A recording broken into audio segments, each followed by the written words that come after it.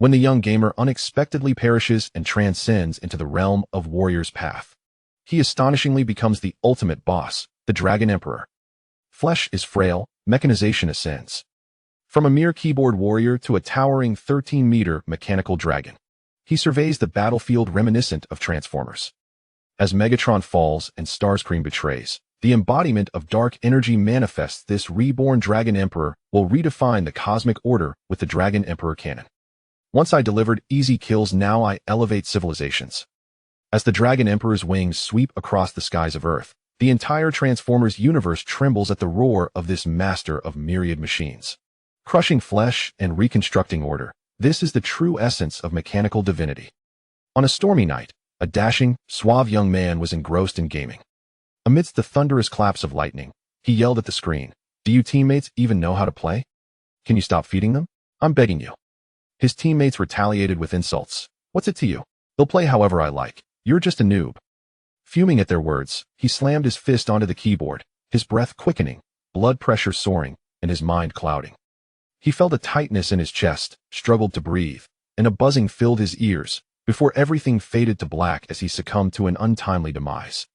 In the torrent of consciousness and data, his soul underwent a monumental transformation, evolving into a digital form of existence. His anger gradually subsided. As a digital being, he retained a sensation or perhaps a surge of energy data that he vaguely thought might prove useful in the future.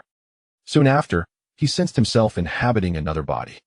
A purplish form adorned with green spikes atop, clawed shoulders and knees, emblazoned with a fierce green emblem on his chest, and grand wings sprouting from his back.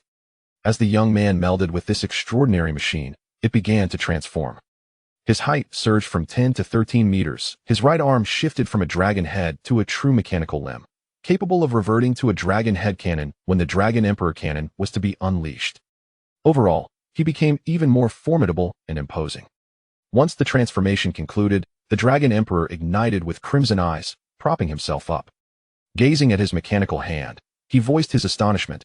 "What is happening?" upon hearing his unfamiliar voice. Instinctively, he covered his mouth. "Even my voice has changed." Rising to his feet, the 13-meter height momentarily disoriented him. He clenched his fist, feeling the immense power coursing through this form. With a mere stomp, the ground cracked beneath him. "This is absolutely incredible. Although I'm a tad nostalgic for my previous handsome physique, this machine is equally impressive. It matters not. It matters not. Flesh is frail, mechanization ascends. I have gained immense power and eternal life. But I must not rejoice too soon. First, I need to ascertain my surroundings.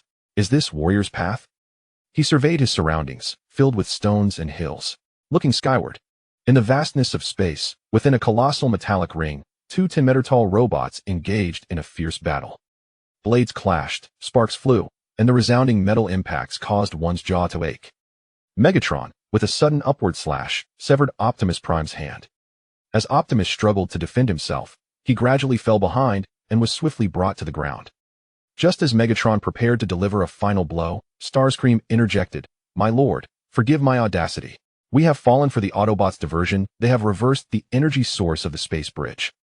Grinding his teeth, Megatron snarled, "Damn Autobots." Taking advantage of Megatron's distraction, Optimus fired several blue energy blasts at him. Megatron regained his composure, sneering, "Optimus, it's a shame you're not a Decepticon." With that, he transformed furiously into a Cybertronian jet, racing toward the space bridge. Noticing the Autobots causing chaos, he hastily fired a few purple energy blasts, not caring whether they hit, as he urgently flew towards the bridge. Upon spotting the approaching army of the undead, he recognized a familiar silhouette. Is that Shockwave? Has he also become one of the undead? Before he could examine further, the space bridge began to shatter. Turning, Megatron realized his warship was no longer behind him. "Starscream, where's my warship?"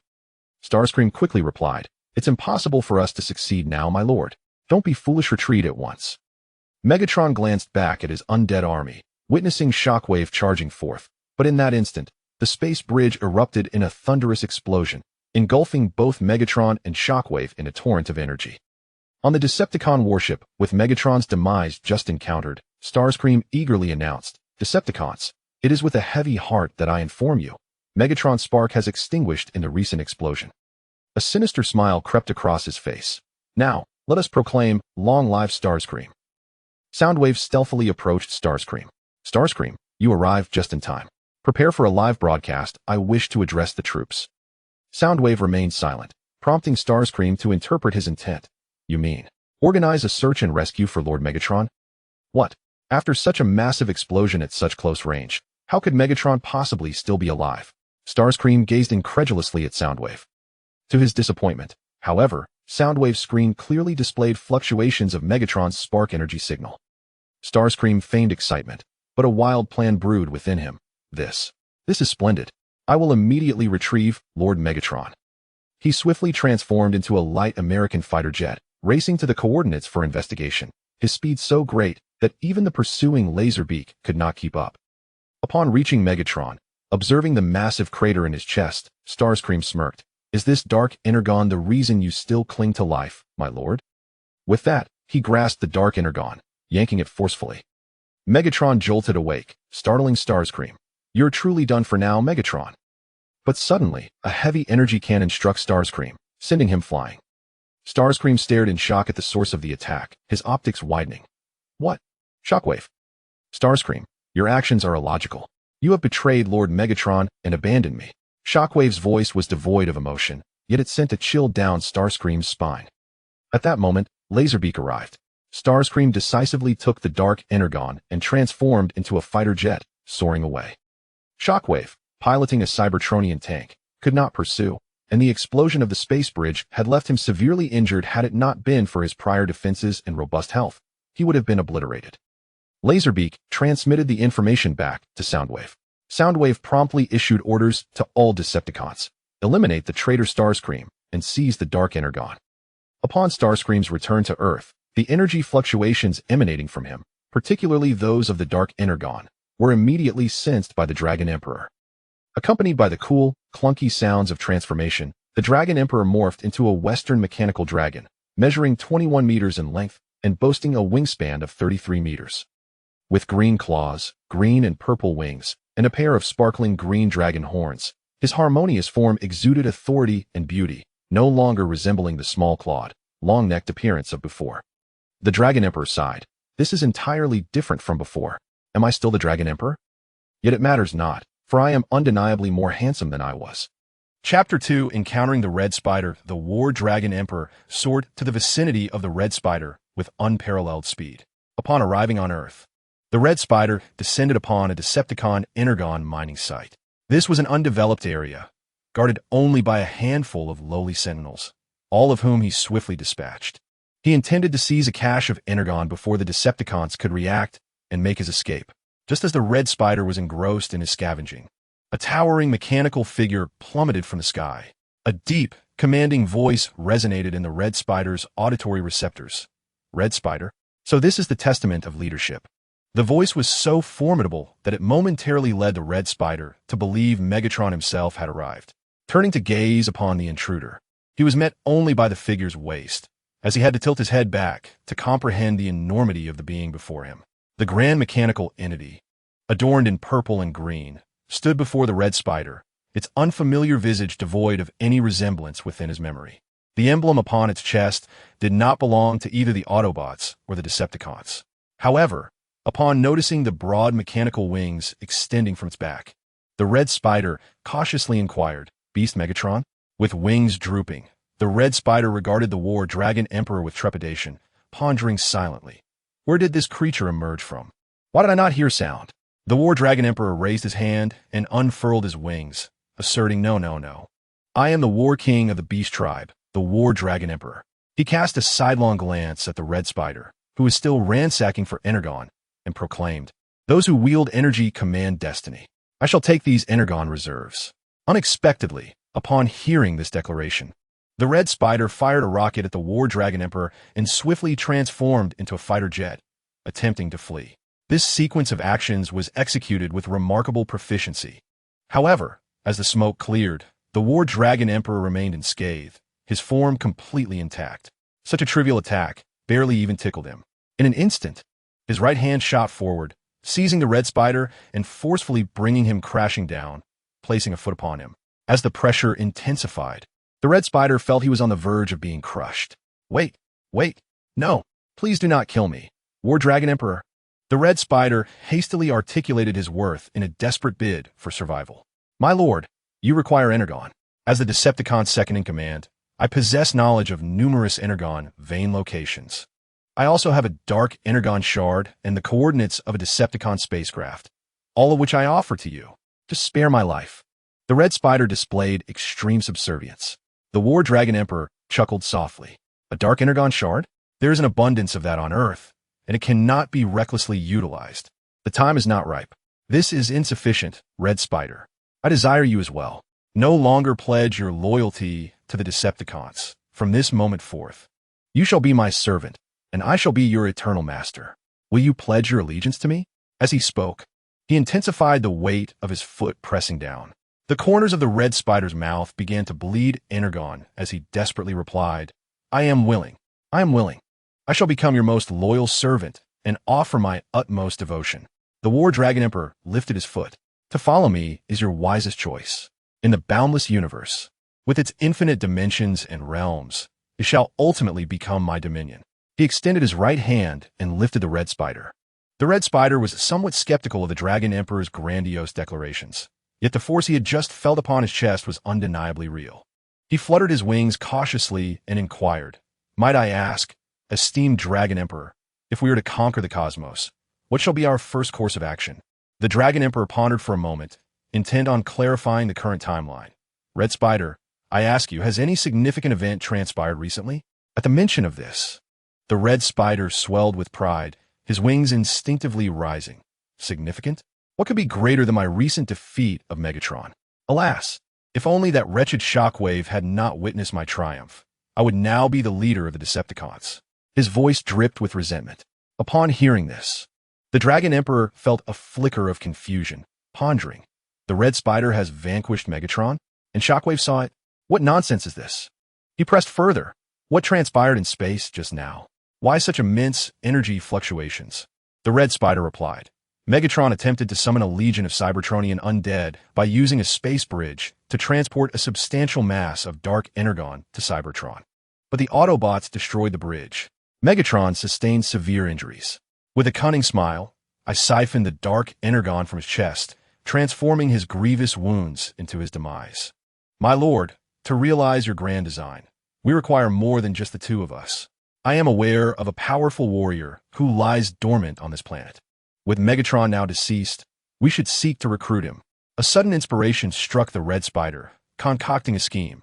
Once he located and revived Thunderwing, he would orchestrate Thunderwing's elimination of the Dragon Emperor. Although I have defected from the Decepticons, the freshly awakened Thunderwing would be unaware. My position as the Decepticon's second-in-command should suffice to command him. The Dragon Emperor quickly grasped the implication. You speak of Thunderwing, do you not? He is not one to betray the Decepticons as you have. Pay him no heed. The Red Spider was utterly unprepared for his plan to be thwarted before it had even commenced. What? But my lord, he is not yet. He was interrupted by the Dragon Emperor. Enough of this noise. Utilizing the information he had just acquired, the Dragon Emperor swiftly assessed the situation. It appeared that the narrative of the symbol of leadership had diverged somewhat. Shockwave's premature appearance and the Red Spider's early betrayal were notable deviations. Nevertheless, the timeline still seemed to align with the early episodes of the first season. The immediate priority was to establish a base as a stronghold. The Decepticon transport ship, the Ark, would serve well, as it contained a locking staff and a cloning laboratory. With this thought, the Dragon Emperor commanded the Red Spider. Red Spider, lead me to the exposed remains of the Ark, the half that lies on the surface. Very well, my lord. The Red Spider was astonished. How did he know about the Ark? Was this not a secret known only to him? Even the Decepticon vessel, the Nemesis, lacked any pertinent data. Thus, the Red Spider transformed into an aircraft, guiding the Dragon Emperor to the Arkansas, gazing at the Battle Dragon Emperor transformed into a colossal dragon. The Red Spider comprehended that this creature was indeed a formidable entity. He cast another glance at the beastly insignia emblazoned on the Dragon Emperor's body, pondering whether it had undergone an evolution, for this emblem did not resemble that of a true behemoth. This being possessed undeniable intelligence. Meanwhile, aboard the Decepticon warship Punishment, Shockwave, having assessed Megatron's lifeless form, addressed Soundwave. Lord Megatron exhibits no physiological vitality, yet his cognitive functions remain remarkably active. His tone was devoid of emotion. I intend to establish a cortical mental link to access his consciousness. Without waiting for a response from Soundwave, he took the initiative to connect himself to Megatron's psyche. Within the realm of thought, Shockwave discovered Megatron, who was repeatedly executing Autobots in a surreal loop. Shockwave approached with a formal greeting. "My lord, your body has perished, and what you perceive is but an illusion." As Megatron processed Shockwave's words, clarity began to seep into his consciousness. "If all this is mere illusion, then what are you?" He countered, raising a fist to strike, yet Shockwave, akin to a wisp, remained unharmed. Realization dawned upon Megatron. The cortical mental link. How could I have forgotten? Shockwave. I recall a fragment of dark energon I discarded at the largest Cybertronian war site on Earth. Retrieve it and implant it within me. Also, awaken Thundercracker and bring him back to the punishment. As he spoke, he resurrected an army of the undead, showcasing the memories of his assault on Optimus Prime and Ratchet to Shockwave. "Understood, my lord," Shockwave replied, exiting Megatron's mental domain to confer with Soundwave regarding subsequent plans. Shortly thereafter, Soundwave activated a terrestrial bridge, sending Shockwave to the battlefield remnants imprinted in Megatron's memory. Meanwhile, Soundwave perused records and located the dormant warrior Thundercracker. He first transmitted a signal summoning the Decepticons, then activated the terrestrial bridge, arriving at a canyon. Following the energon signal of Thundercracker, Soundwave located his stasis pod and inserted a fragment of energon. A flash of blue light enveloped the area as Soundwave awaited Thundercracker's awakening. Upon regaining consciousness, Thundercracker beheld the silent Soundwave, his facial display revealing Megatron's command. "Return to the Decepticon warship and stand by." Thundercracker replied, "As you command, Lord Megatron." Soundwave then activated the terrestrial bridge, and the two departed.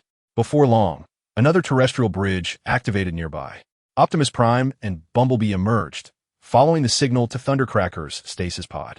Optimus remarked, "This is a Decepticon stasis pod. It seems we have new adversaries." The Battle Dragon Emperor trailed the Red Spider across a stone archway, soon discovering the remnants of the half-buried Ark at the canyon's edge.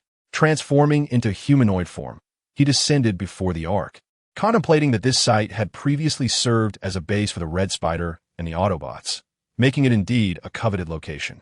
He turned to the Red Spider, saying, "This shall be our base, the birthplace of our grand ambitions. Let us enter and explore." Since his journey into this world, the memories of the War Dragon Emperor have become remarkably vivid. He has pinpointed the location of the locking staff in District 23, accompanied by Red Spider. He ventures into Zone 23 to search for the sacred relic. Along the way, Red Spider discovers a control panel, and a new scheme begins to take shape in the War Dragon Emperor's mind. If he activates the panel, both Autobots and Decepticons will be able to detect the signal from the Arkansas. At that moment, he muses, it would be a matter of how this boastful War Dragon Emperor would cope against overwhelming odds. Yet, while the ideal is enticing, the reality is harsh. Having read the Testament of Leadership, the War Dragon Emperor is acutely aware that activating the Decepticon computer would alert both Autobots and Decepticons. Thus, he promptly warns Red Spider, "Do not be tempted to tamper with that control panel, or I shall sever your hands." Red Spider, taken aback, cannot fathom how this beast possesses such knowledge. However, he responds nervously, "I would never, my lord. Once activated, the Autobots would surely detect us.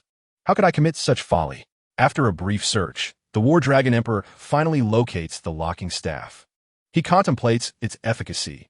This device is effective against silicon-based transformers, but should have no effect on carbon-based humans. Nevertheless, he decides to store it for the time being. His left arm transforms, revealing a Dragon King's staff concealed within.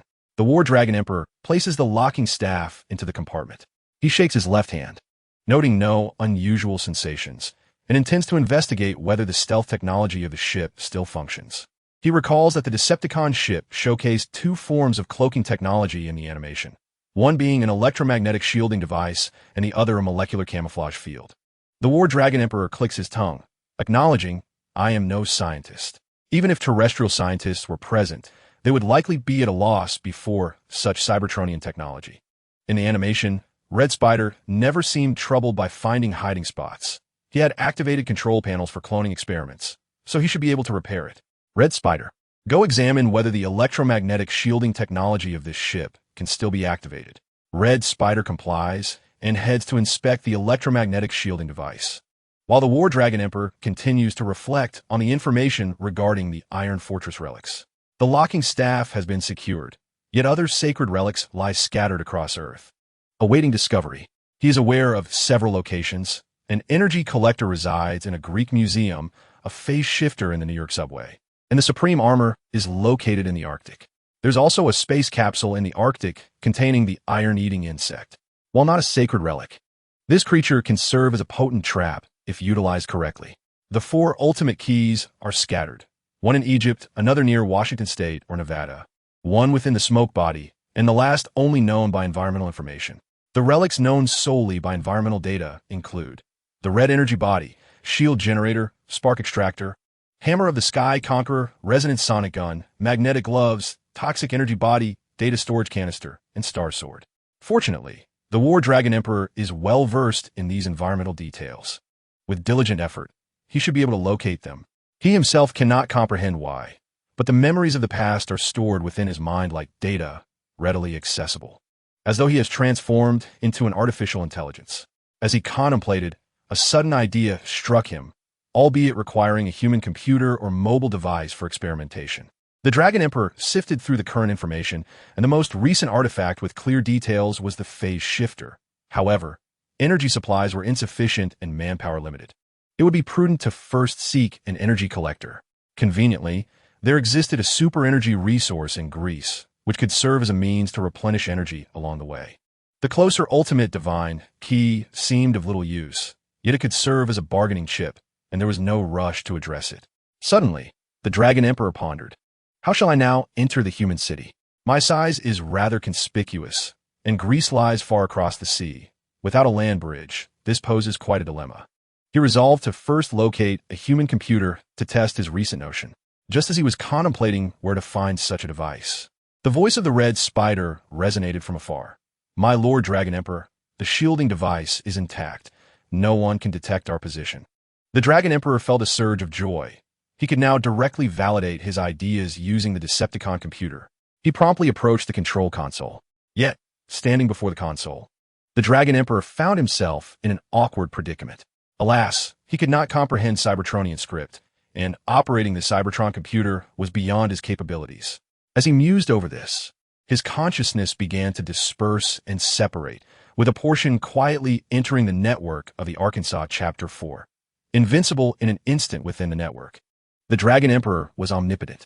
All data from the Ark lay bare before his consciousness.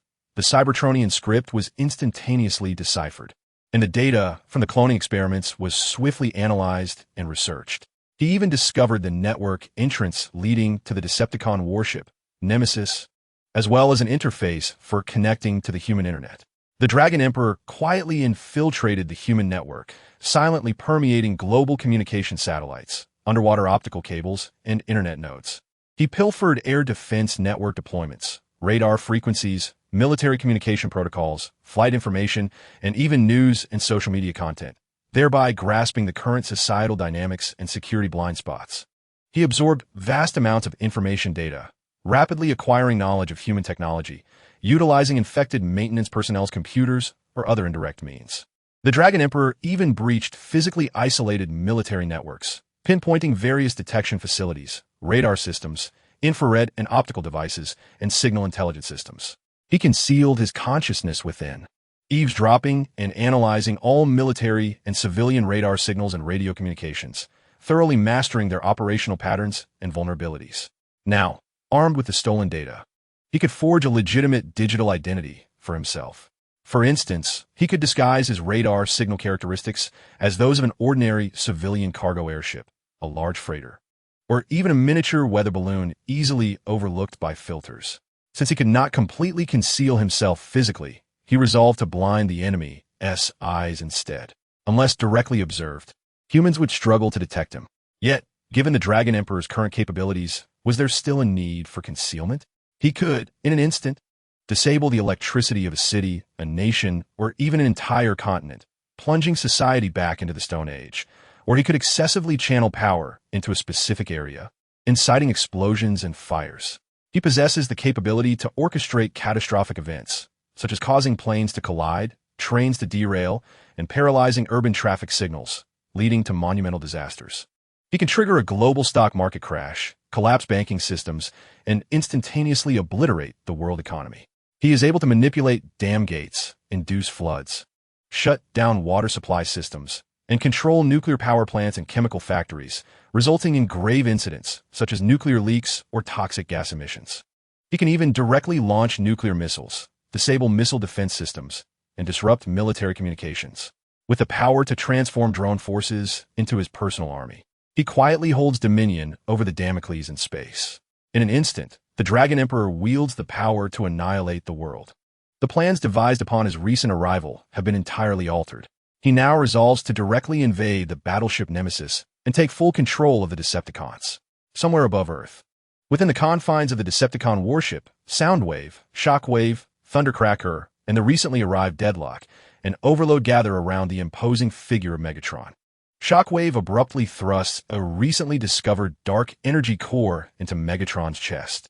As Megatron trembles violently, the gaping wound in his chest rapidly heals. A commanding roar resounds. Decepticons, your master has returned. However, at that moment, an untimely voice interrupts, equally imposing. I beg to differ. The rightful master of the Decepticons should be me, the Dragon Emperor. Megatron's optics, shimmering with purple light from the dark energy core, widen in surprise. What is happening, Soundwave? In a rare display, Soundwave responds. The battleship systems are under an attempted intrusion, aiming to overload the system. A torrent of data rapidly splits, breaching the battleship's firewall and other network defenses, swiftly permeating the entire vessel. Control over shield force fields, molecular camouflage fields, electromagnetic barriers, data centers, energy cores, communication networks, software control systems, energy core protocols, power systems, energy injectors, electronic fragmentation cannons, nuclear impact cannons, electromagnetic laser nets, sonic cannons, stasis rays, and zero-energy rays is rapidly seized by the Dragon Emperor. Soundwave can only watch helplessly as the ship's permissions are stripped away, rendering all countermeasures futile. As control over the land bridge slips from Soundwave's grasp, it suddenly activates before Megatron. Thundercracker and others quickly surround Megatron, transforming their weapons and vigilantly aiming at the land bridge. Even before a figure appears, the scene is broadcast live by the Dragon Emperor. The minions mistakenly believe a significant figure is about to address them, falling silent as they gaze at the screen. From the land bridge emerges a towering figure, 13 meters tall, with broad wings adorned in a purple-green livery. From this moment forth, I shall take command of the Decepticons. Who stands in favor and who opposes? Following closely is Starscream. Upon seeing Starscream, Thundercracker bellows in outrage. Starscream, you treacherous scoundrel. With that, he charges forward, intent on confronting him. The Crimson Spider hastily tucked his wings behind the imposing figure of the Dragon Emperor, stammering, Master. The Dragon Emperor effortlessly caught the full force of a punch thrown by Thunderquake, remaining utterly unyielding. With a slight exertion, he brought Thunderquake to his knees. Simultaneously, Soundwave, Shockwave, Deadlock, and the energy cannon of the thousand-faced guest unleashed a barrage upon the Dragon Emperor, enveloping him in a cloud of explosive dust. Galvatron, with his sword drawn, surged forward, aiming a direct thrust at the Dragon Emperor's chest. However, the Decepticons present only heard a sharp metallic snap. As the smoke cleared, Thunderquake remained firmly pinned to the ground by the Dragon Emperor. Galvatron's sword not only failed to inflict any damage, but shattered into fragments upon impact. Shockwave murmured, "This defies logic." Galvatron widened his optical sensors in disbelief. The Dragon Emperor pressed down on his shoulder with his other hand, and with a mere flick of his strength, brought the Decepticon leader to his knees, rendering him submissive. This scene left the assembled Decepticons in stunned silence, while the foot soldiers watching the live broadcast exchanged bewildered glances. Soundwave and Shockwave remained silent, lost in thought. Thunderquake and Galvatron exerted their utmost effort to escape the Dragon Emperor's iron grip, but to no avail. Deadlock charged in with a furious roar, only to be sent flying by a swift kick from the Dragon Emperor, crashing heavily to the ground. Noticing the Dragon Emperor's gaze shift towards him, Deadlock quickly raised his hands in surrender, exclaiming, I yield, I yield. The Crimson Spider emerged from behind the Dragon Emperor. Wings proudly raised, addressing the kneeling Galvatron, I can hardly believe you are still alive. The twists of fate are indeed unpredictable. However, I have been astonished enough for one day. I am almost numb to it. The Dragon Emperor, exerting control over both Galvatron and Thunderquake, proclaimed to the assembled Decepticons, enough. Enough. The era of Galvatron ends here in my grasp. My power is absolute. From this moment forth, pledge your loyalty and strength to me, the most formidable of all. Only I can lead the Decepticons into a new epic. I shall guide you in the revival of Cybertron, conquer the Autobots, and even wage war across the infinite multiverse.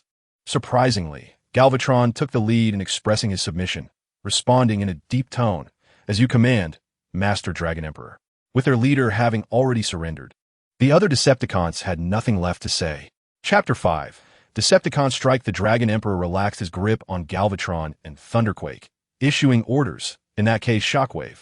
Initiate the giant menacing clone project. Integrate the data from the ARC's cloning laboratory to advance the cerebral cortex mental linkage upgrade project. Simultaneously, conduct research on the synthesis of super-energy entities and investigate why Black Widow can command mechanical insects, while deepening our study of dark super-energy entities. The Dragon Emperor also incorporated the energy data he had recorded since his arrival into the research plan. The Crimson Spider was reinstated to his former position.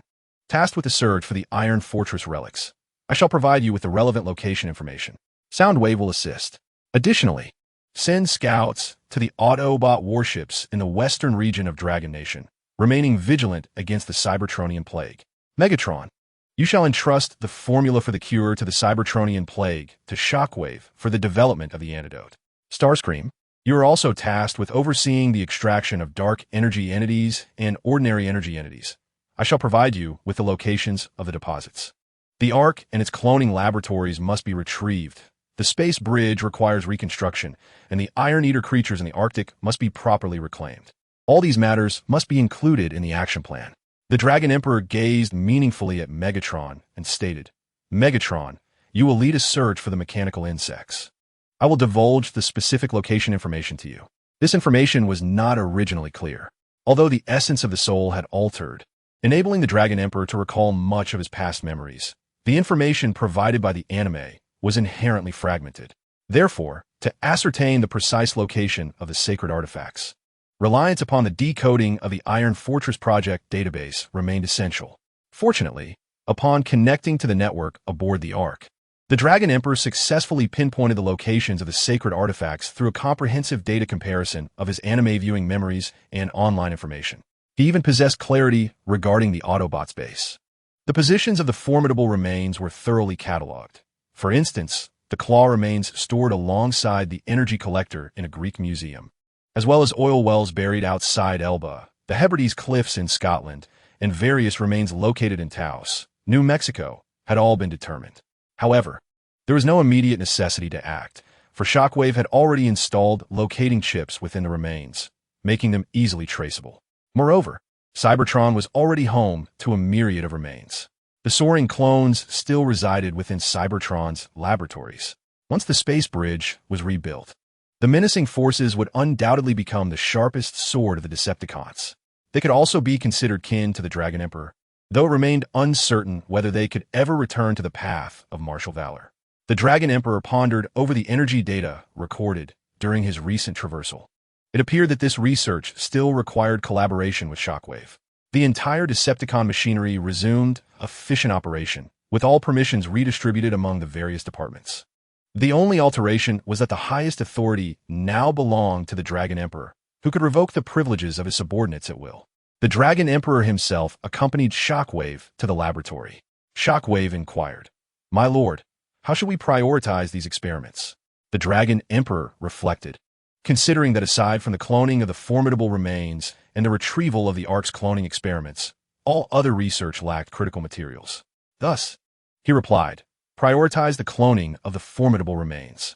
After gaining control over the Vengeance and acquiring a wealth of Cybertronian technology, the Dragon Emperor conceived numerous ideas awaiting realization. However, Many pivotal technologies were not stored aboard the warship. For instance, the cloning plan for the formidable remains resided solely within Shockwave's mind. Therefore, the Dragon Emperor summoned Shockwave and commanded him to copy the technical data from his mind and upload it to the warship. The Dragon Emperor would also upload the cloning experiment data obtained from the Arkansas. Shockwave complied with the order to upload the data, while the Dragon Emperor patiently awaited its completion. Having regained his position as the Decepticon's second-in-command, Starscream, accompanied by his loyal guards and the formidable Soundwave, activated a terrestrial bridge leading to Greece. They stealthily infiltrated a museum to procure an energy collector, preparing for the subsequent extraction of super energy, and casually seized the remnants of the fearsome Grimlock. After Starscream's departure, Soundwave opened another terrestrial bridge for Megatron, Thundercracker, and several foot soldiers, leading them to an abandoned Decepticon super energy mine, which served as the slumbering ground for mechanical insects. In a missile launch silo in Jasper, Nevada, the Autobots detected a signal indicating the Decepticons were on the move. Shocked, Ratchet called out to Optimus Prime. Optimus, the Decepticons are up to something again. One group was at the Decepticon super energy mine, while another was at a museum in Greece. Mickey bounced with excitement, exclaiming, "Wow, the Decepticons must be plotting something grand. Their recent scheme involving Cybertronia zombies was just thwarted. What could they possibly be planning now?"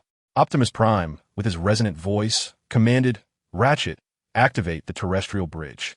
Bulkhead and RC will proceed to the museum, while Bumblebee will accompany me to the Decepticon mine. Autobots roll out. Whatever the Decepticons are scheming, we shall thwart their plans." Mickey noticed Raph, who was distractedly playing on his computer, and curiously wrapped her arms around his neck. "What's wrong? You seem preoccupied. Are you feeling down?" Raph replied, "Mickey, you wouldn't understand. I have this unsettling feeling about the network. It's as if an elusive, omnipresent specter is lurking. It feels like it's right in front of me, yet I cannot see it." Mickey exaggeratedly clasped her shoulders. "That is spine-chilling. Is this some sort of horror story?" Jack inquired. "Has this ghost left any traces on the network? How did you come to notice it?"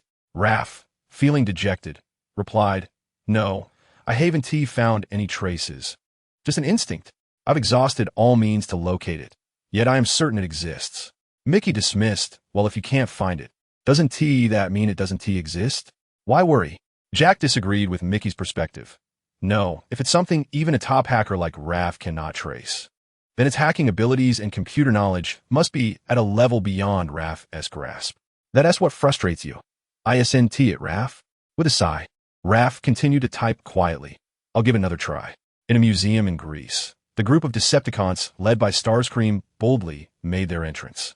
Fortunately, it was nighttime, otherwise it would have incited great chaos. Starscream perused the artifact information provided by the War Dragon Emperor, a golden orb, an energy collector crafted by ancient Autobots, held aloft by a Greek statue, accompanied by the skeleton of a Tyrannosaurus Rex and an Easter Island statue. Spotting the artifact in the hall with ease, Starscream commanded, "Soundwave, go to the warehouse and retrieve Grimlock's remains. I shall take the artifact and return to report." Soundwave silently led the Decepticon foot soldiers in search of the warehouse entrance. Chapter 6.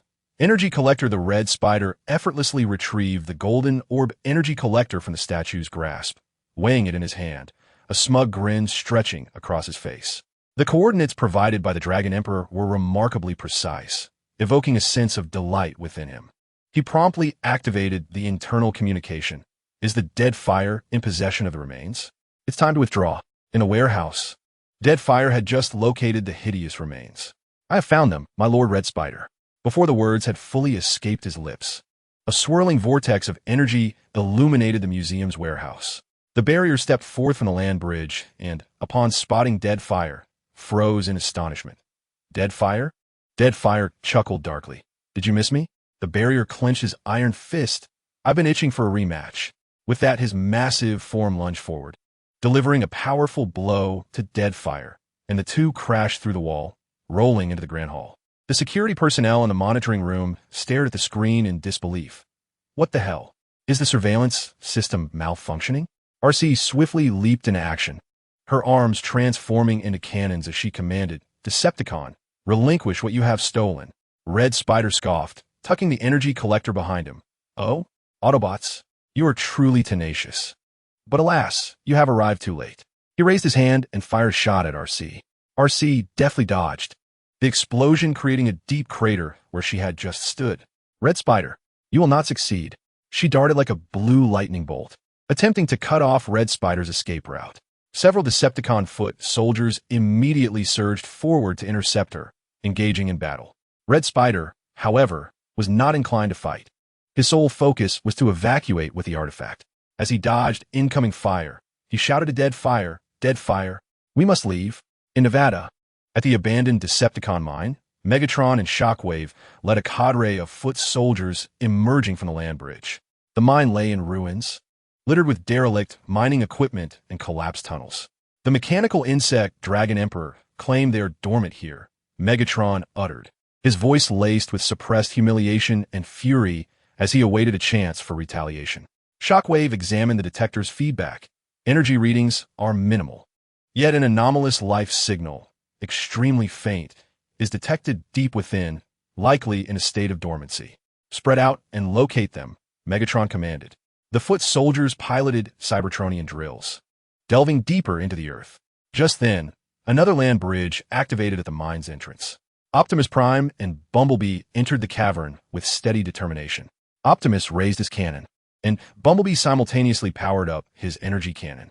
Megatron, what nefarious scheme are you concocting this time? Optimus's voice boomed like thunder. Megatron turned, his crimson optics meeting the azure gaze of Optimus, rekindling old animosities. You always interfere, Prime.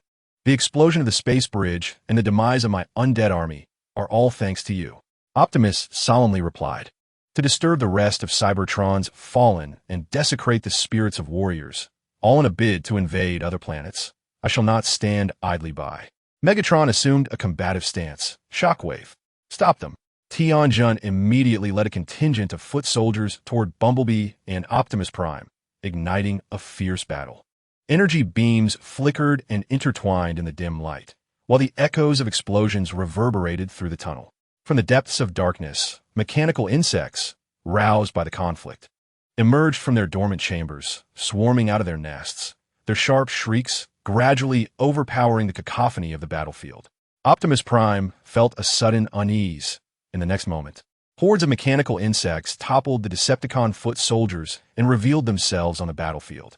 The three factions, Decepticons, Autobots, and mechanical insects, converged, rendering the mine utterly congested. What weighed heavily on Optimus Prime was the sight of these mechanical insects kneeling in unison before Megatron. Lord Megatron, the mechanical insects pledged their loyalty to you. Just as Optimus Prime prepared for the impending conflict, Megatron audaciously commanded the mechanical insects. All mechanical insects, follow me in counterattacking the Decepticon warship. Soundwave, activate the land bridge. He completely disregarded Optimus Prime. With the mechanical insects under his command, Megatron was solely focused on swiftly counterattacking the warship, unwilling to squander his resources on the Autobots. Time was of the essence. Once he returned to the warship and issued a command, the Decepticons would instantly turn against their foes, leaving only Starscream as his loyal subordinate. As Bumblebee observed Megatron's retreating figure, he emitted a perplexed electronic sound. Beep beep. Optimus Prime solemnly remarked, I am uncertain of Megatron's plans, but I can assert with conviction that the Autobots' future will be increasingly arduous. With the mechanical insects in the hands of the Decepticons, they are undoubtedly fortified.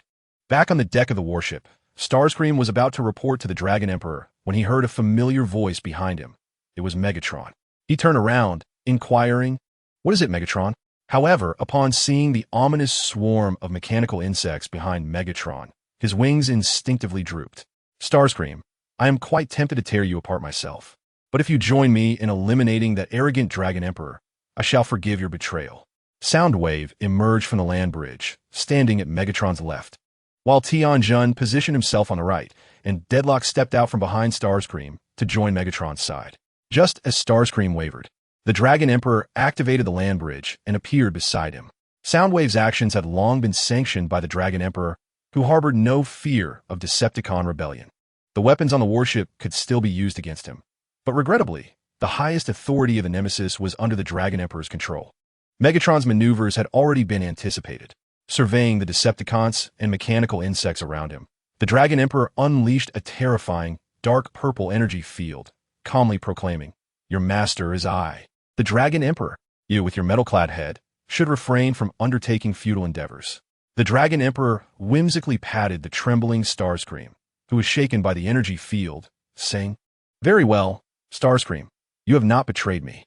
Enraged, Megatron pointed at the Dragon Emperor and Starscream, commanding the Decepticons and mechanical insects, tear them apart. Accompanied by the collective roar of mechanical insects, the Dragon Emperor transformed into a colossal mechanical dragon, unleashing a thunderous dragon's cry. Dragon Cloud shakes the heavens. The powerful gust instantly overturned the advancing mechanical insects and the Decepticon minions. In the next moment, he appeared before Megatron, reverted to his humanoid form, and crushed Megatron beneath his foot.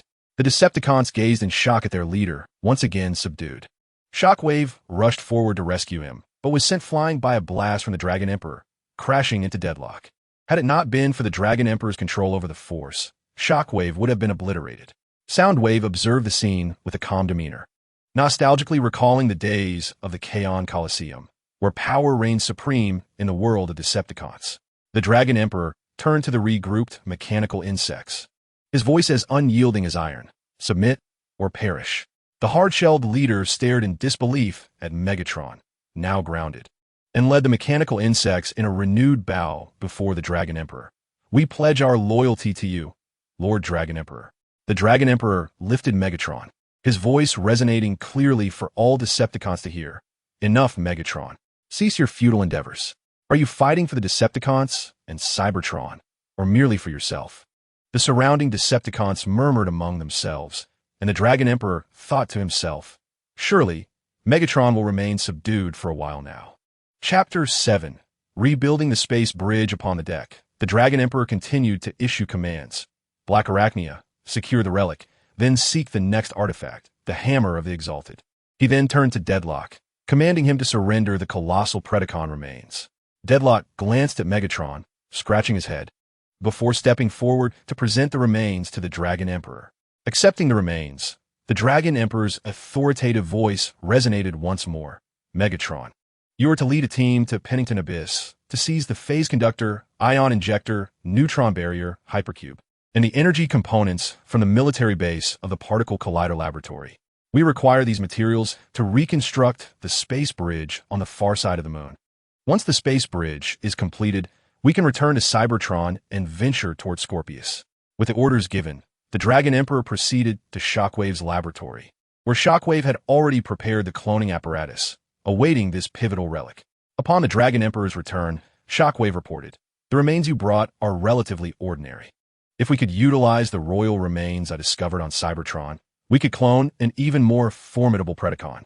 The Dragon Emperor replied, his voice grave, "The reconstruction of the space bridge is already underway. I anticipate the ascendance to the heavens." Shockwave's single optic flickered momentarily, revealing a hint of confusion. "Have you already named it?" "Truly decisive. The data integration for the Predacon cloning project is complete, my lord. The required super-energy entity and biological matrix are in place. We may commence the cultivation process immediately." "Begin," commanded the Dragon Emperor, his voice imbued with a barely perceptible anticipation. In the laboratory, the colossal cultivation tanks began to infuse a verdant nutrient solution, heralding the awakening of ancient powers through advanced Cybertronian cloning technology. Though these formidable beings could be considered kin, they remained wild creatures with limited intellect, capable of mere communication. If they could return to the path of martial warfare, they might summon back their truly loyal and formidable guardian, the Ice Wolf Beast Brigade. The processor of the Dragon Emperor allocated a portion of its computational power to reassess the enigmatic energy data recorded at the inception of the journey. This energy was neither pure Cybertronian nor akin to any signature from this universe. It resembled a key or a coordinate, resonating with the essence of his own soul. The potential to return to the path of martial warfare perhaps lay hidden within. Megatron, accompanied by Thundercracker and the mechanical insects, traversed the land bridge to reach the Pennington Abyss. The Decepticons were acutely aware that the Dragon Emperor's commands were not to be defied, as Hardshell directed the minions and mechanical insects to efficiently seize various materials required for reconstructing the space bridge. Meanwhile, Megatron unleashed his fury upon this location, demolishing military installations and toppling experimental towers, as if he sought to pour forth all his humiliation and rage. Thundercracker observed in silence. Suddenly, Megatron turned sharply and bellowed. "What are you waiting for? Fulfill the Dragon Emperor's commands." At the Autobot base, Ratchet detected an anomalous energy signal. Optimus Prime, the Decepticons have resurfaced. Their location is the Particle Collider Laboratory at Pennington Abos. Optimus immediately recalled the mechanical insects newly acquired by Megatron and solemnly declared, "The enemy's power has grown exponentially." "Ratchet, activate the land bridge." Autobots mobilize at once. As they emerged from the land bridge, Optimus beheld Megatron wreaking havoc. The terror-stricken humans fleeing and buildings collapsing in a cacophony that ignited his fury. "Megatron, cease your rampage at once. You shall pay for the suffering inflicted upon this world." Without hesitation, he commanded Autobots thwart the actions of the other Decepticons. "I will confront Megatron." In an instant, Optimus transformed into a striking red and blue heavy-duty truck, the engine roaring as he charged toward Megatron. "Optimus!" Megatron's roar pierced the battlefield's clamor, brimming with pent-up wrath and humiliation. His crimson optical sensors blazed with frenzied fire. The fusion cannon on his right arm no longer aimed, but instead unleashed a hysterical barrage of scorching purple energy blasts. Optimus deftly evaded the onslaught, transforming back into his humanoid form at the last moment, leaping high into the air and delivering a devastating hand strike imbued with tremendous force toward Megatron. Megatron swiftly drew his sword to block the assault. Clang! The two freshly repaired weapons could not withstand the fierce collision and shattered simultaneously. Without hesitation, both combatants discarded their weapons and engaged in primal fisticuffs, each punch infused with boundless fury, striking heavily against the other's armor with a resounding thud. A powerful right hook from Optimus staggered Megatron backward. Well struck, Optimus! Megatron wiped the energon seeping from the corner of his mouth, grinning wickedly. Optimus Prime refrained from pursuit, his voice low and laden with fury. "Megatron, your ambitions are built upon the bones of countless lives, upon the desolation of Cybertron. You have long strayed from the ideals for which we initially fought. Look around you. You have even brought war to this innocent world. What do you understand?" Megatron roared. "Only strength, absolute power can bring forth true order." He recalled the Dragon Emperor commanding everything from the deck of the punishment. The optics glowed purple. The blood of the Cosmic Emperor roared within him, and he silently vowed, "I will reclaim my Decepticons and reconstruct the order that is rightfully mine." As their confrontation intensified, the Dragon Emperor activated the land bridge to arrive at their location. Megatron was taken aback by the Dragon Emperor's presence, while Optimus was left wondering who he was. The Dragon Emperor, seemingly oblivious to their confusion, declared, "Optimus, I come to borrow your arm. Fear not, I shall return it." Meanwhile, Starscream, accompanied by Deadlock and a contingent of Decepticon foot soldiers along with some mechanical insects, arrived at a treacherous snow-capped peak, guided by the precise coordinates provided by the Dragon Emperor. The hammer of the Celestial Champion, an ancient relic possessing the power to reshape matter, lay buried deep within. Starscream commanded his subordinates to excavate swiftly, and soon, a golden giant hammer emerged. "This is it." Starscream's wings fluttered with excitement, and he ordered Deadlock to lift and carry the colossal hammer away. He immediately contacted the punishment via internal communication. "My Lord Dragon Emperor, the hammer of the Celestial Champion has been successfully recovered." Receiving the news in the laboratory after acquiring Optimus's left arm, the Dragon Emperor was not surprised. "Excellent, Starscream. Bring the holy hammer back immediately." Shockwave, prepare to adjust the space bridge reconstruction plan. The energy of the Celestial Champion's hammer is sufficient to replace any missing components. It not only repairs, but also strengthens the structure of the space bridge, making it more stable and powerful than we anticipated.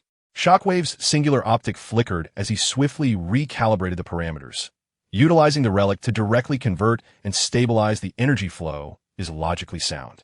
Efficiency is expected to increase by 99. Chapter 8. Optimus Prime's severed arm upon witnessing Optimus Prime being supported by Bumblebee and Ironhide as he emerged from the land bridge. Ratchet gasped, "Oh my spark! Optimus, your arm!" Optimus's right arm had been completely severed at the shoulder joint, blue energy fluid saturating his red and blue armor. His massive form leaned slightly, bearing most of his weight on his companions. With a resounding crash, Ironhide furiously slammed his hammer against the base's wall, leaving a distinct dent. It was that newcomer, the new Decepticon leader, the Dragon Emperor. He is the one who tore off Optimus's arm. Ironhide's voice trembled with rage, and the atmosphere within the base plummeted to a freezing point. RC clenched her fists, her optics fixed intently on Optimus's wound, as if she could feel the pain her leader endured. The three human children, Jack, Miko, and Raph, gathered around, their faces etched with shock and concern. Meichi covered her mouth, tears glistening in her eyes. Optimus Prime was carefully placed on the medical bed. His voice, though weak, remained composed. The Dragon Emperor's seizure of my arm serves but one purpose. Within the Iron Fortress relics, the Star Sword and the Hammer of Champions harbor powers that only a leader of the Autobots can fully wield. As Ratchet hurriedly connected the medical devices, striving to stabilize his condition, he anxiously remarked, "Optimus, what you require now is rest. The Decepticons have grown immensely powerful, and the strength of the Dragon Emperor is unfathomable. Our forces are drastically mismatched." Lying on the medical bed, Optimus gazed at the ceiling with his optical sensors, recalling how the Dragon Emperor had decisively commanded a retreat after seizing the arm. That posture did not suggest an inability to annihilate them. Rather, it seemed disdainful of wasting time or hinted at a deeper conspiracy. He let out a heavy sigh. The Dragon Emperor did not eradicate us completely. But this is by no means an act of mercy. We cannot remain idle. Ratchet, send out the highest priority distress signal to the depths of the cosmos, summoning all scattered Autobot warriors. The moment of life and death is upon us. As he spoke, the energy core in his chest seemed to resonate with his leader's unwavering will and sense of responsibility, beginning to emit a soft and warm glow. In that moment, Optimus's consciousness appeared to transcend time and space, arriving in a mysterious realm. The ethereal figure of Master Titanium manifested before him, his voice ancient and distant. "Optimus, the future foretold by the primordial celestial covenant has already grown hazy. A dreadful variable has intruded upon the trajectory of this universe. Its very existence distorts the established order of cause and effect. Do not confront this variable lightly, for it may invite unforeseen catastrophe. Accumulate strength in silence. Await the opportune moment. And remember, the figure of Master Titanium gradually faded as he spoke, leaving behind an endless sense of foreboding." Meanwhile, aboard the Decepticon warship Retribution, the atmosphere was starkly different.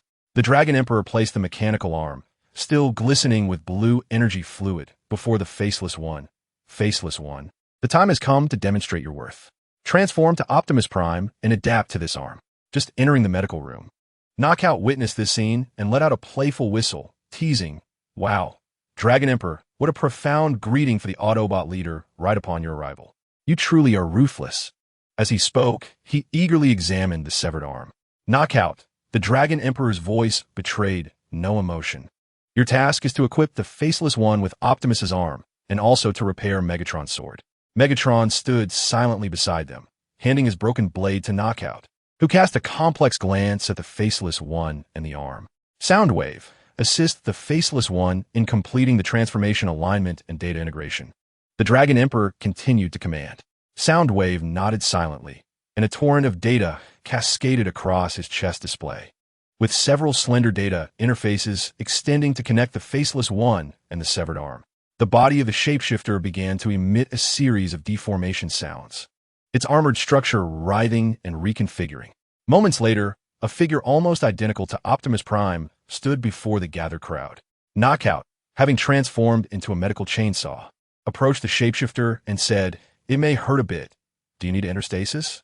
Sparks flew, and before long, Knockout's procedure was a resounding success.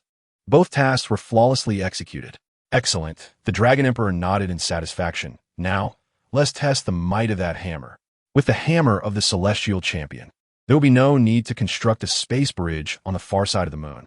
The shapeshifter raised the hammer of the Celestial Champion, activating its power through the lingering biological signal of leadership within its arm. A surge of immense energy instantly erupted, enveloping the land bridge aboard the warship. The structure of the land bridge began to undergo rapid transformation under the force of the energy, expanding and becoming increasingly intricate, a fusion of magic and technology. The energy conduit was forcibly stabilized and widened, and within mere minutes, a small space bridge had materialized. It worked, Red Spider exclaimed, unable to contain her excitement. The Dragon Emperor signaled for the shapeshifter to cease. That is sufficient. Secure the hammer of the Celestial Champion and reserve the remaining energy for future needs. The Holy Hammer was carefully taken away. Red Spider, the Dragon Emperor turned to him. Your mission remains unchanged. Continue searching for the scattered artifacts of Iron Fortress.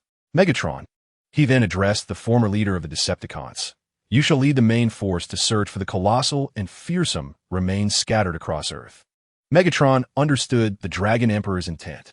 With this direct space bridge to Cybertron, the more intact and powerful remains awaited retrieval, rendering the fragments on Earth devoid of strategic value. The so-called search was merely bait to divert the Autobots' attention. However, he was puzzled as to why the Dragon Emperor, possessing the power to annihilate the Autobots, did not take decisive action. Suppressing his unease, he replied solemnly, understood. I will ensure the Autobots are preoccupied. The operation swiftly commenced. Megatron led Thundercracker, Dead End, and a multitude of mechanical insects, brazenly traversing the land bridge to emerge in the vast oil fields outside El Paso, Texas. The area was desolate, with only countless rusted drilling machines monotonously operating under the scorching sun, while a massive highway bridge spanned the arid land. Spread out, dig within this oil field, uncover the bones of the slumbering beasts. Megatron's command resonated across the communication channel. The Decepticon grunts immediately maneuvered heavy equipment to commence their work. The mechanical insects used their sharp appendages to tear into the earth, sending clouds of dust spiraling into the air. Megatron stood tall beside a towering drill rig, his crimson optics scanning the horizon, awaiting the anticipated guests. He was acutely aware that such a large-scale disturbance of energy and ground destruction would undoubtedly attract the Autobot scrutiny. Chapter 9. Data Storage Tube. Indeed, shortly thereafter, the glow of the land bridge illuminated the nearby area. Although Optimus Prime was still grievously injured, he insisted on joining the fray. He was the first to dash out, closely followed by the seething Partition, the agile RC, and the alert Bumblebee emitting a warning buzz. Before their optical lenses lay the desolate scene of the El Paso oil field. The once orderly drilling machines lay overturned, the ground torn apart by the Decepticon engineering units and mechanical insects, creating gaping wounds from which black oil mingled with the upturned soil.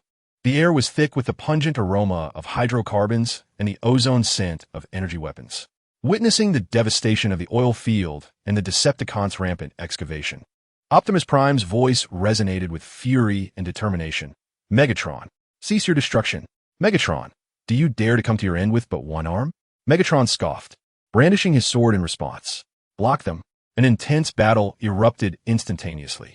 Just as the Autobots' attention was fixated on Megatron at the El Paso oil field, Starscream, guided by the precise coordinates provided by Predaking, silently approached a secluded canyon.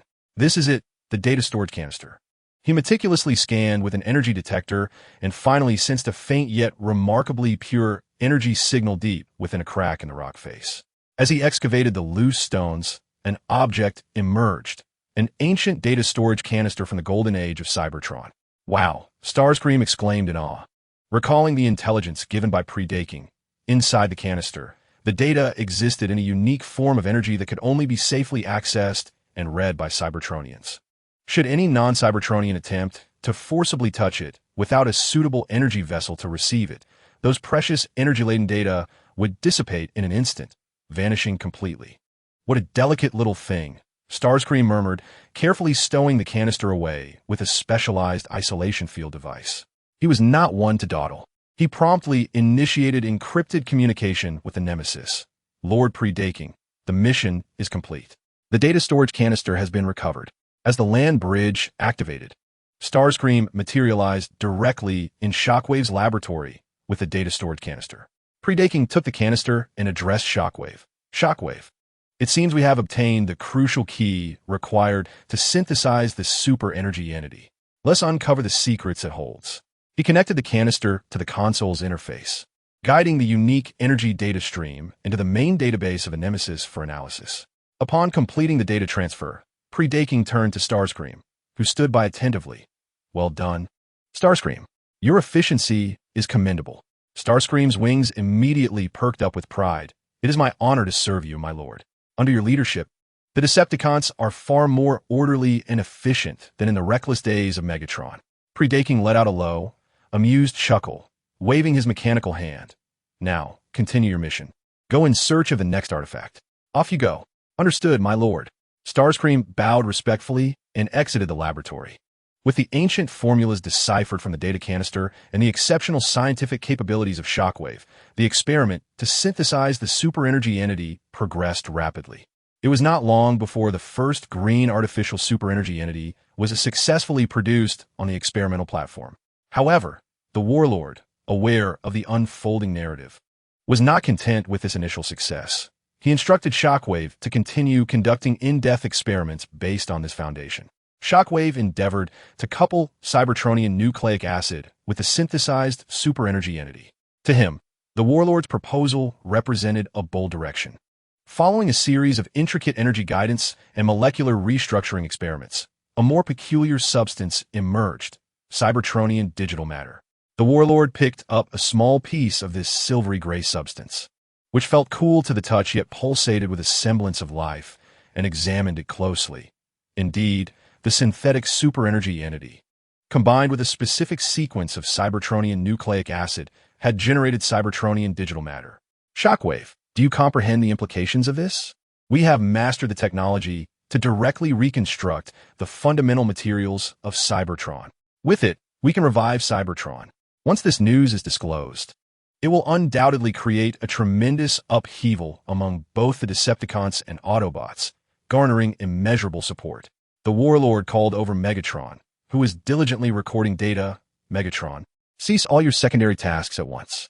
Immediately commence large-scale production of the synthetic super-energy entity according to this verified formula. This is our utmost priority. At your service. My lord, this is a task that will etch our names in history.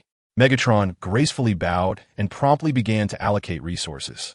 Meanwhile, Shockwave employed a precision digital quantum measuring device to scan and analyze the Cybertronian digital matter. Your conclusion is remarkably accurate. The product resulting from this atypical molecular displacement reaction has a fundamental composition entirely consistent with the materials of Cybertron itself. Logical inference. If we possess a sufficiently powerful energy emission device to transform this substance into a restorative ray, we may be able to repair Cybertron's wounds on a grand scale. Then let us act decisively. Initiate the Cybertronian revival plan. The warlord commanded with unwavering resolve, ordering the activation of the space bridge, targeting the remnants of Cybertron, specifically the Decepticons' former stronghold, Darkmount. He stepped into the energy vortex, followed closely by Shockwave. Crossing through the space bridge, the warlord set foot on this land for the first time. Darkmount loomed high into the clouds, flanked by two moons, one large and one small, while the desolate ruins of Khan lay in eerie silence, presenting a post-apocalyptic tableau. He surveyed the grim yet majestic metallic tower and inquired, "Let us test whether we can utilize the fusion cannon of Darkmount as a device for launching the restorative ray." Shockwave responded calmly, "Utilizing Darkmount as a launching device is both logical and efficient. This tower possesses a robust energy, focusing, and emission system. This proposal is indeed feasible." Under the command of Shockwave, the Decepticon foot soldiers transported the Energon core to the energy core chamber of the Dark Summit, injecting it with the energy injector. As the Energon flowed in, a deep hum resonated within the long silent tower, and various indicator lights illuminated in succession, bringing the control system back online. The consciousness of the Dragon Emperor entered the data center of the Dark Summit, and a vast stream of information surged into his processor network architecture, revealing the database indexes, planetary maps, and even the backup data and facility status of the colossal clone project on Cybertron in full clarity. Since he had arrived, he decided to address some unfinished business, the Dragon Emperor mused. Chapter 10. Restoration of Cybertron. The Dragon Emperor's command echoed in the control hall of the Dark Summit, imbued with an undeniable authority. He ordered Shockwave to restart the unfinished Cloud Scraper cloning project on Cybertron in a search for the remains of the colossal creature. His gaze swept over the busy Decepticon members below, ultimately landing on a squad of foot soldiers and several agitated mechanical insects. He pointed at them. Go to the underground ruins of the Kaon Colosseum. Locate the site of the magic sphere and guard it closely. Bring along the dormant containment pods. If you encounter any metal-eating insects, capture a few and bring them back to me. He held a particular fascination for those small creatures capable of devouring metal, as they might play an unexpected role in some future battle. He then assigned another squad of foot soldiers. Go to the tombs of the Cybertronian leaders. Retrieve a relatively intact arm of a former leader for me. While awaiting the reports from these tasks, good news arrived from the direction of Shockwave. By analyzing the formulas in the data storage tanks and utilizing Shockwave's technology, the first batch of synthetic energon had been prepared. Simultaneously, the nucleic acid sequences of Cybertron had also been completed. Commence the experiment, commanded the Dragon Emperor, within the fusion cannon matrix of the Dark Summit. The synthetic energon was precisely injected and mixed with Cybertron's nucleic acid. The enormous cannon's muzzle began to gather energy, but this time, what emerged was not a devastating purple beam, but a peculiar white-green beam, pulsating with vibrant life. This restorative ray sliced through the desolate Cybertronian sky, accurately striking a half-collapsed, rusted interstellar tower several kilometers away. An astonishing scene unfolded.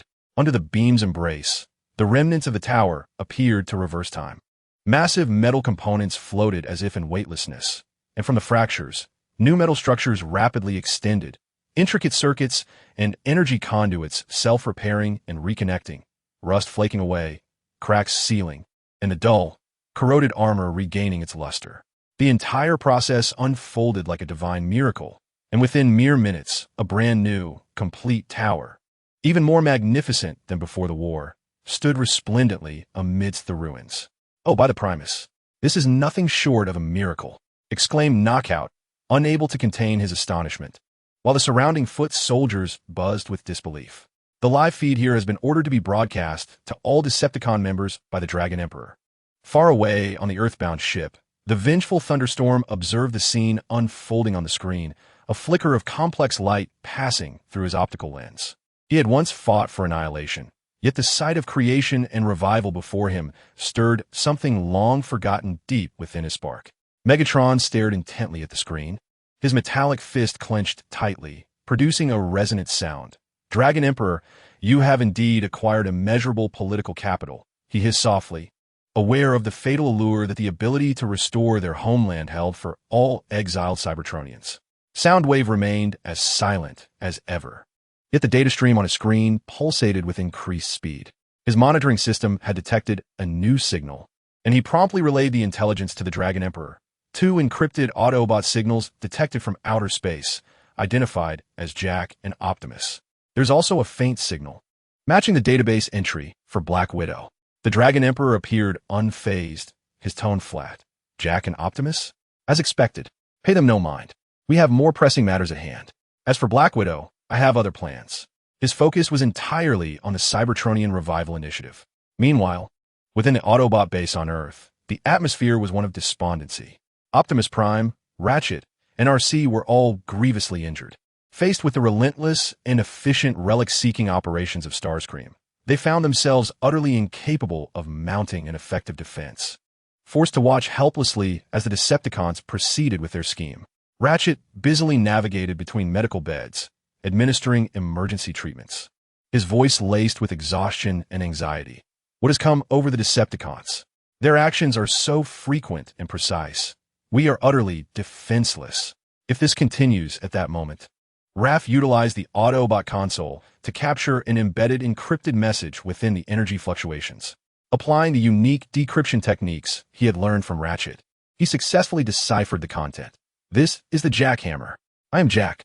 I have received the highest priority signal for Autobot assembly. Where are you? What is the situation?" "It's Jack," Ratchet exclaimed excitedly, nearly sitting up from the medical bed, disregarding his wounds. Ratchet quickly pressed it back down. "Calm down, Ratchet. Even if Jack arrives, we will only gain another warrior. One warrior is far from sufficient to turn the tide against the current Decepticons." However, as if in response to Ratchet's concerns, another clear and steady signal was swiftly captured and deciphered. I am Optimus. I have received the Autobot assembly signal. Report your location and status. Raph quickly pinpointed the coordinates of the two signals and activated the ground bridge. As the energy vortex opened, the ships of the Jackhammer and Optimus soared into view.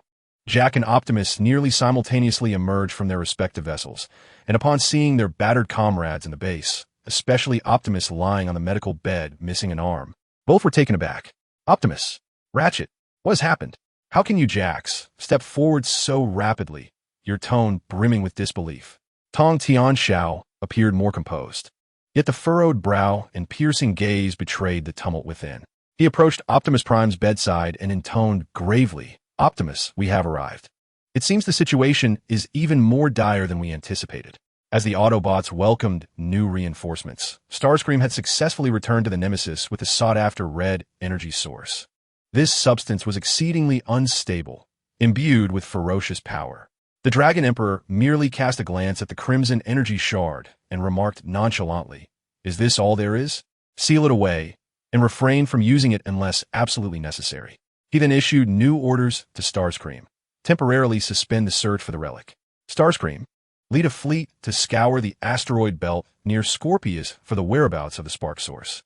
The spark source? Starscream's wings fluttered in astonishment. Was it not concealed by Optimus during the Great War on Cybertron thousands of years ago? You are indeed aware, my lord. Your wisdom is as unfathomable as the abyss. He offered his flattery at the opportune moment.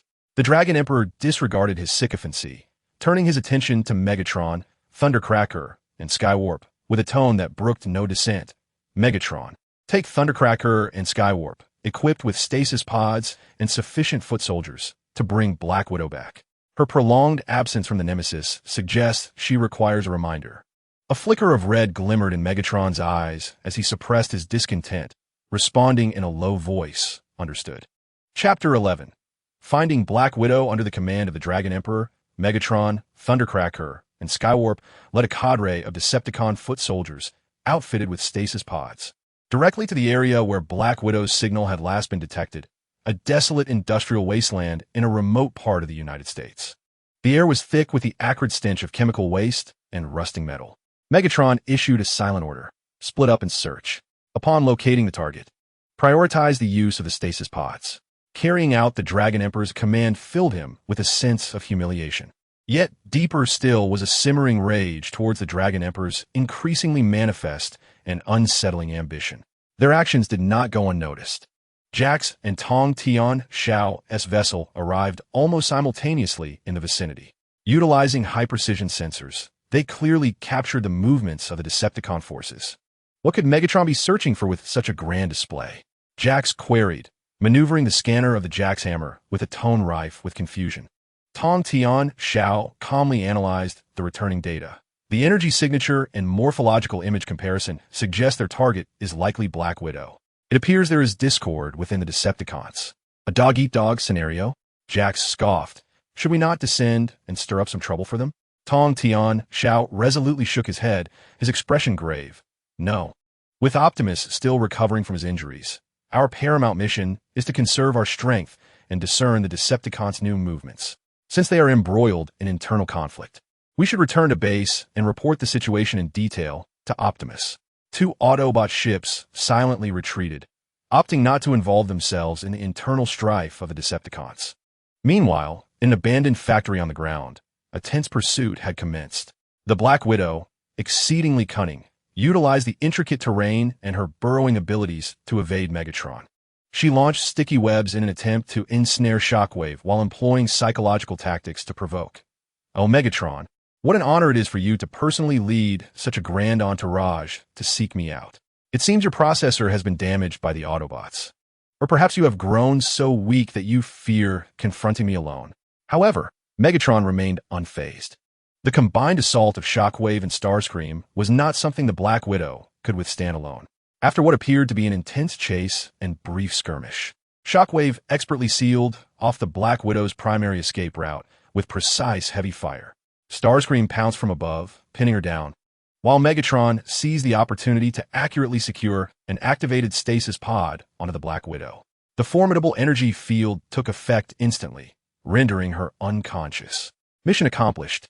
Megatron reported coldly through his communicator. As he strode towards the land bridge, his heart bore no trace of joy, only a heavy gloom. The Black Widow was swiftly transported back to the Nemesis and handed over to Shockwave's laboratory. The Predacon Emperor held little interest in the Black Widow herself. Rather, he valued her unique biological mechanism for controlling mechanical insects. Shockwave's research soon unveiled a crucial insight.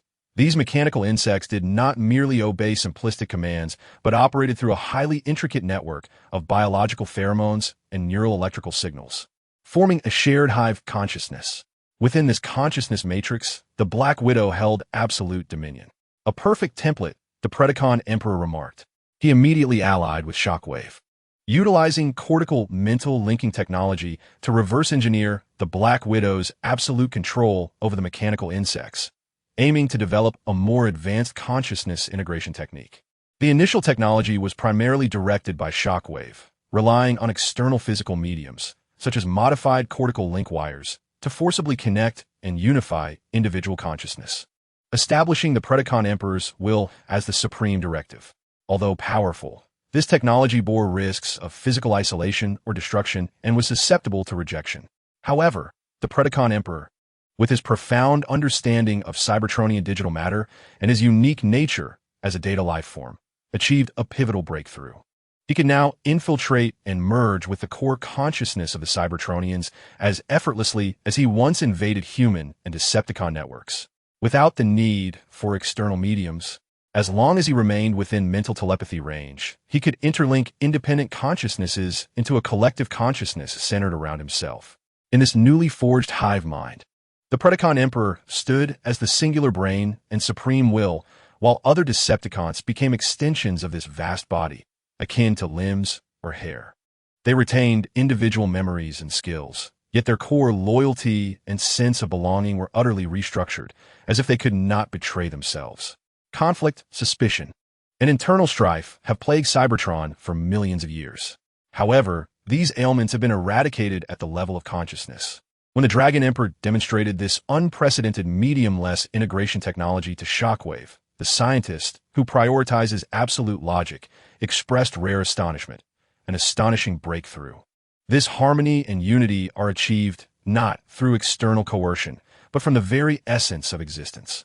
Your invention, Lord Dragon Emperor, is a monumental achievement that heralds the possibility of eternal order.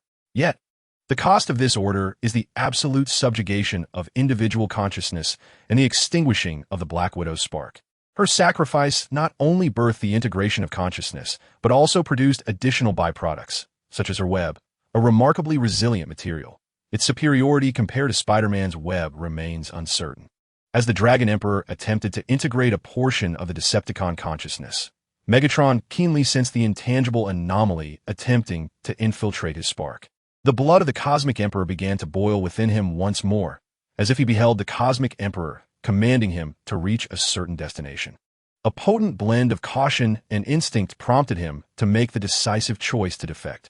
He dared not contact Starscream, uncertain whether the lieutenant had already been assimilated. Seizing a moment during a patrol, Megatron transformed and flew away from the Nemesis without encountering any effective resistance. All of this was quietly recorded and reported by Soundwave. The Dragon Emperor responded with indifference, acknowledged. No need to pursue. Megatron's defection was anticipated in his calculations. Like the malevolent villains hidden in the shadows of fantasy narratives, he whispered to himself, Megatron, I have other plans for you. From this moment forth, all newly produced Decepticon foot soldiers and the soon-to-be-born Predacons would, at the moment of activation, merge their consciousness with the Dragon Emperor through the intangible network formed by Cybertron's digital substance. Shortly thereafter, a success signal emanated from Shockwave's cloning laboratory. The first Predacon clone to emerge from its chrysalis resembled a ferocious triceratops with metallic wings, unleashing a deafening roar that resonated with primal power. Following closely, the second cloning chamber burst open, revealing an even larger figure, a Predacon standing over 20 meters long, with a wingspan of 30 meters. It possessed a dragon-like head, robust hind limbs, and sharp foreclaws, with wings that nearly obscured the entire laboratory. Almost instinctively, The firstborn Triceratops Predacon issued a challenge to the newly born formidable individual, seeking to assert its dominance within the pack. A primal and brutal struggle was inevitable. Chapter 12. The birth of the skyward ascension. A raw and ferocious battle erupted in the spacious, yet currently overcrowded, laboratory.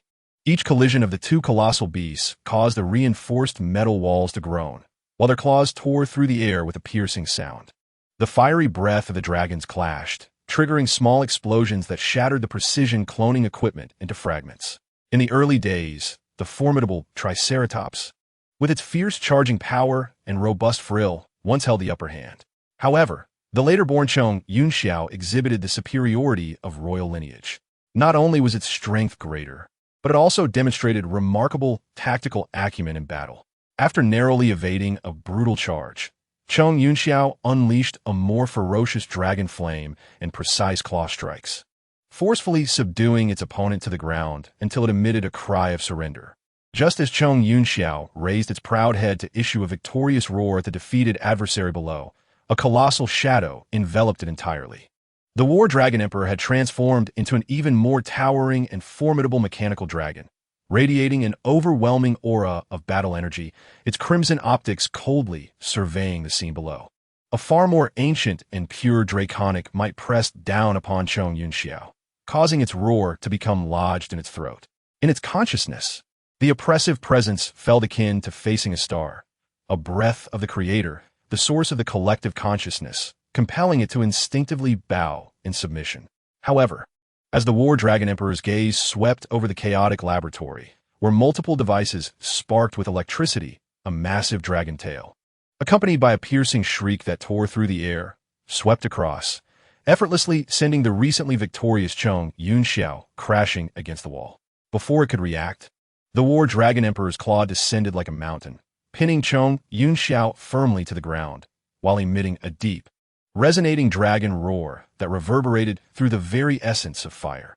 This roar bore no malice, only an undeniable authority and discipline, reminiscent of a clan leader reprimanding a youthful member for disregarding rules and damaging property. Under the absolute weight of power and hierarchy, Chong Yunxiao could only emit low sounds of submission and fear. Fortunately, the other formidable clones remained in preparation and had yet to be activated. Otherwise, this sudden conflict would have likely obliterated much of the precious research. The War Dragon Emperor returned to his humanoid form and approached the still cowering Chong Yunxiao, who dare not raise its head. He gently patted the enormous, armored cranium, while simultaneously soothing the frightened basic consciousness of the two newborn formidable beings through the invisible Cybertronian digital network. You shall henceforth be known as Chong Yunxiao. His voice was calm, yet imbued with an undeniable certainty. He then turned to the similarly prostrated Triceratops clone beside him, and you shall be called Sue Gu. You will both become the sharpest fangs of the Decepticons. At that moment, these two still naive beasts, recognizing only power, had fully integrated into the consciousness of the War Dragon Emperor, becoming extensions of his will, loyal and unwavering. This was merely the first batch of formidable beings. The second batch, including Tian Bao and Xuan Tia among other forms, was already in the cloning sequence. Just then, through the intangible network of consciousness, the War Dragon Emperor beheld a scene from Earth. The traitorous Megatron, following the blood of the Cosmic Emperor within him, had discovered an active volcano. Even more astonishingly, the alignment of the 47 celestial bodies, as recorded in the sacred covenant of the primordial celestial sovereign, was disregarded. Megatron, in a premature awakening of an ancient entity, stood at the edge of a molten river within the depths of a volcano on Earth. He raised his voice towards the vast and searing volcanic mouth, proclaiming, "I sense your presence. O great cosmic emperor, please reveal yourself to me. I honor you as my master." In response, the volcano trembled violently, with spewing ash scraping within the caverns, creating an eerie display of lightning. The earth rumbled as if some terrifying force were stirring from its slumber. A deep, ancient voice, imbued with boundless arrogance and a will for destruction, reverberated from the very core of Megatron's being, nearly tearing him asunder. "Who seeks to behold me?" Megatron knelt on one knee, his posture humble. "It is your most humble servant, Megatron. I, who bear the dark energy, have forged a bridge between us. awakening you once more. Let the ancient prophecies come to fruition. But this is merely the inception of our grand endeavor. With my aid, you shall reign over this planet and all its inhabitants. You foolishly arrogant wretch. The Cosmic Emperor's voice thundered with derision. You dare to claim the ability to summon my life force? I awaken solely because I deem the time has come. Megatron, filled with dread, stepped back 2 paces, arms wrapped around himself. My master, I do not wish to presume. Silence. The Cosmic Emperor roared. I have no need for your inept assistance. With a heavy heart, Megatron implored. I beseech you, my lord. My existence is solely to serve you. After a brief silence, a hint of curiosity tinged the Cosmic Emperor's voice. I sensed the vile aura of the primordial celestial sovereign. Megatron hastily replied, that is Optimus Prime, the last apostle of the primordial celestial sovereign and our eternal adversary. You profess loyalty to me, the Cosmic Emperor scoffed. Yet you permit the apostle of the primordial celestial sovereign to live? Raising his head, a glint of ruthlessness flashed in Megatron's optics. I shall obliterate him for you. You will hear his final cries. I have grown weary of your nonsensical prattle. The Cosmic Emperor declared impatiently. If you possess the power to destroy this apostle, I believe you have done so already. Very well, I shall personally deal with this apostle, along with this repugnant world. As for you, The Cosmic Emperor regarded Megatron with a cold snort, leaving his intentions towards him uncertain. With the complete awakening of the Cosmic Emperor's will, his power began to exert a direct influence over the entirety of Earth. Deep within the core, the anti-spark began to pulse, each beat triggering 7 massive earthquakes of identical magnitude across the globe, as if the very heartbeat of the Earth were being charted. The sky was engulfed in ferocious lightning. Tornadoes ravaged the land, and more volcanoes erupted, while colossal tsunamis swept across the Canadian coastline and the shores of the world. A severe anomaly in the global electromagnetic field has caused instantaneous paralysis of power grids and communication networks across all cities, plunging human civilization into an unprecedented state of panic and darkness. The vengeance of the Cosmic Emperor has commenced. Simultaneously, aboard the Nemesis, the Dragon Emperor regained consciousness. He promptly commanded Soundwave, summon the Master of Many Faces, and Knockout to my presence. Moments later, within Knockout's laboratory, the Dragon Emperor observed the Master of Many Faces transforming into Optimus Prime and calmly instructed the nearby Decepticon foot soldiers, retrieve the arm he borrowed from the tomb of the Cybertron leader. Chapter 13. The source of the Allspark. Though Knockout felt perplexed by the Dragon Emperor's command, he complied. With the vast data support provided by Soundwave, the Master of Many Faces' body emitted a cacophony of transformation sounds as its armor and facial structure rapidly reconfigured. Shortly thereafter, a visage nearly identical to that of a certain Autobot leader appeared before everyone. Now, affix this, the Dragon Emperor said, handing over a relatively intact red arm taken from the Cybertron leader's tomb. Knockout accepted the arm, examining it with interest, and chuckled lightly.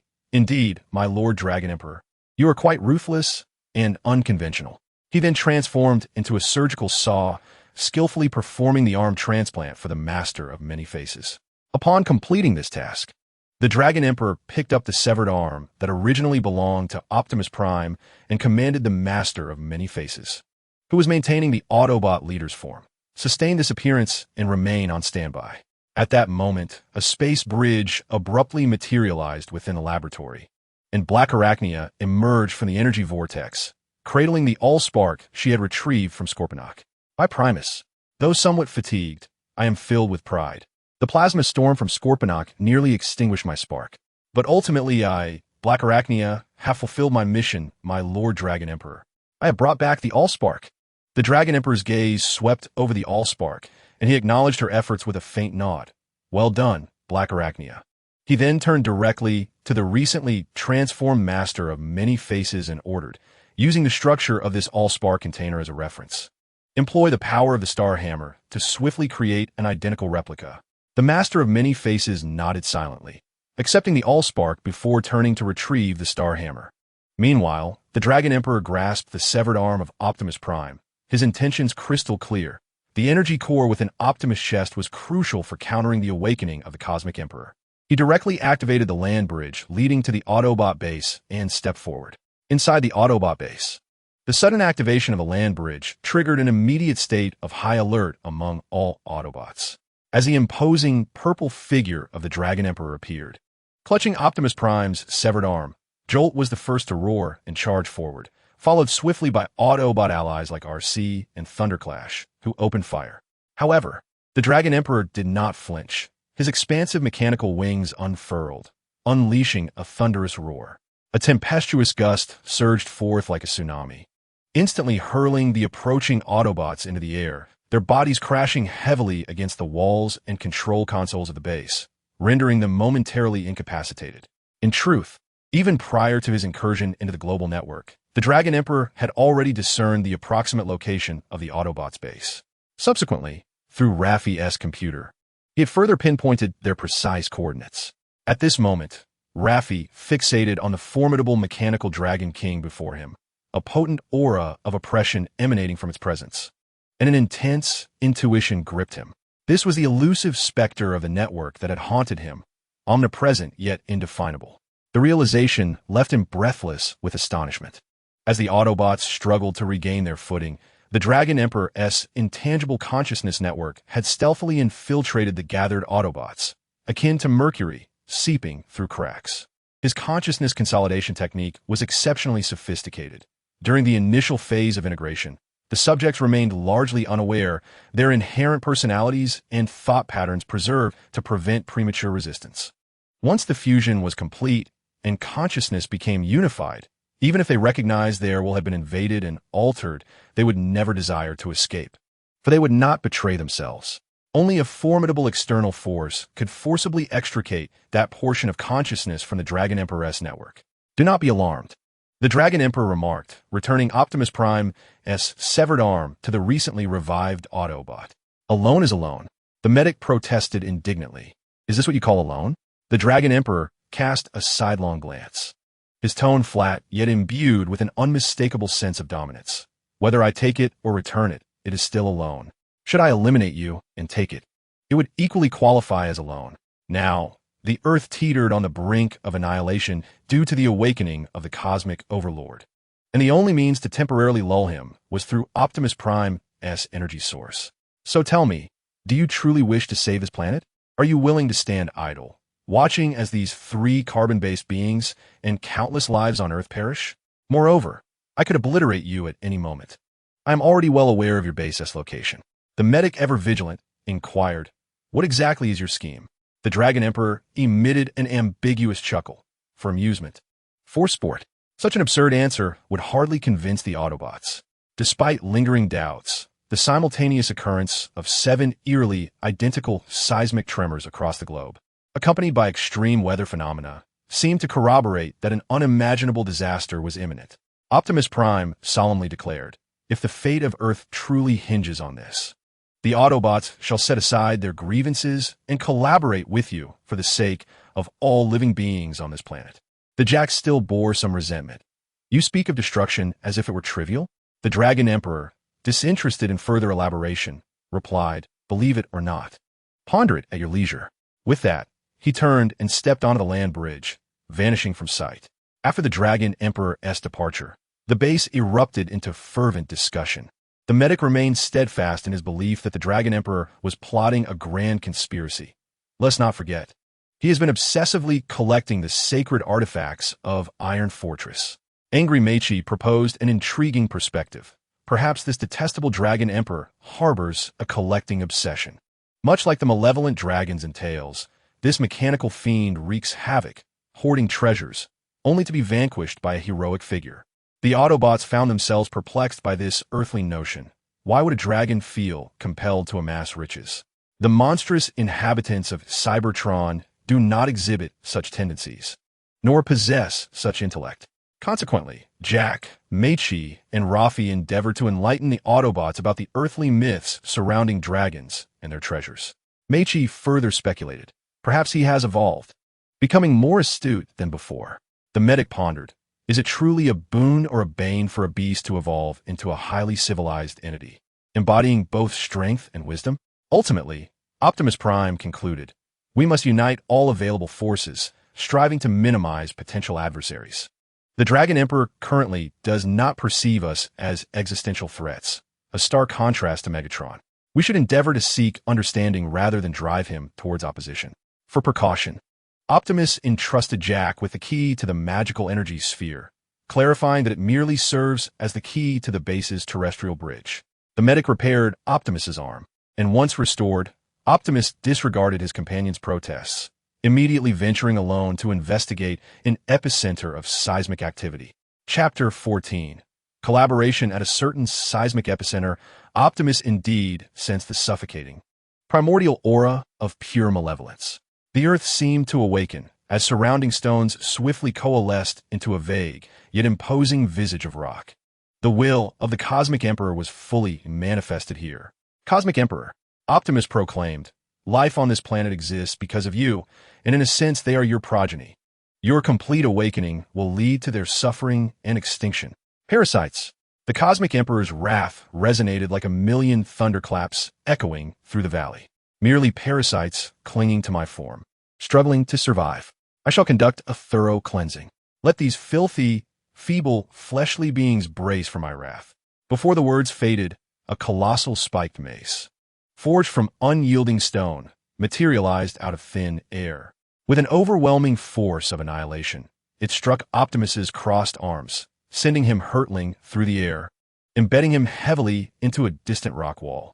In the aftermath, the Cosmic Emperor's massive stone hands unleashed terrifying bolts of lightning, cleaving towards the momentarily immobilized Optimus, exclaiming, "You are a pitiful apostle. Your demise is imminent." Struggling to free himself from the rock wall, Optimus stood tall, his voice resolute as iron. "Since time immemorial, who among us has not faced death? I will fight you to the bitter end for the sake of all beings on this planet." Concerned for their recently revived leader, the other Autobots rushed through the terrestrial bridge to offer support. The partition loomed large before Optimus Prime, while RC and Bumblebee adeptly drew fire with their agility. Meanwhile, Thunderclash and Jackhammer launched an all-out assault on the colossal rocky manifestation. However, their efforts proved futile. Upon shattering the Cosmic Emperor's rock form, it instantaneously absorbed material from the Earth to reconstitute itself, even giving rise to a gigantic statue rivaling Ultraman in size. This was far from the limits of the Cosmic Emperor's power. The Autobots found themselves in a desperate struggle, their attacks akin to an ant attempting to shake a tree. Yielding no substantial victories. Just as the Autobots were overwhelmed and facing peril, a land bridge steadily opened behind them. War Dragon stepped out, surveying the beleaguered Autobots with a calm demeanor, as if witnessing an exercise unrelated to himself. "So, do you require cooperation now?" For the first time, the Cosmic Emperor's enormous rocky visage turned towards War Dragon, revealing a hint of scrutiny distinct from that directed at Optimus Prime. "You little creature are rather intriguing. Your energy level surprisingly parallels those repugnant 13 primes." Accompanying his words, a gigantic rock fist descended upon War Dragon and the Autobots like a meteor. Yet, War Dragon remained unfazed, raising his hand to reopen the land bridge, instantly transporting the Autobots. In the next moment, they found themselves in an exceedingly bizarre space, scorching hot, surrounded by pulsating structures resembling colossal blood vessels and energy circuits, with the air thick with primal and ferocious dark superenergy. This was the very core of the Earth, deep within the Cosmic Emperor's being. To the Autobots' astonishment, the Decepticon army, led by Shockwave, Black Arachnia, and Hardshell, had long been prepared here, their ranks of foot soldiers and mechanical insects exuding a chilling aura of menace. As if sensing the intruders, the Cosmic Emperor's immune system activated. Countless small beings, a mix of purple and black with wings and 3 tails, surged forth from the energy conduits, akin to locusts charging at the invaders. The Autobots immediately fought back, but the endless wave of antibodies, swift and agile, plunged them into another arduous battle, with RC's blades struggling to keep pace. Just as Jackhammer was nearly overwhelmed by a swarm of antibodies, War Dragon unfurled his dragon wings once more, gently flapping them to unleash a powerful gust. The Dragon Cloud Shocking Wing, a far purer and stronger current than that experienced at the base, surged forth in a fan-shaped wave. sweeping through the area and obliterating the troublesome antibodies into their most basic energy particles, clearing a vast space. Observing the stark contrast in combat prowess, Jackhammer could not help but remark, "Why didn't TU use this sooner?" War Dragon shot him a glance, offering no response, merely signaling for the team to advance. Ultimately, they arrived before a circular metal door, behind which resonated a heart-pounding surge of energy. "What is this? How do we get inside?" Thunderclash inquired solemnly. The Dragon Emperor calmly elucidated, "This is the final defense of the Cosmic Emperor's core ignition chamber. We must either devise a way to deceive him into opening it willingly, or," pausing momentarily, he raised his right arm and forcefully shattered it. Before our eyes, the space before the palm of the Dragon Emperor's hand began to distort. A minuscule white point suddenly emerged, rapidly expanding into a miniature black hole that spun relentlessly, devouring light. The purplish-black energy of destruction swirled around the black hole like lightning, emitting a piercing shriek that grated on the senses. Even the surrounding space began to ripple with folds, as if unable to withstand this immense power. Both the Decepticons and Autobots were left awestruck by the terrifying concentration of energy, while the wings of Red Spider trembled violently, and the optical lens of Skyquake shrank to a mere. Even the typically composed Optimus Prime displayed an expression of profound astonishment. The Dragon Emperor's alternate dimension. As the Dragon Emperor's deep voice resonated, the black hole, brimming with terrifying energy, was forcefully propelled towards the colossal door. There was no deafening explosion, only a chilling wail that seemed to tear through the very fabric of space, sending shivers down one's soul. The colossal door, along with the surrounding defensive structures, was instantaneously disintegrated and consumed, revealing the blindingly radiant entrance to the ignition chamber. The Dragon Emperor withdrew his arm, as if he had merely accomplished a trivial task, and stepped forward into the chamber, leaving behind the Decepticons and Autobots, still reeling from the cataclysmic force that had just erupted. Beyond the massive opening torn by the Dragon Emperor's alternate dimension lay the anti-ignition chamber of the Cosmic Emperor, unveiled before the eyes of the Dragon Emperor and Optimus Prime. At the center of the room, the Cosmic Emperor's anti-ignition resembled a tempestuous purple sun, pulsating violently and emanating maddening dark energy. The Cosmic Emperor, sensing the intruders, unleashed several tendrils of twisted dark energy, alive with malice, that ensnared Optimus Prime and the Dragon Emperor in an attempt to erode their ignitions. Optimus Prime felt a frigid malevolence piercing towards his core. He struggled to raise his hand, preparing to extract the energy crystal from his chest, invoking the luminous power of the primordial celestial to counter this pure darkness. At that moment, a figure radiating an aura of annihilation appeared abruptly within the ignition chamber, accompanied by subtle ripples in space. Chapter 15, The End. The figure was none other than Megatron. Yet, in this moment, he was irrevocably transformed. His armor had become sharper and more menacing, imbued with primal aggression, with bone-like protrusions extending from his joints, enveloped in an ominous mist of purplish-black energy. He was now completely under the control of the Cosmic Emperor, his consciousness subjected to relentless torment. "Leave Megatron to me," the Dragon Emperor stated calmly to Optimus Prime, having foreseen this eventuality. The initial oversight in the integration of Megatron's consciousness, which allowed for a backdoor and was not deeply controlling, was a precaution against the Cosmic Emperor's potential reverse erosion through this connection. The upgraded Megatron let out a roar, his arms thrashing as the purplish-black energy rapidly coalesced and transformed in his grasp, transformed into a violet crystal sword exuding an aura of annihilation. It resembled the dark celestial blade from an anime. He charged forth like a wild beast unleashed, wielding the might to obliterate all in his path as he advanced toward the Dragon Emperor. Yet, in the eyes of the Dragon Emperor, this frenzied assault was riddled with flaws, allowing him to effortlessly evade the devastating strike of the Titan. Enraged, the Titan summoned all his strength, spinning to unleash a wave of violet sword energy that resonated with a deafening hum, hurtling toward the Dragon Emperor. Observing that the sword energy remained stationary, the mechanical dragon wings upon his back quivered with a thunderous roar. The condensed airstream and surging battle energy dispersed the incoming sword energy, striking the Titan with pinpoint accuracy. The impact sent both him and his weapon crashing against the walls of the igniter chamber, dimming the dark energy that enveloped him. Struggling to rise, the Titan found the consciousness of the Cosmic Emperor flickering momentarily, revealing a fleeting emotion that was not anger, but rather a yearning for freedom. Under the relentless torment of the Cosmic Emperor, he truly comprehended the essence of unyielding oppression, realizing that death might indeed be a mercy. As if the Dragon Emperor had deciphered this ephemeral thought, he raised his hand once more, conjuring a heart-stopping, light-devouring micro-black hole from another dimension.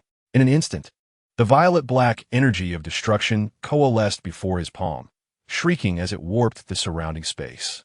Without affording the Titan any time to react, the Dragon Emperor propelled the orb of destruction, enveloped in violet-black particles, forth. The black hole silently traversed the void, and upon contact, the Titan's reinforced form was shattered into fragments. The Dragon Emperor refrained from obliterating him, as he still required him for what was to come. Meanwhile, Optimus Prime successfully harnessed the power of the Allspark. The radiant blue and white light pierced like a sword toward the violet mini-sun. The primordial force, emblematic of creation and life, clashed violently with the Cosmic Emperor's power, which symbolized destruction and chaos. Ultimately, with a roar reminiscent of ancient times, filled with resentment, the Cosmic Emperor's anti-spark was forcibly subdued, plunging his material form into a dormant state. The colossal energy backlash rendered the overextended Optimus Prime unconscious. At this moment, the Dragon Emperor effortlessly completed the integration of Optimus Prime's consciousness, though regrettably, the current Optimus had lost his memory. He entrusted the unconscious Prime to the other Autobots, who had just finished clearing the antibodies and rushed in. Subsequently, he instructed Shockwave to bring the Allspark and the replica container crafted by the Master of Many Faces. The high-ranking Decepticons gathered around the remnants of the Titan, the atmosphere heavy with tension. Just as Shockwave emerged from the land bridge with the Allspark, preparing to execute a particular operation, an unexpected anomaly occurred. A surge of pure, intensely furious dark energy, the Cosmic Emperor's pure energy form, began to forcibly coalesce and awaken from the Titan's remnants. It sensed the presence of its arch-nemesis, the Primordial Lord, and unleashed a soul-shattering roar. Primordial Lord. The wrath of the Cosmic Emperor surged forth like a tsunami. The flames of vengeance would incinerate all your creations. The Red Spider, trembling in fear, exclaimed, "My lord, the Dragon Emperor, are you certain this is wise?" Optimus Prime currently lacks the strength to confront the Cosmic Emperor. Yet, before his declaration could fully resonate, the Dragon Emperor was already well prepared. He swiftly seized the replica container crafted by the Artisan of Faces. As the container was opened, a powerful suction erupted, specifically targeting this pure energy form. No, the consciousness of the Cosmic Emperor could only emit a furious and astonished roar before being entirely drawn into the meticulously prepared replica of the fire source container. Sealing it away, a profound silence enveloped the scene. Everyone was rendered speechless by this sudden reversal of fate. Megatron, rubbing his head, sat up, his consciousness now unified with that of the Dragon Emperor. His expression was complex, devoid of any particular emotion, for they were now one. The electronic voice of Shockwave carried a subtle tremor. To outmaneuver an ancient deity that has existed for eons, your strategy and execution, my Lord Dragon Emperor, are truly remarkable. All the Decepticons, from the Red Spider to Thundercracker and the mechanical insectoid Hardshell, gaze at their leader with a mixture of reverence, fear, and disbelief. They finally comprehended that the Dragon Emperor possessed not only overwhelming power, but also an ambition that regarded deities as mere pawns. The Dragon Emperor calmly caressed the container that imprisoned the Cosmic Emperor's anti-fire source, as if it were just an insignificant trophy. Both the fire source and the anti-fire source had now fallen under his control. However, the Dragon Emperor was acutely aware that his current level of consciousness was insufficient to completely deal with these ancient cosmic deities. The immediate priority was to further expand and strengthen his consciousness network, to construct a mental realm more vast and profound than that of the Cosmic Emperor, so that he could devour and assimilate its anti-fire source. Once he successfully fused with the chaotic power of the Cosmic Emperor, consuming the fire source of the primordial deity of order and life would be a natural progression.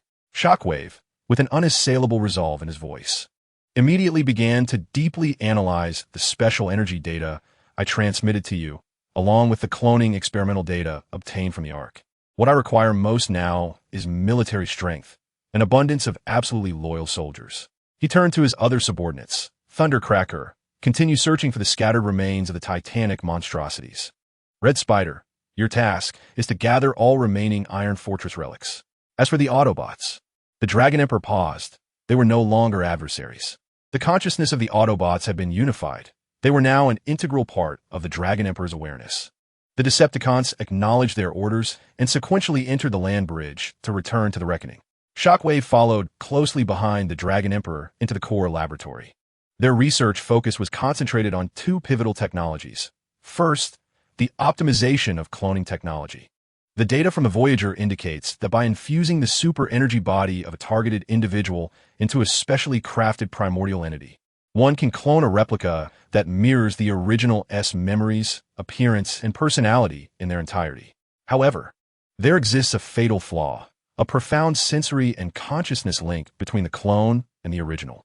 Any harm inflicted upon the clone will resonate back to the original. Thus, the current mission is outlined in Chapter 16, Preparations underway. The primary objective is to investigate and eliminate this interconnected effect.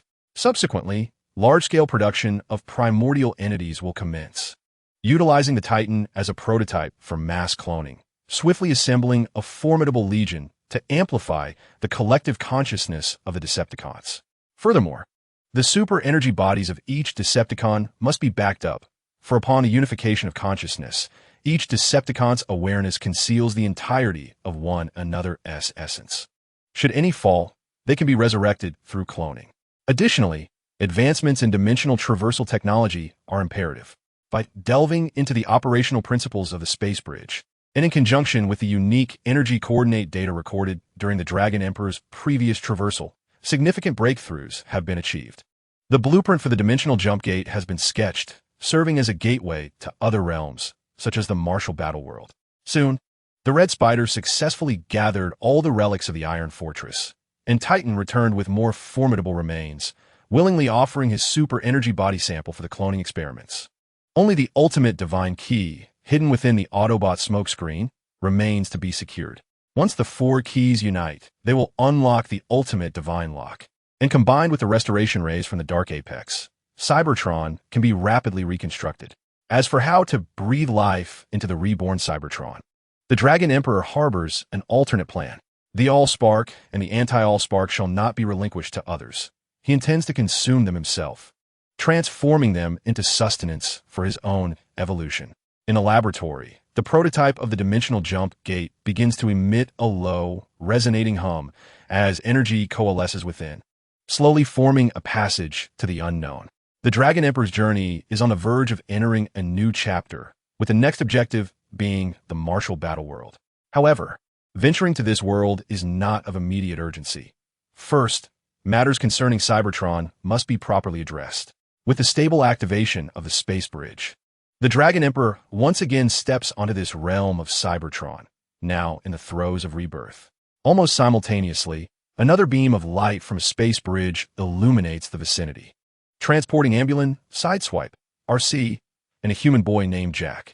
Gazing at the metallic metropolis being gradually reshaped by the enigmatic restoration rays, Ambulin nearly gasps in disbelief, exclaiming, "My goodness, you have discovered the method to restore Cybertron." The Dragon Emperor's figure materializes before them, his tone calm and unwavering. There is no need for astonishment. From now on, Cybertron shall bid farewell to its ceaseless conflicts. He turns to Megatron, who stands at his side. Your task is to safeguard this human named Jack. Then, they escorted Optimus Prime to the location of the magical sphere within the Colosseum of Kaon, assisting him in the restoration of his memories. The Dragon Emperor harbored a profound interest in the hidden treasure trove of memories possessed by the former leaders of the Autobots. Once Optimus Prime successfully connected to and accessed those memories, the deeply established consciousness link would enable the Dragon Emperor to synchronously acquire all of this ancient knowledge and secrets. Gibber, you are tasked with overseeing the construction of a vast interstellar landing port to welcome the returning Cybertronian refugees from across the cosmos. Ratchet, Your mission involves proceeding to Shockwave's laboratory to collaborate with him on research and development, optimizing cloning technology and analyzing newly acquired advancements. The Autobots receive their assignments, executing their tasks with an extraordinary efficiency. This left Jack feeling a deep sense of unease and confusion. He cannot help but quietly ask Gibber, "Aren't you angry?" After all, it was this fellow who severed Optimus Prime's arm. He then turned to RC. "It seems ever since you united against the Emperor of the Universe, you have transformed, suddenly becoming amicable toward the Decepticons." Ratchet, while examining the data transfer, replied, "Jack, the leader of the Decepticons is no longer the warmonger Megatron. Look around. The revival of Cybertron relies on the power and technology of the Dragon Emperor, and even the restoration of Optimus Prime's memories necessitates his space bridge." RC added in a gentle tone, "If the Decepticons and Autobots can truly seize this opportunity to reconcile and build a homeland together, I believe it is the peace that Optimus Prime would wish to see." Jack observed them. Their reasoning appeared flawless, and their personalities remained intact. Yet, this profound transformation beneath a veneer of normality was more unsettling than direct enmity. They had not changed, yet they seemed entirely different. This indescribable dissonance filled Jack with dread, and he hoped that all these alterations were indeed for the better. The magical sphere resided deep within the renowned Colosseum of Kaon, where once stood the statue of Megatron, now dismantled and replaced by the imposing new statue of the Dragon Emperor. The key Jack carried resonated here, and with a deep mechanical rumble, the entrance to the sphere's ruins slowly ascended from the ground.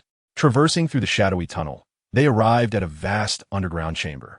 At its center was a platform suspended above an unfathomable abyss, connected solely by a narrow metallic bridge. Jack placed the key into the designated interface, which immediately transformed and expanded, fitting seamlessly into the core.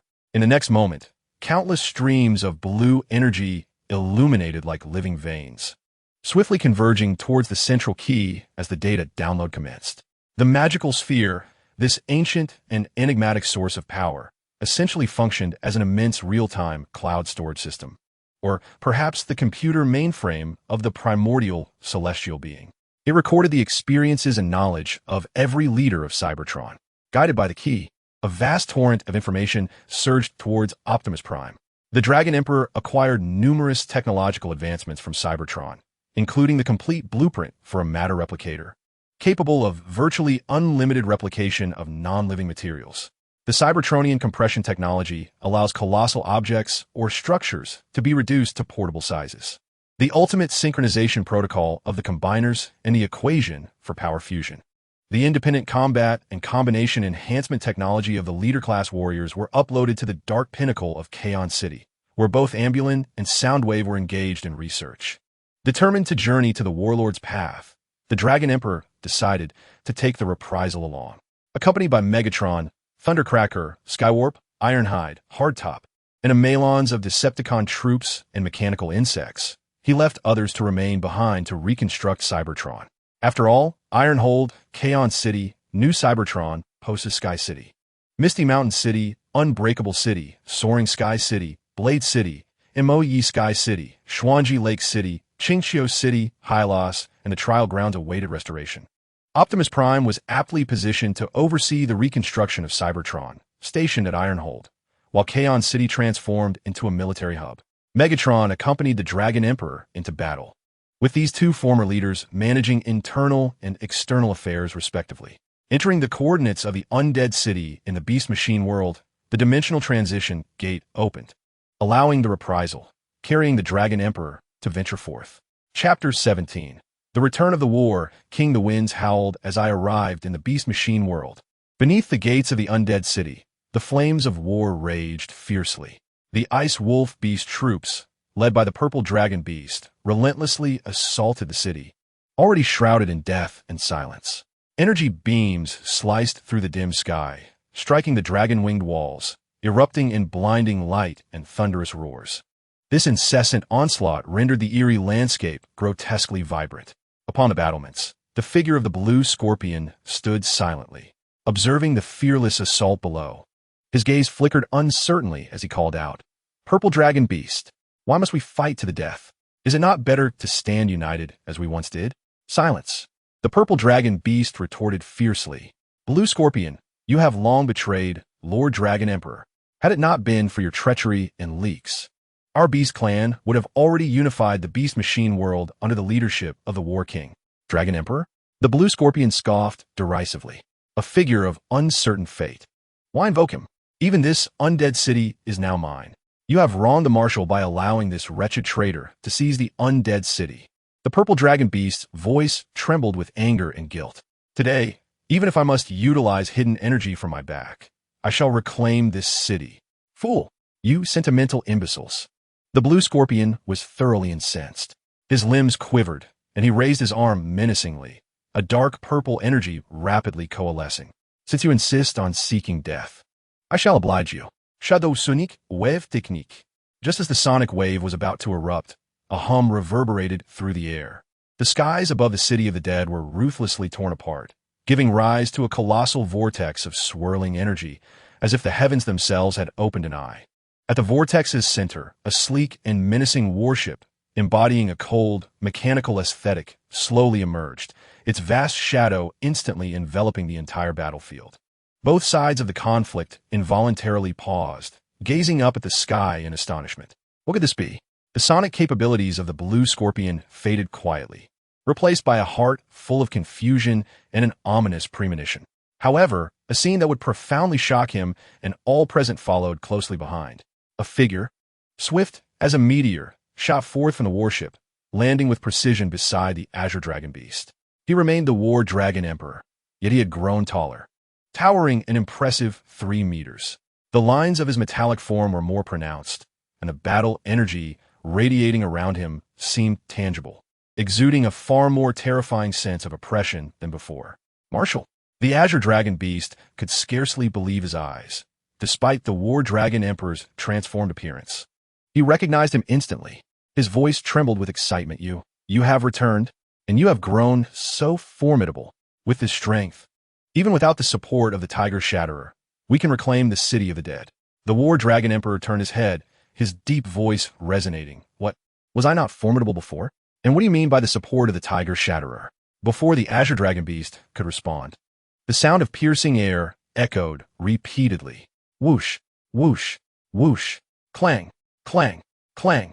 The formidable Megatron and Starscream, leading a battalion of the Decepticon foot soldiers, thunderously descended behind the War Dragon Emperor, swiftly arranging themselves into a combat formation.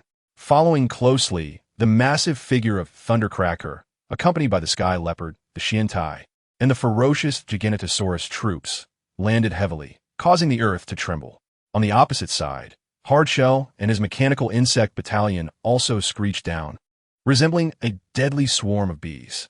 3 distinct yet equally formidable formations stood resolutely behind the War Dragon Emperor. Marshal, not only have you returned safely, but your power has also surged, and you have brought such a powerful army.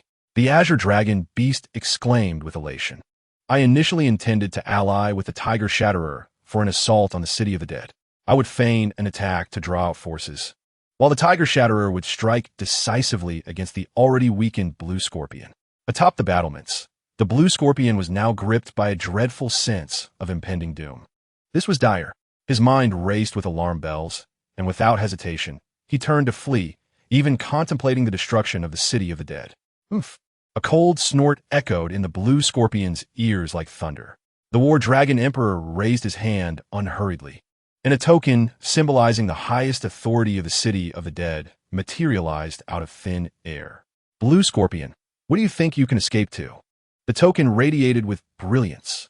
The electromagnetic nets previously constructed by the War Dragon Emperor were activated from various points along the city walls, intertwining to form a massive web that ensnared the Blue Scorpion within the city, rendering him immobile.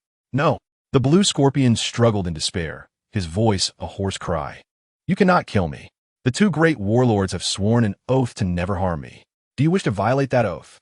The Dragon Emperor advanced step by step, towering over him with an air of derision and absolute dominion. What connection does the vow of the Machine War King hold with me, the Dragon Emperor?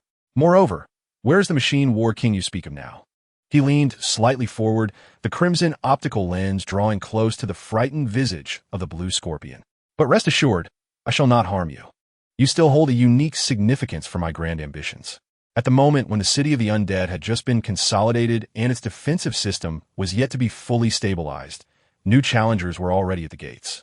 Hushatian, seeking vengeance for past grievances, led the elite Black Lion Tiger forces, surging forth like a black tide.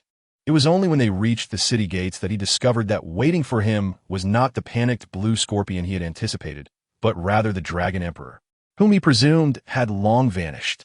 The Dragon Emperor? You have returned. Hushatian's optical lens abruptly contracted, fixating on the purple and green figure. Behind him loomed unfamiliar troops, exuding an aura of danger, particularly the massive, menacing battalions brimming with ferocity.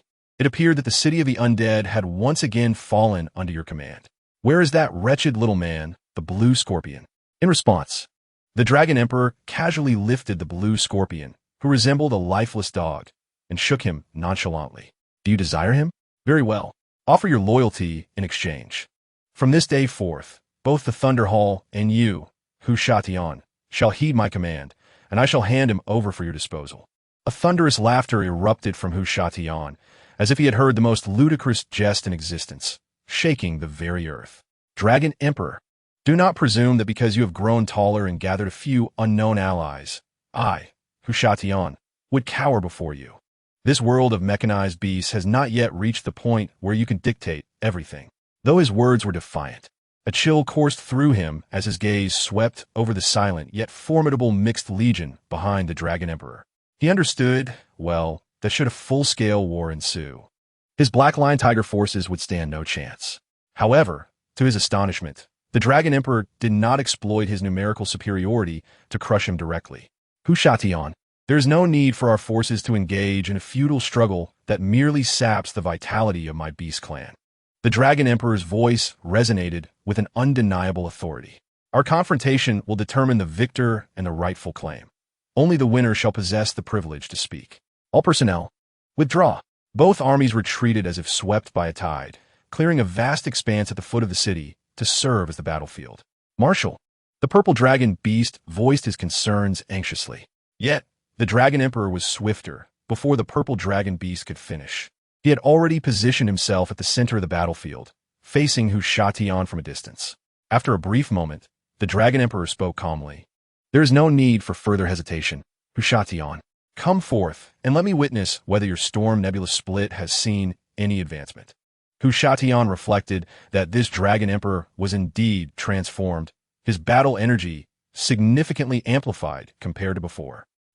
Since you are so boastful, do not blame me for being ungracious. In a flash of fierce intensity, Tiger Demon vanished, reappearing before the battled Dragon Emperor, with claws poised to rend all asunder.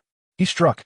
The clash of their fists and feet resonated like thunder, leaving behind fleeting afterimages as each collision erupted with a cacophony of sound and showers of sparks. Tiger Demon unleashed a tempestuous onslaught, swift and ruthless, while the battle Dragon Emperor's defense stood resolute, as steadfast as the mountains.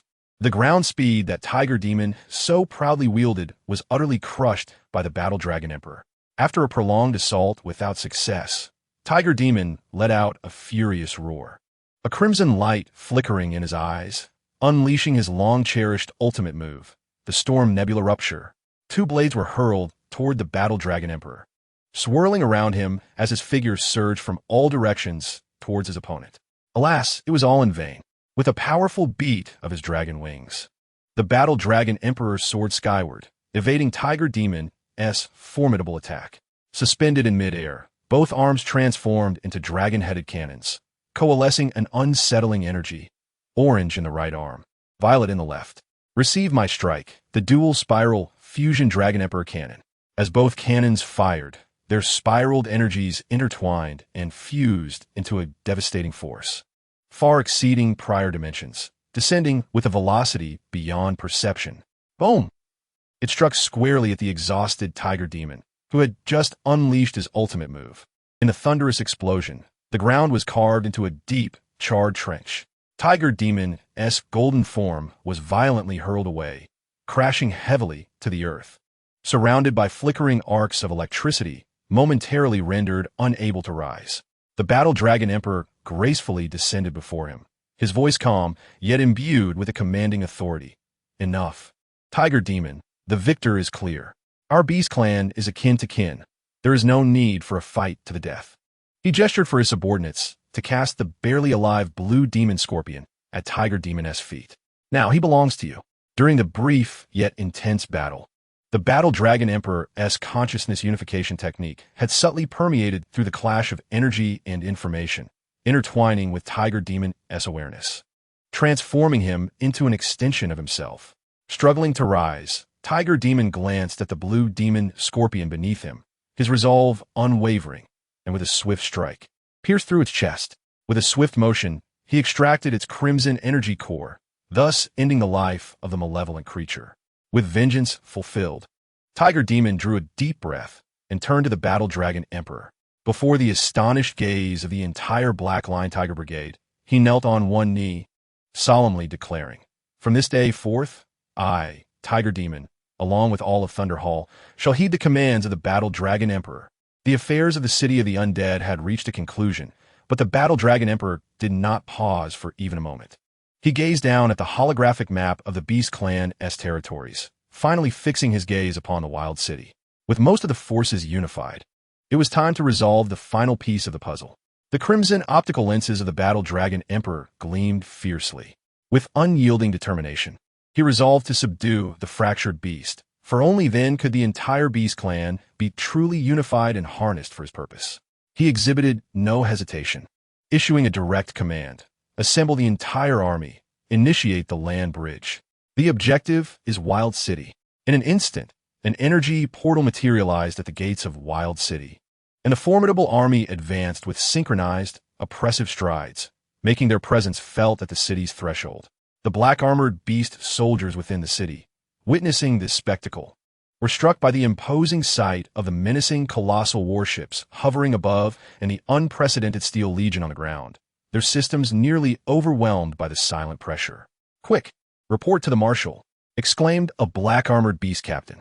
The Dragon Emperor merely floated calmly in midair, offering no resistance.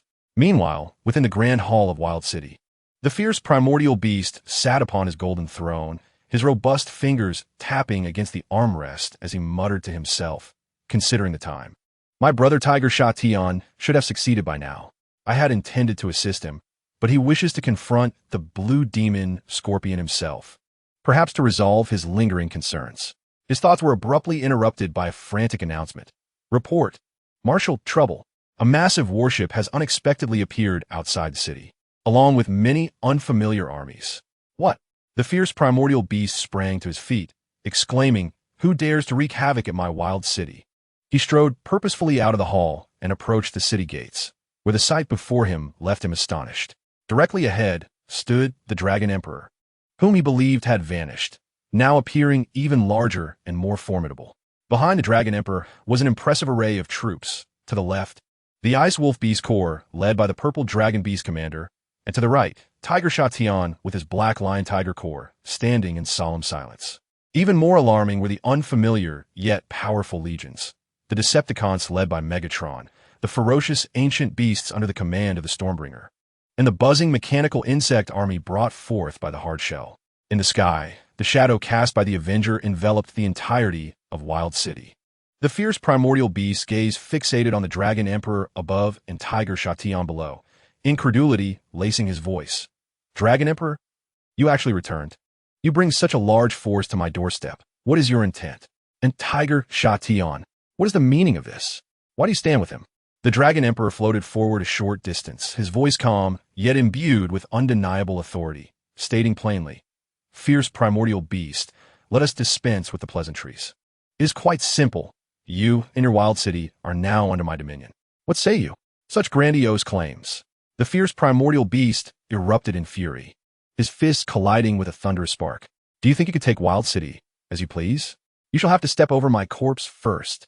Black-armored beast legion, prepare for battle."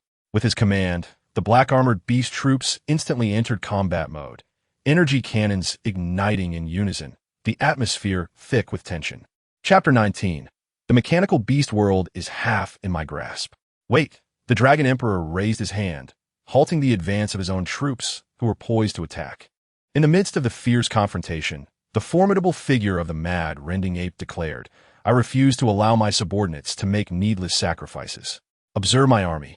It should be evident that in a true battle, your black armored beast legion stands no chance."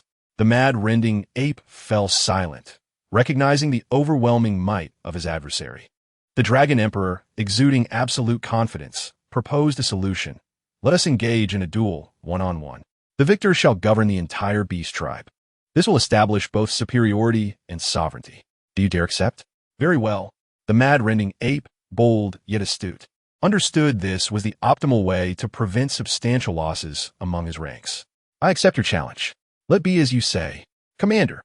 The purple dragon beast urgently soared forward, whispering in concern, "Commander, we possess a definitive advantage. Why risk your safety? We cannot afford to lose you again." The Dragon Emperor slightly turned his head, his tone imbued with reassuring strength. "Rest assured, purple dragon beast, I am fully aware of my limits." The battlefield was swiftly vacated, transforming all troops into spectators of this royal confrontation. The two titans began their duel. The mad, rending ape unleashed a powerful punch, only to witness the Dragon Emperor effortlessly absorb the force of his blow, much to the ape's delight. The fervor of battle ignited within him. His right arm morphed into an imposing metallic gauntlet. Let us see who possesses the greater strength," he roared, striking with a fist akin to a mountainous weight.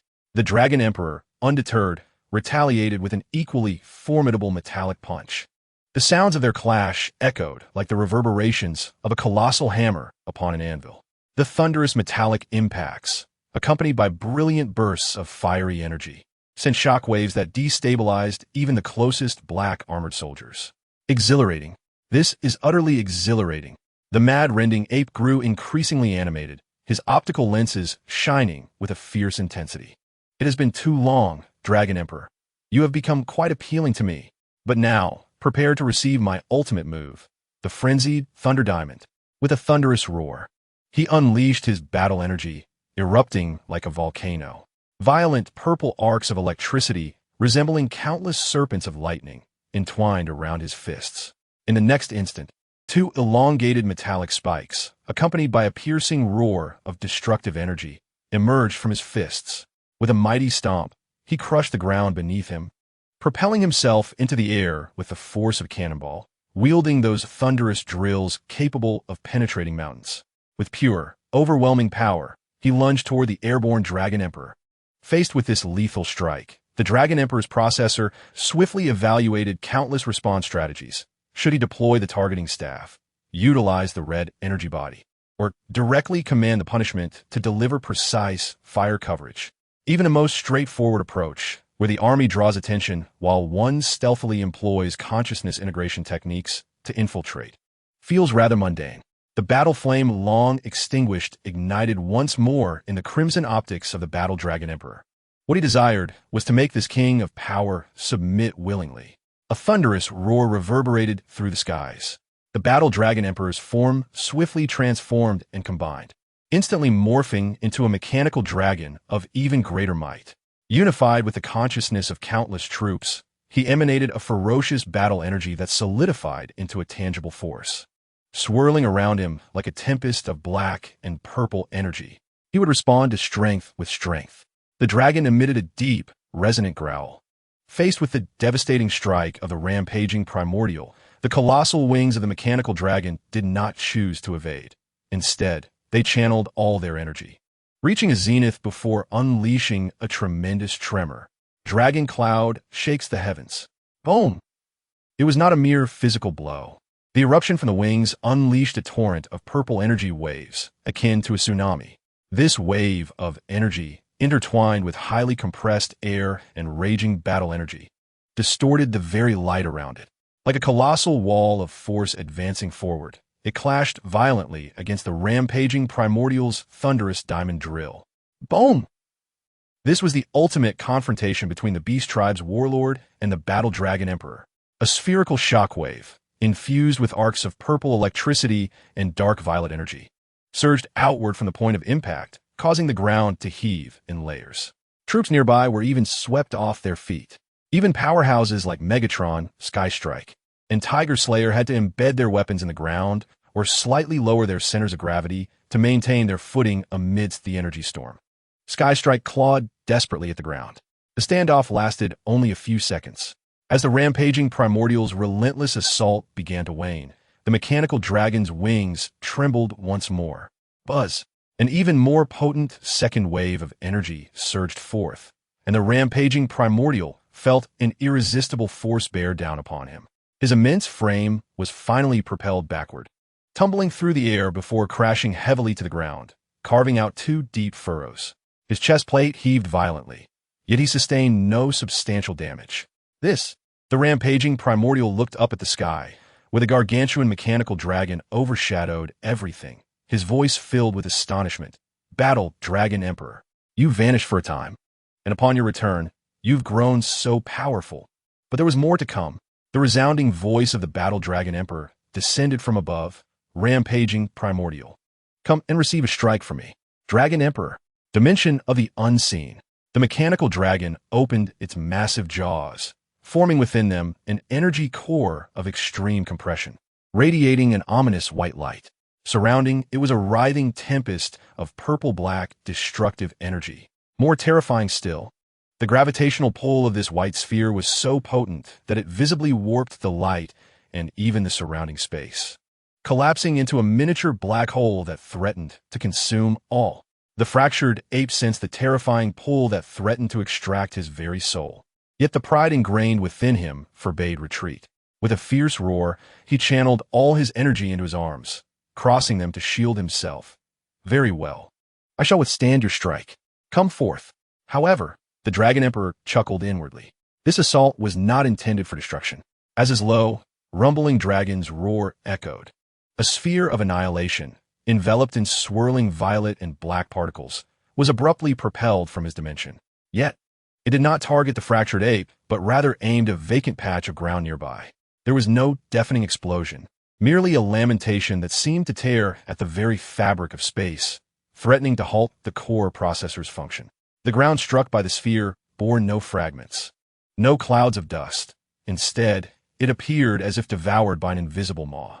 The structure of matter was instantaneously disassembled, obliterated, and utterly vanished into the minuscule black hole, leaving behind a smooth-edged, fathomless circular pit. Chapter 20. Strategic Directive. As the energy dissipated, the Dragon Emperor resumed his humanoid form, gracefully landing and regarding the astounded fractured ape with calm composure. "Well now, fractured ape, you have witnessed that my ultimate technique has evolved beyond the previous iterations. Its expressiveness incomparable." The fractured ape gazed at the vanished ground, and then at the composed Dragon Emperor, clearly still possessing reserves of power. Drawing a deep breath, he struck his massive fist against his chest armor, issuing a proclamation of surrender. "I concede. I am fully convinced. I, the fractured ape, along with my wild city, shall henceforth be under your dominion." The Dragon Emperor stepped forward, extending his hand. "Excellent. From this moment, there shall be no more infighting within the Beast Clan. We are all brethren." At that moment, the ferocious Husha-Tion approached with purposeful strides, and the 3 former adversaries, now the 3 great war kings of the Beast Clan, exchanged glances. The barriers and schemes of the past melted away, coalescing into a formidable force.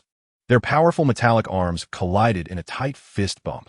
United in voice, they proclaimed, resounding across the land, "We are all brothers."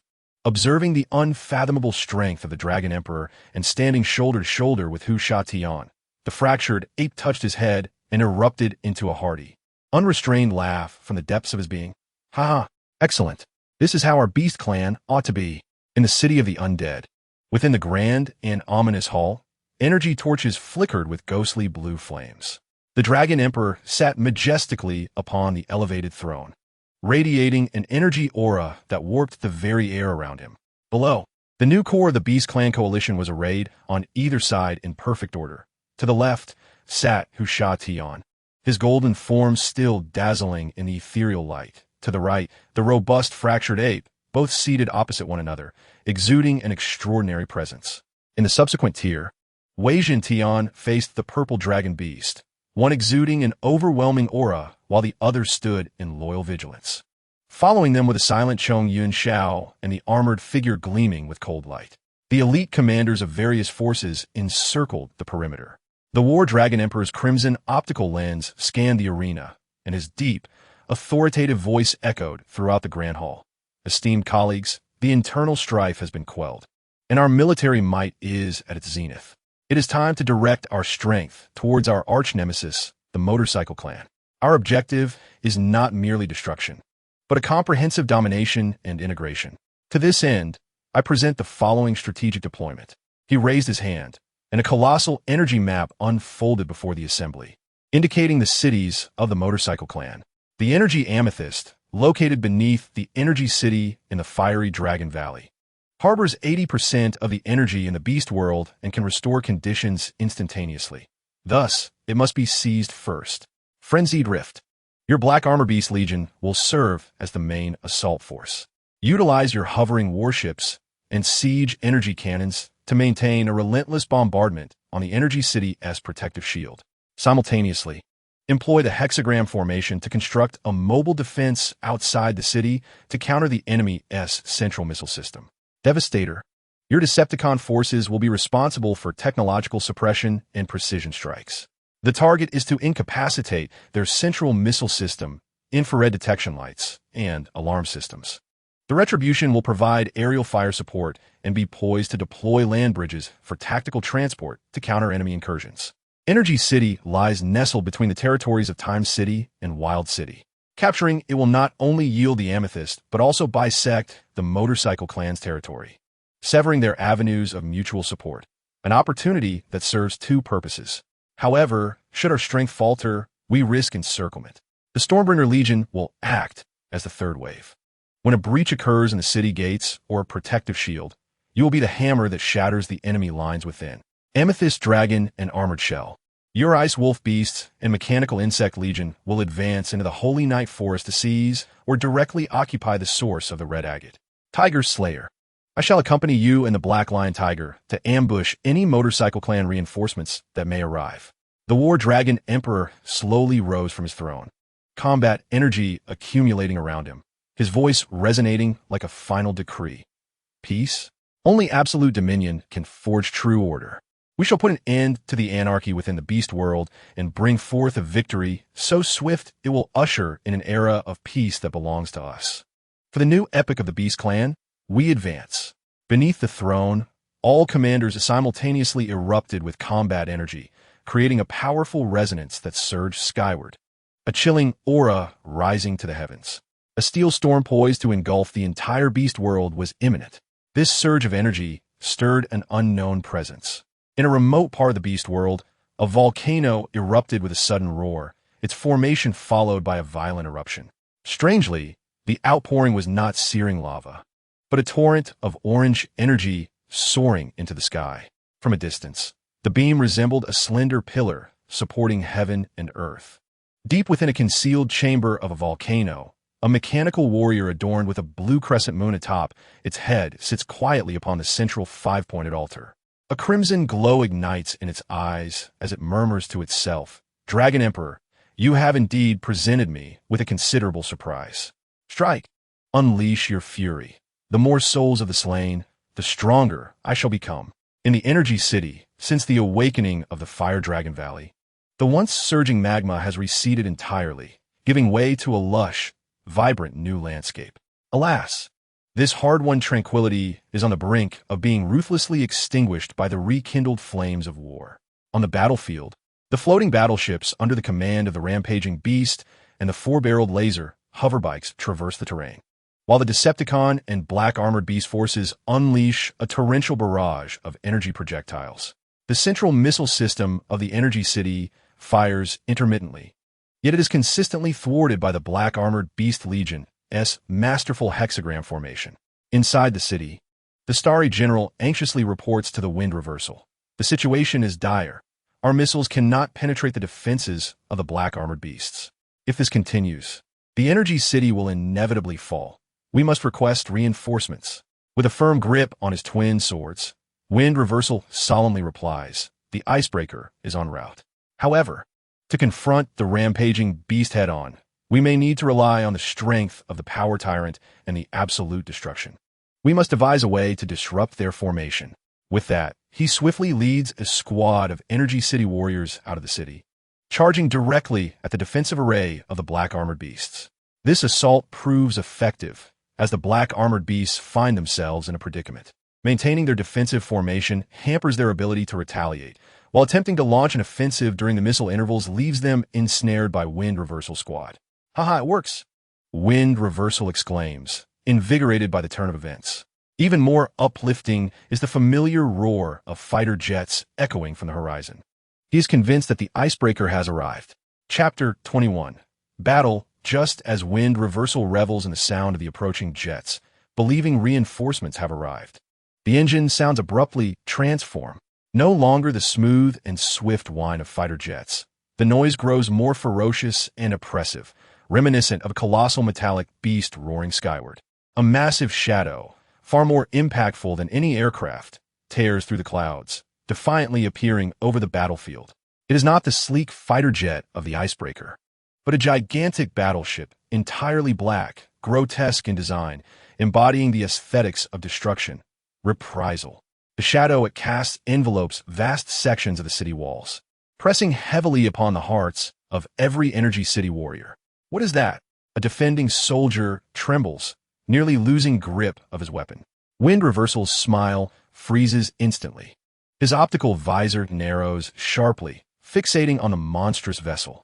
To his astonishment, an unfamiliar and menacing figure hurtles toward him with incredible speed. A jolt of fear courses through Wind Reversal's heart. Does the mechanized beast world possess such a fighter? The Decepticon, like a falling star, crashes heavily to the ground. Purple-black energy erupting in all directions. He conjured the Dark Star Sword from thin air and struck towards the oncoming Windbreaker with a fierce blow. Windbreaker raised his sword to parry, sparks flying as he retaliated. What a malevolent force. After several rounds of fierce exchanges, the two suddenly separated. Megatron turned and unleashed a horizontal slash, sending a humming wave of purple sword energy slicing through the air. Unyielding, Windbreaker swung both swords in unison, creating a cross-shaped sword energy that collided with Megatron's attack, dissipating the energy without a clear victor. With a piercing gaze, Windbreaker declared, "The warm-up ends here." In an instant, the sky darkened, thunder roared, and bolts of lightning were drawn by his raised dual swords amidst the howling winds. He leapt into the air, a violent tornado rapidly forming behind him. Receive the lightning tornado strike. He brought down his swords, unleashing two spiraling currents from the tornado, hurtling towards Megatron. The air currents intertwined, merging into a larger storm that obscured Megatron's vision and movement.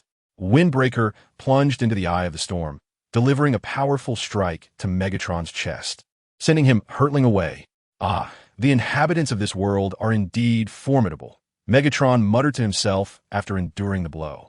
Rising to his feet, he was quickly surrounded by Black Iron Beast and a multitude of Decepticons.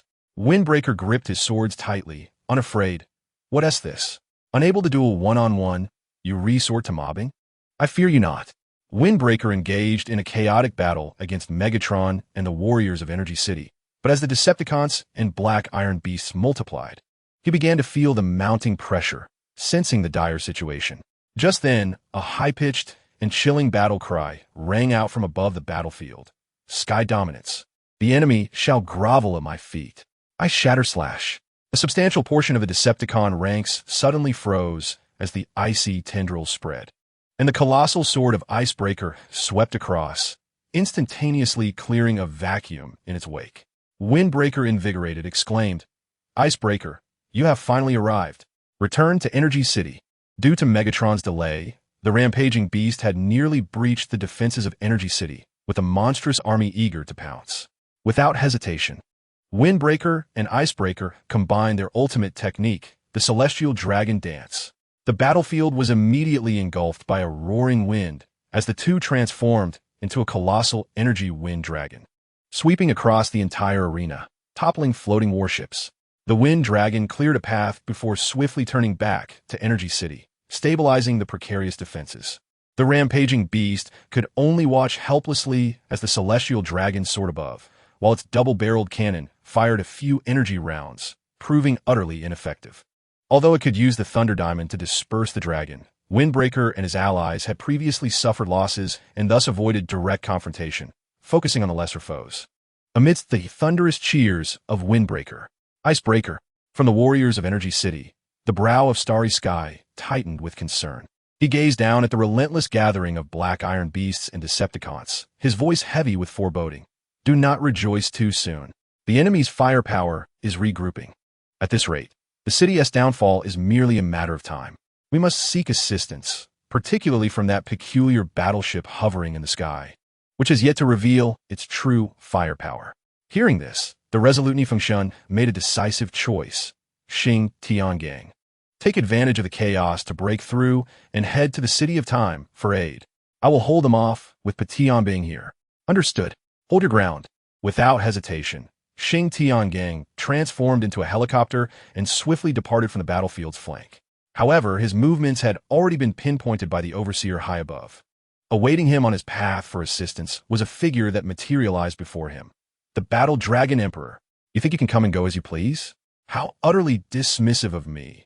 The Battle Dragon Emperor's voice was frigid as the larger square cannon in his left hand glimmered with a ghostly purple light. Xing Tiangang barely had time to react before a barrage of Dragon Emperor cannons hurtled towards him, striking him with unwavering precision. In the moment of his uncontrolled descent, the last thing he beheld was the Battle Dragon Emperor's eyes, radiating an intangible force capable of consuming one's will. Simultaneously, reinforcements headed towards the Holy Night Forest reported good news.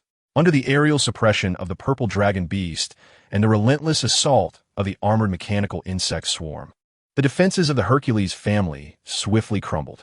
Despite the valiant resistance of Zhu Dihong and Li Yuanba, they ultimately succumbed to the omnipresent tide of insects and the precise strikes from above, both falling into captivity. The ancient ruins, known for their red agate, thus fell into the hands of the Battle Dragon Emperor. Before the City of Energy, the atmosphere plummeted to a freezing point. The silhouette of the Battle Dragon Emperor appeared at the city's forefront, accompanied by Xing Tiangang, bound by energy chains, treated like a mere trophy tossed carelessly before the ranks. Even more shocking for Nifengshun and Tianbing was the arrival of the purple dragon beast and the armored escort, leading Zhu Dihong and Li Yuanba onto the battlefield. Now, how shall you surrender? The mocking voice of the Battle Dragon Emperor echoed above the battlefield. Or do you wish to witness your comrades turn to ashes? Despicable. Fueled by rage, Hefeng exchanged a glance with Tianbing, and together they leaped from the city walls, charging directly at the Battle Dragon Emperor. Release them. Brave, yet foolish. With a powerful flap of his wings, the Battle Dragon Emperor summoned a tempest of dragon clouds. The immense energy currents instantaneously halted Nifengshun in his tracks. Following this, his right hand unleashed an orange fire cannon, while his left roared with a purple energy cannon, scorching projectiles and destructive energy streams hurtling towards the two, forcing them to evade in disarray. Lightning tornado slash. Frozen blade cut. The blade of Nifengshun summoned winds and thunder, while Tianbing's colossal sword unleashed a chilling sword aura that froze all in its path, launching a dual assault from both sides. Yet the Battle Dragon Emperor remained unyielding, crossing his cannons before him, intertwining the orange and purple energies into a double spiral fusion of the Dragon Emperor cannon. Boom! The devastating fusion energy cannon, with overwhelming force, shattered the winds and ice, sending the two adversaries hurtling away in the aftermath. Chapter 22. Energy Amethyst struggling against the relentless winds, the character known as Nifengshun attempted to rise, only to find a peculiar energy wreaking havoc within, causing a continuous decline in his bodily functions. What was unfolding? The bloodletting effect from the Dragon Emperor's alternate dimension. What sensation did it impart? This effect had been transferred to his own Dragon Emperor cannon, bestowing each strike with a debilitating curse, an experience vastly different from before. The Battle Dragon Emperor descended slowly, casting a lofty gaze upon them. The game had reached its conclusion, denying the two any opportunity to unleash their combined ultimate techniques. The intensity in the Battle Dragon Emperor's eyes surged, as a formidable consciousness unified like an invisible tide, sweeping toward the nearly defenseless Nifengshun and Tianbing. Their optical lenses flickered violently, and ultimately, the struggling radiance extinguished, replaced by the absolute submission characteristic of other captives. At that moment, the energy shield of the energy city emitted a mournful cry, overwhelmed and collapsing under the burden. With the support of Gifeng and Ko Tin being lost, the shield shattered spectacularly under the relentless assault of the rampaging Ape Legion. Charge! With a sweeping motion of its colossal fists, the rampaging Ape Legion unleashed a thunderous roar, transforming into an unstoppable torrent of steel that obliterated the final defenses, flooding into Energy City. Following the city's fall, the Battle Dragon Emperor made his way directly to the Fire Dragon Valley, situated beneath the city. After the mechanized warrior Jingjing had drained the valley of its original energy, the amethyst within had turned to a desiccated yellow crystal. Yet now, traversing the lush valley, he arrived at the Amethyst Cave. The once yellowed energy amethysts were now revitalizing, brimming with a resplendent purple glow, slowly yet resolutely regaining their strength. At the forefront of the cave stood a tranquil altar, encircled by 6 massive purple crystal pillars surrounding a pentagram array. At the heart of the array was a protruding triangular platform, upon which floated a humanoid crystalline form composed purely of energy. It seemed to be in slumber, as if awaiting the awakening of consciousness. The Battle Dragon Emperor hovered before the enigmatic crystal altar, exercising caution not to touch the humanoid crystalline figure at its center. He surveyed the energy-laden amethysts around him. Theoretically, I might also be considered a variant of a mechanized warrior, he mused. Jingjing had drained the entire valley's energy, seemingly a mechanic within the game's design. However, having only witnessed the animation and never played the game, he wondered if he could replicate such an operation. With a spirit of experimentation, the Battle Dragon Emperor endeavored to guide and absorb the energy from the surrounding amethysts. To his astonishment, the entire cavern trembled slightly, as the surrounding amethysts appeared to be instantaneously activated, erupting in brilliant purple radiance. An overwhelming and pure energy surged forth as if summoned, transforming into countless streaks of light that willingly converged into the Battle Dragon Emperor's form. Had he truly succeeded? The Battle Dragon Emperor felt the surging power swelling within him, and even he was taken aback by the ease of it all, far simpler than he had anticipated. With a flutter of his wings, the Dragon Emperor contemplated. Now, the tokens of the Ghost City, the Wild City, the Thunder Palace, the Energy City, and the Snowstorm City are all within my grasp. He counted the cities he had conquered, with only the Last Time City and the ruined Moon Temple remaining. With the aspiration to gather all 7 tokens that hold a significant purpose, the Dragon Emperor felt compelled to proceed. Without a moment's hesitation, after a brief reorganization, he issued the command for the final advance. Through the land bridge, an unprecedented mixed army swiftly appeared before the gates of Time City. This force not only comprised all the Beastmen and Cybertron legions under his command, but also included the unified strength of the Hercules family, the helicopter units from Energy City, and the fighter squads from Snowstorm City. Such an overwhelming display sent shivers through the sentinels atop the city walls. Am I hallucinating from staying up too late? How could so many troops suddenly emerge before the city gates? And what about that cosmic battleship?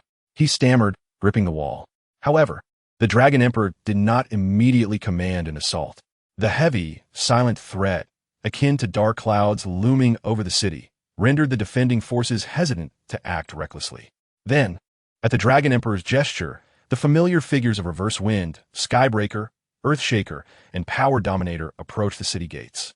Seeing his allies, the Sentinel felt a slight relief but remained puzzled. Hey, Reverse Wind, what is the meaning of this grand spectacle at our Time City? Is there a world-destroying overlord from the machine beast realm that necessitates a united front against him? Oh no, this is disastrous. The apocalypse is upon us, he babbled, jumping about in agitation. Reverse Wind responded, somewhat bemused. Well, you're not entirely wrong. In any case, Sentinel, open the gates and summon Fire Thunder and Rapid Edge. We need to discuss matters. The ensuing developments surpassed all expectations of the Time City defenders. Faced with overwhelming power and the seemingly rational persuasion of familiar comrades like Reverse Wind and Skybreaker, a fierce siege did not ensue. Once Fire Thunder and Rapid Edge emerged from the city, they were met with the Dragon Emperor's show of military might, capable of crushing all opposition. Coupled with his cold logic of unification leading to lasting peace, and the apparent voluntary submission of former allies. Ultimately, in the interest of avoiding unnecessary sacrifice, Fire Thunder reluctantly surrendered the token of Time City. The token of the Moon Temple was also claimed by the Dragon Emperor. Thus, the tokens of the 7 major cities in the Machine Beast world were finally gathered into the Dragon Emperor's possession. An unprecedented, unified Machine Beast world was birthed in this almost bloodless yet suffocating manner. Yet, at this moment that appeared to herald peace, a true crisis began to brew in the shadows of the world. From the depths of a concealed volcano, Zhuangzhou, in the guise of a butterfly, whispered in disappointment and chill, "Is this how it ends?" Regrettably, the number of the deceased remains insufficient. However, with this accumulation, it is nearly adequate. He slowly raised his hands, and the azure crescent above his head erupted with an eerie radiance. In an instant, across the battlefields of the mechanized beast world, from the scorched earth beyond the energy city to the ruins of the Holy Night Forest, the remains of all fallen warriors, be they from the motorcycle tribe, the beast tribe, or even the Decepticons, were infused with orbs of crimson energy. These luminous spheres, akin to a reverse shower of sanguine meteors, streaked across the heavens, wildly converging into the volcanic crater where he stood.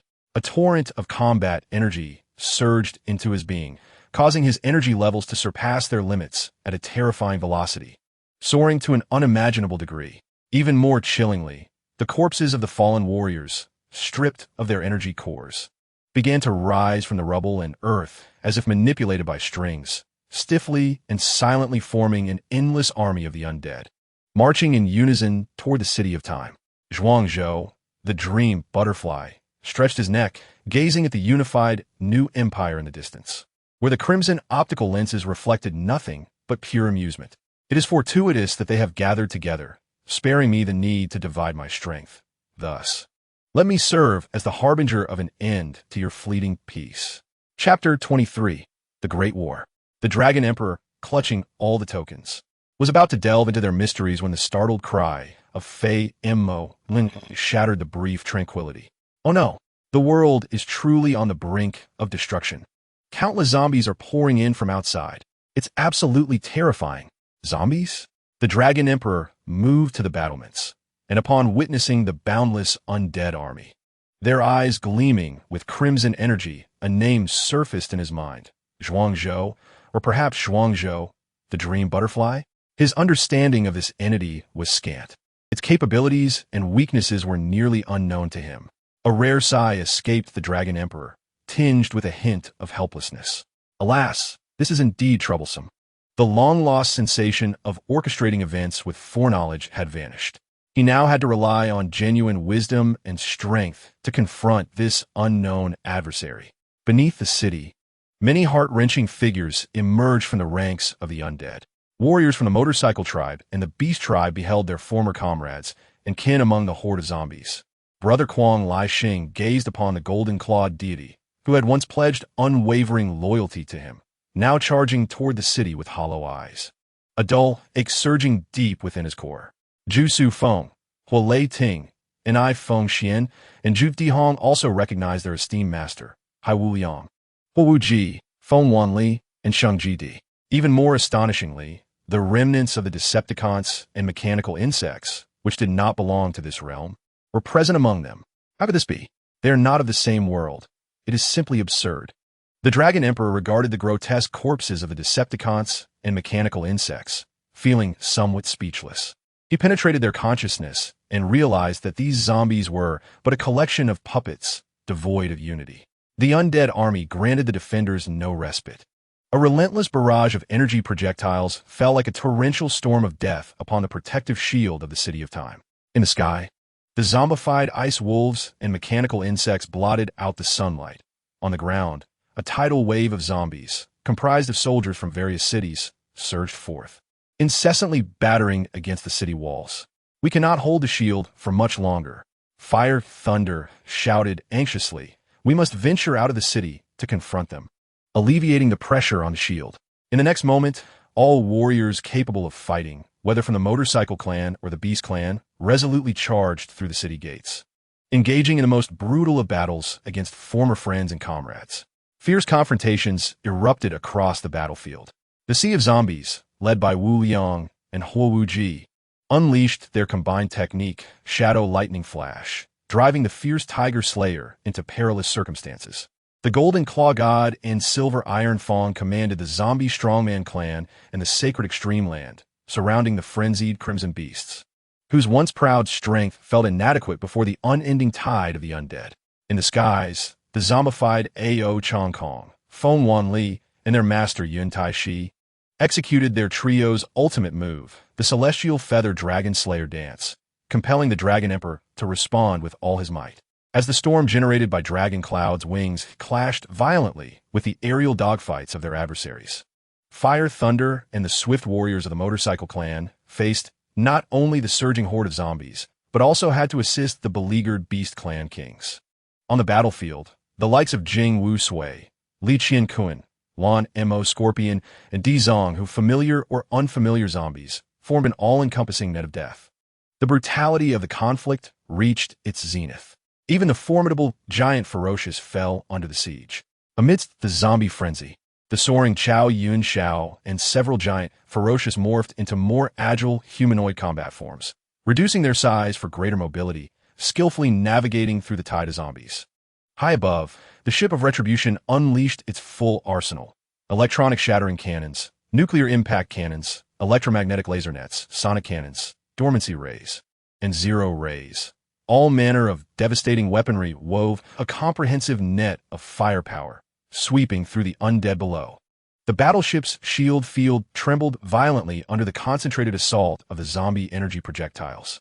Despite the heavy casualties on the Dragon Emperor's side, every fallen warrior was immediately transformed into a new zombie by the extraction of red energy orbs. Yet, with their formidable cutting-edge combat prowess and the terrifying output of the ship of Retribution, the scales of victory gradually tipped in favor of the living.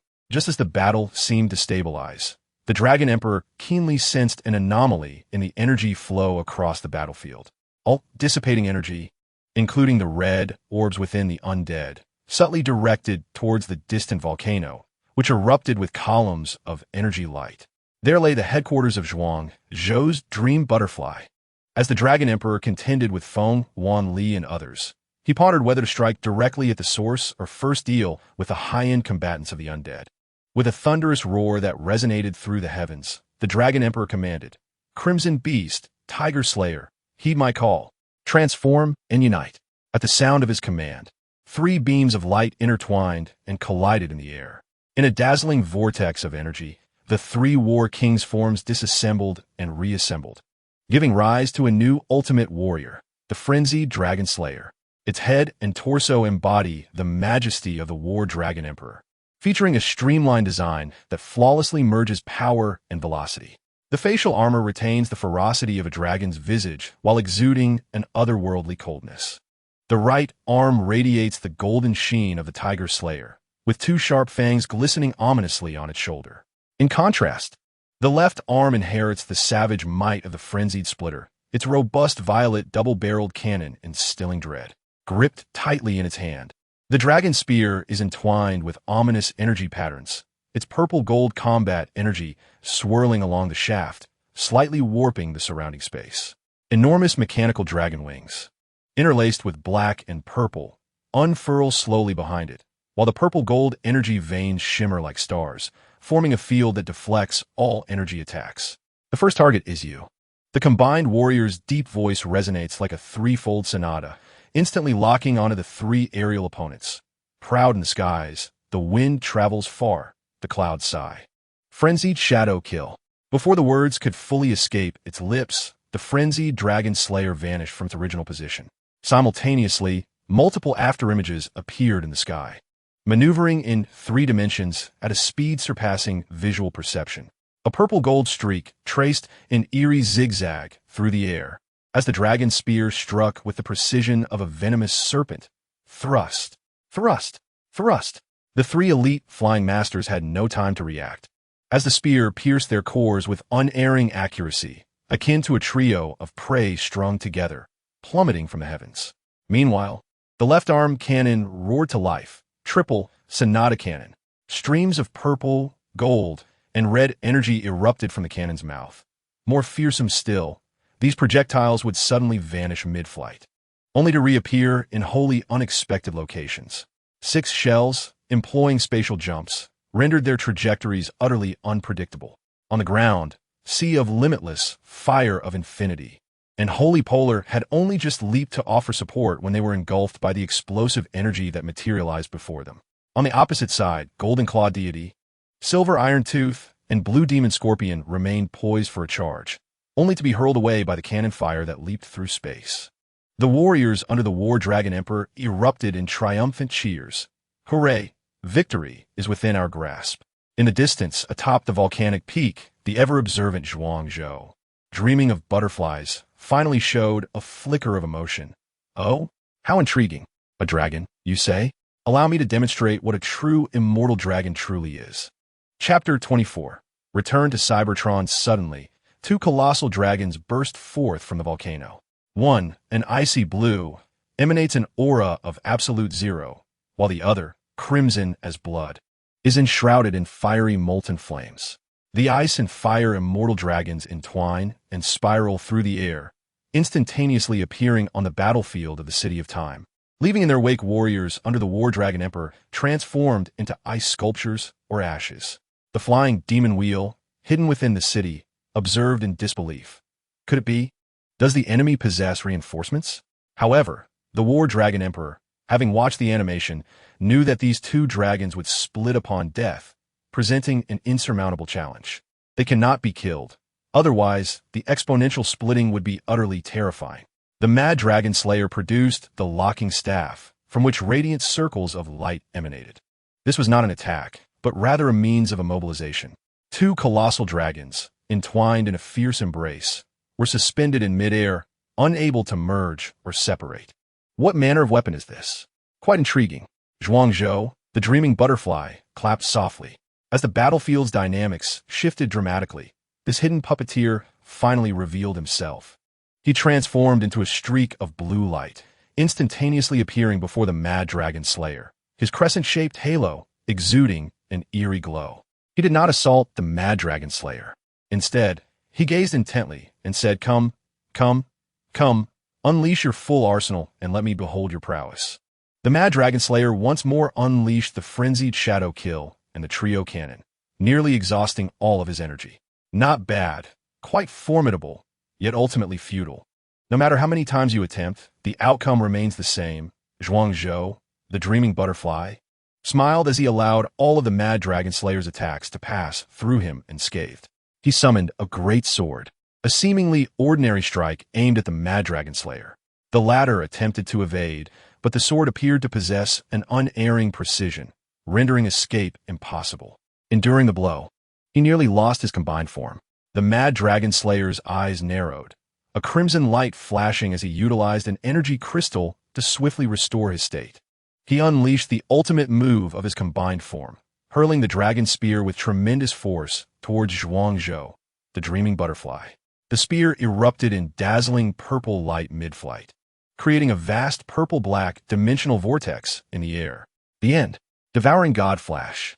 The vortex generated a terrifying gravitational field, firmly anchoring Zhuangzhou in place.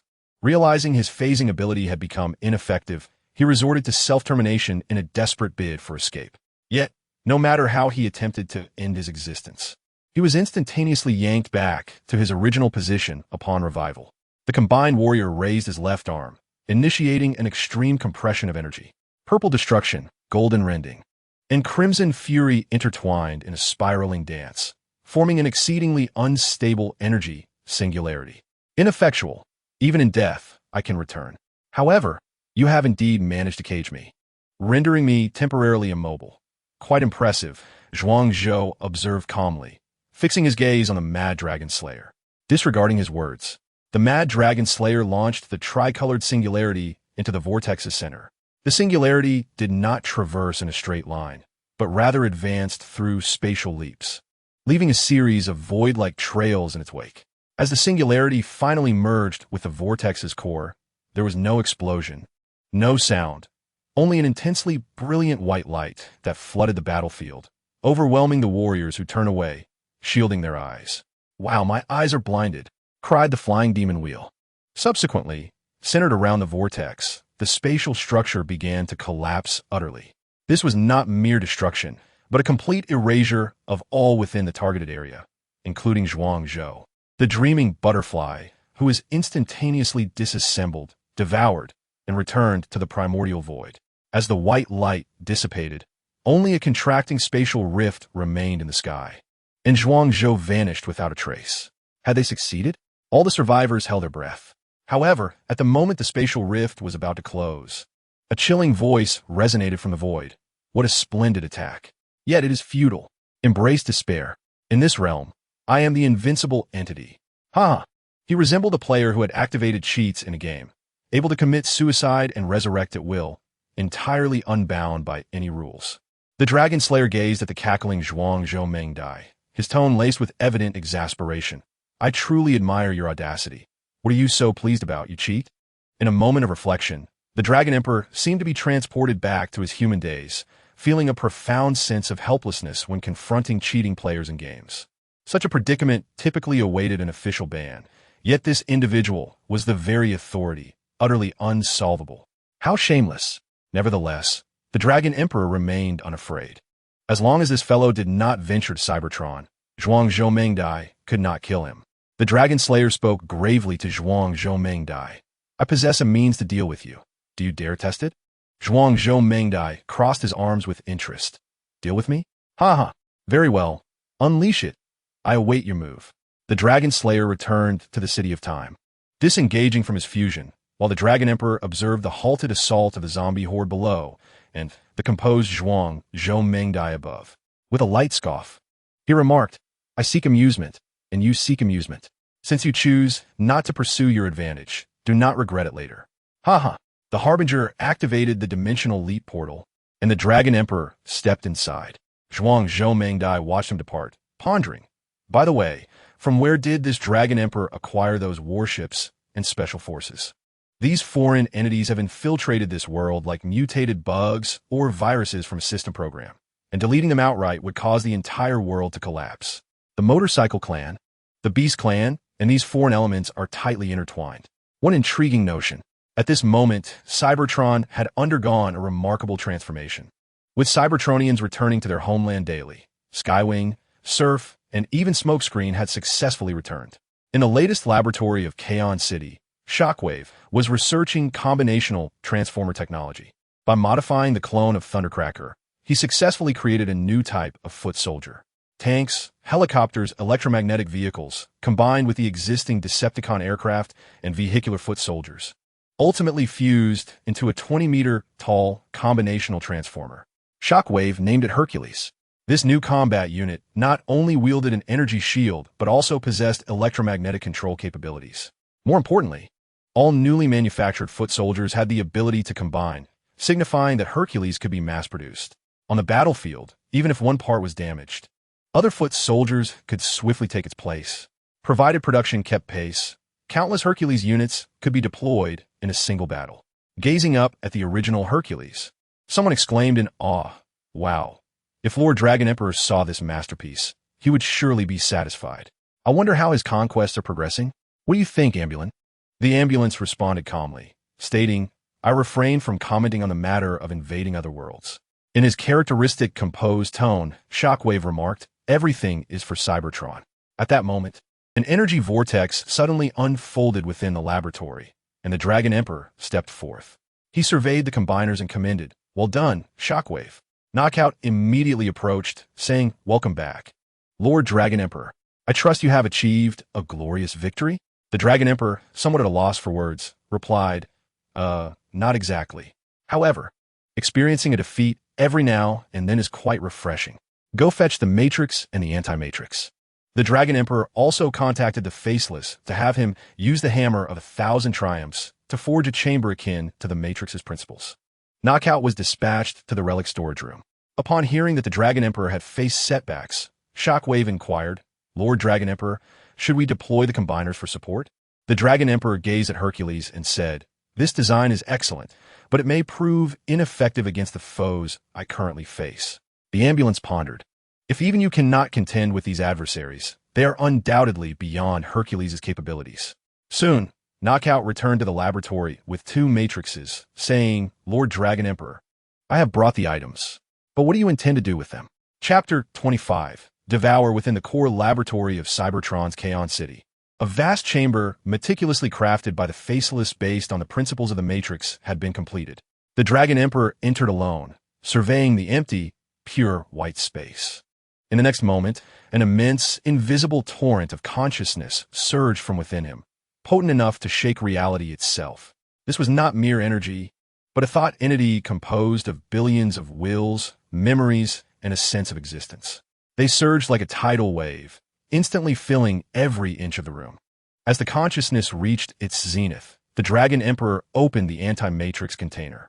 The anti-matrix transformed into a destructive purple stream of light, not fleeing, but directly colliding with the Dragon Emperor's chest. The Cosmic Emperor sought to entirely devour and replace this arrogant challenger from within. Within the realm of consciousness, the scene abruptly shifted. Before the Dragon Emperor lay an infinite expanse of dark void, and before him, the Cosmic Emperor's consciousness loomed, vast and monumental, rendering the Dragon Emperor as insignificant as dust beneath its feet. The Cosmic Emperor, with eyes ablaze in purple flames, looked down upon this trivial challenger and unleashed a soul-shattering roar. "You wretched insect, how dare you profane the domain of the divine? I shall make your consciousness wail in endless agony, enduring ceaseless torment." A purple pillar of destructive lightning, thicker than mountains, struck down with tremendous force, obliterating all in its path, illuminating even the dark realm of consciousness. The Dragon Emperor's figure flickered rapidly amidst the storm, yet his voice held a note of mockery. "Insect? Soon, this deity shall be devoured by countless insects." As the words faded, the boundless abyss of darkness was illuminated. Countless points of light in red, yellow, and blue sprang forth like awakening stars, densely scattered in every corner of the realm of consciousness. These were not mere lights, but the manifestation of countless warrior spirits. "My army is ready," commanded the Dragon Emperor with calm authority. In the next moment, a torrent of consciousness composed of Decepticons, monstrous behemoths, mechanical insects, ice wolves, and black-armored beasts surged forth, akin to a steel swarm sweeping across the heavens and earth, roaring as it enveloped the immense form of the Cosmic Emperor. They bit, pierced, and exploded, ravenously devouring the very essence of this chaotic deity's power. "Begone, you insignificant ants!" The Cosmic Emperor's fury reached its zenith, and from his colossal eyes erupted violet beams of annihilation, vaporizing swathes of consciousness in their wake.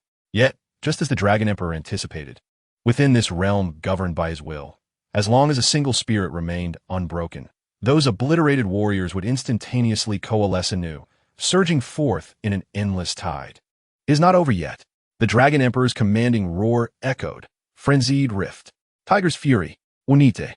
The realm of consciousness responded to his call, and the ultimate form of the frenzied dragon god descended. Wielding a dragon spear entwined with obliterating energy, he channeled all his power into it. Aiming directly at the Cosmic Emperor's form, Apocalypse Devourer flash. Simultaneously, propelled by his will, the torrent of consciousness unleashed their combined ultimate techniques.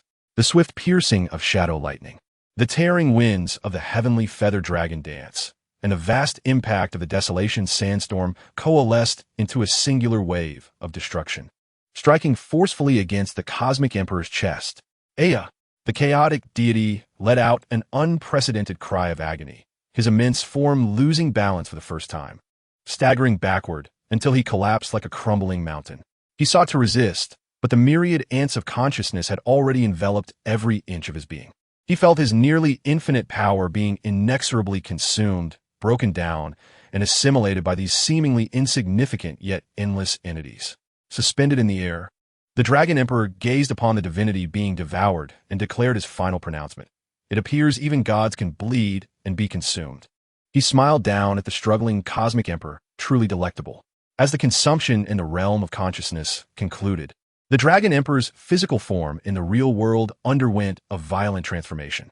His metallic body surged and grew amidst a cacophony, ultimately reaching a terrifying height of 25 meters.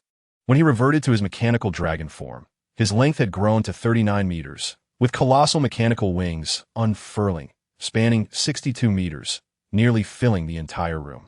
Most strikingly, he bore upon his head a pair of translucent purple dragon horns, accompanied by an additional set of wings adorned with intertwining deep and light purple energy patterns. An aura emanated from him, a potent amalgamation of his own majesty and the chaos of the Cosmic Emperor. He stretched his newly transformed form, energy crackling around him as he muttered darkly to himself, "It is not yet over." In the next moment, he retrieved the source of creation, a vessel containing the primordial fire. Just as he opened the container and the energy was on the verge of escaping, an unseen torrent of consciousness, already permeating the room, enveloped it like an invisible hand, compressing it and forcefully infusing it into the core of the Dragon Emperor. The violent surge of energy propelled him into an even more sacred domain, the holy realm of the primordial celestial. Here, the spirits of the 13 celestial entities lay in eternal slumber, safeguarding the Creator, the primordial celestial, who had exhausted his strength in the battle against the Cosmic Emperor. The figure of the Dragon Emperor, radiating the destructive aura of the Cosmic Emperor, shattered the tranquility of the holy realm like a boulder thrown into a still lake. This malevolent energy was unmistakably that of the Cosmic Emperor. The first to awaken was the Celestial of Foreknowledge, his voice imbued with vigilance and resolve. The remaining 12 celestial spirits soon materialized, encircling the Dragon Emperor. He offered no response, instead proclaiming his intent through action. He transformed into an even larger mechanical dragon. While in the real world, the myriad legions under his unified consciousness, the Decepticons, monstrous and formidable, the Autobots, the mechanical insects, crossed the boundary between reality and illusion, converging upon his dragon form, causing it to swell within the holy realm as if it were a great mountain. He gazed down upon the 13 celestials, who appeared as mere ants beneath him, and a chorus of layered voices resonated throughout the holy realm, announcing his transformation and ultimate ambition. "Yes, I am the Cosmic Emperor. I am the Dragon Emperor. I am Megatron. I am Optimus Prime. I am the Master of Change, the Mechanical God Emperor. I am Primordial Dragon, devouring the Primordial Celestial. I shall become the Dragon of the Primordial End." Combat erupted instantaneously. Chapter 26. Return to the martial path. As the battle commenced, it quickly unfolded into a one-sided onslaught. The Celestial of Pride, fully aware of the critical moment at hand, resolutely ignited her essence, propelling her divine power to its zenith. The hammer of pride manifested in her hands, radiating a brilliance akin to a supernova. In an instant, she sacrificed her very existence to reforge and enhance the artifacts of all her comrades. As the light flickered, the star sword gleamed even sharper, and the soul-subduing spear grew increasingly ominous. Yet, in the very next moment of this grand achievement, a beam of annihilating energy from the Dragon Emperor obliterated her form. This great artifact forger shattered in shock and defiance, transforming into pure energy consumed by the Dragon Emperor. No! The Celestial of Heavens and the Celestial of Thunder roared in fury as the sword of time and space was just raised, attempting to turn the tide of battle. As the guardian of time and space, he possessed the ability to open the portal of time, relocating his comrades or reversing the tide of battle. Yet, the speed of the Dragon Emperor surpassed his thoughts, almost simultaneously with the engulfing of the Celestial Champion. An irresistible torrent of consciousness overwhelmed and tore him apart. The sword of time and space didn't even have a moment to shine before it, along with its master, perished. The precursor of perception and the supreme of tremors. The foreboding embodiments of fate's dichotomy of good and evil, now united to launch a desperate charge. The star sword of the precursor emitted a radiant light of cosmic order, cleaving towards the dragon's head, while the soul-subduing spear of the supreme unleashed a devastating purple beam capable of piercing through stars. Two utterly contrasting, yet equally potent forces converged in a flanking assault. In an instant, his physique split into several combat units, launching fierce attacks from unimaginable angles before reuniting to deliver a cataclysmic strike. His transformation and combination techniques reached their zenith. However, in the face of the Dragon Emperor's myriad forms, constituted by an ocean of consciousness, his skills appeared painfully inadequate. The torrent of consciousness effortlessly engulfed all his transformations. Roar! The primordial beast, the progenitor of all beasts, unleashed a soul-shattering primal roar, transforming into a colossal creature. The Dragon Emperor did not even resort to energy attacks. He merely lifted his dragon claw with casual disdain, crashing it down as if swatting a fly. What pretense of a beast do you put on before me? In the chilling mockery, the primordial beast, along with its pride, was crushed into dust by a single claw. The illusory spirit pushed its transformation abilities to the limit, morphing through myriad forms in an instant, its offensive like a relentless tide, attempting to disrupt the rhythm of the Dragon Emperor. This ability, which had once inspired the entire Cybertronian race, could not even slightly shake the iron while merged with the essence of the Cosmic Emperor's chaos and countless consciousnesses, ultimately dissipating with a mournful cry. In mere moments, over half of the 13 celestial primordials had been lost. The precursor of perception attempted to summon the last flicker of hope from the energy gem, only to despairingly discover that the primordial power it contained had already been expended not long ago. The only entity capable of replenishing its energy, the celestial champion, had already fallen, the last hope extinguished. The uncertain and the essence of gathering made one final effort, one releasing a distorted reality energy field, while the other transformed the sanctuary energy into countless chains of law. Yet, all of this was futile against absolute power. The Dragon Emperor did not even aim deliberately. He merely opened his mouth, exhaling a destructive dragon breath entwined with purple chaotic lightning. This breath, imbued with the Cosmic Emperor's ending power, surged forth like a torrent of death, instantly engulfing the still struggling Master Titanium, Microstar, Emperor Maximo, and all remaining celestial primordials. The 13 celestial primordials, guardians of Cybertron for billions of years, thus met their demise, completely absorbed. Finally, the Dragon Emperor devoured the blue ember source, symbolizing life and the genesis of creation. In the laboratory of Cybertron in the real world, the Dragon Emperor's form underwent a transformative metamorphosis.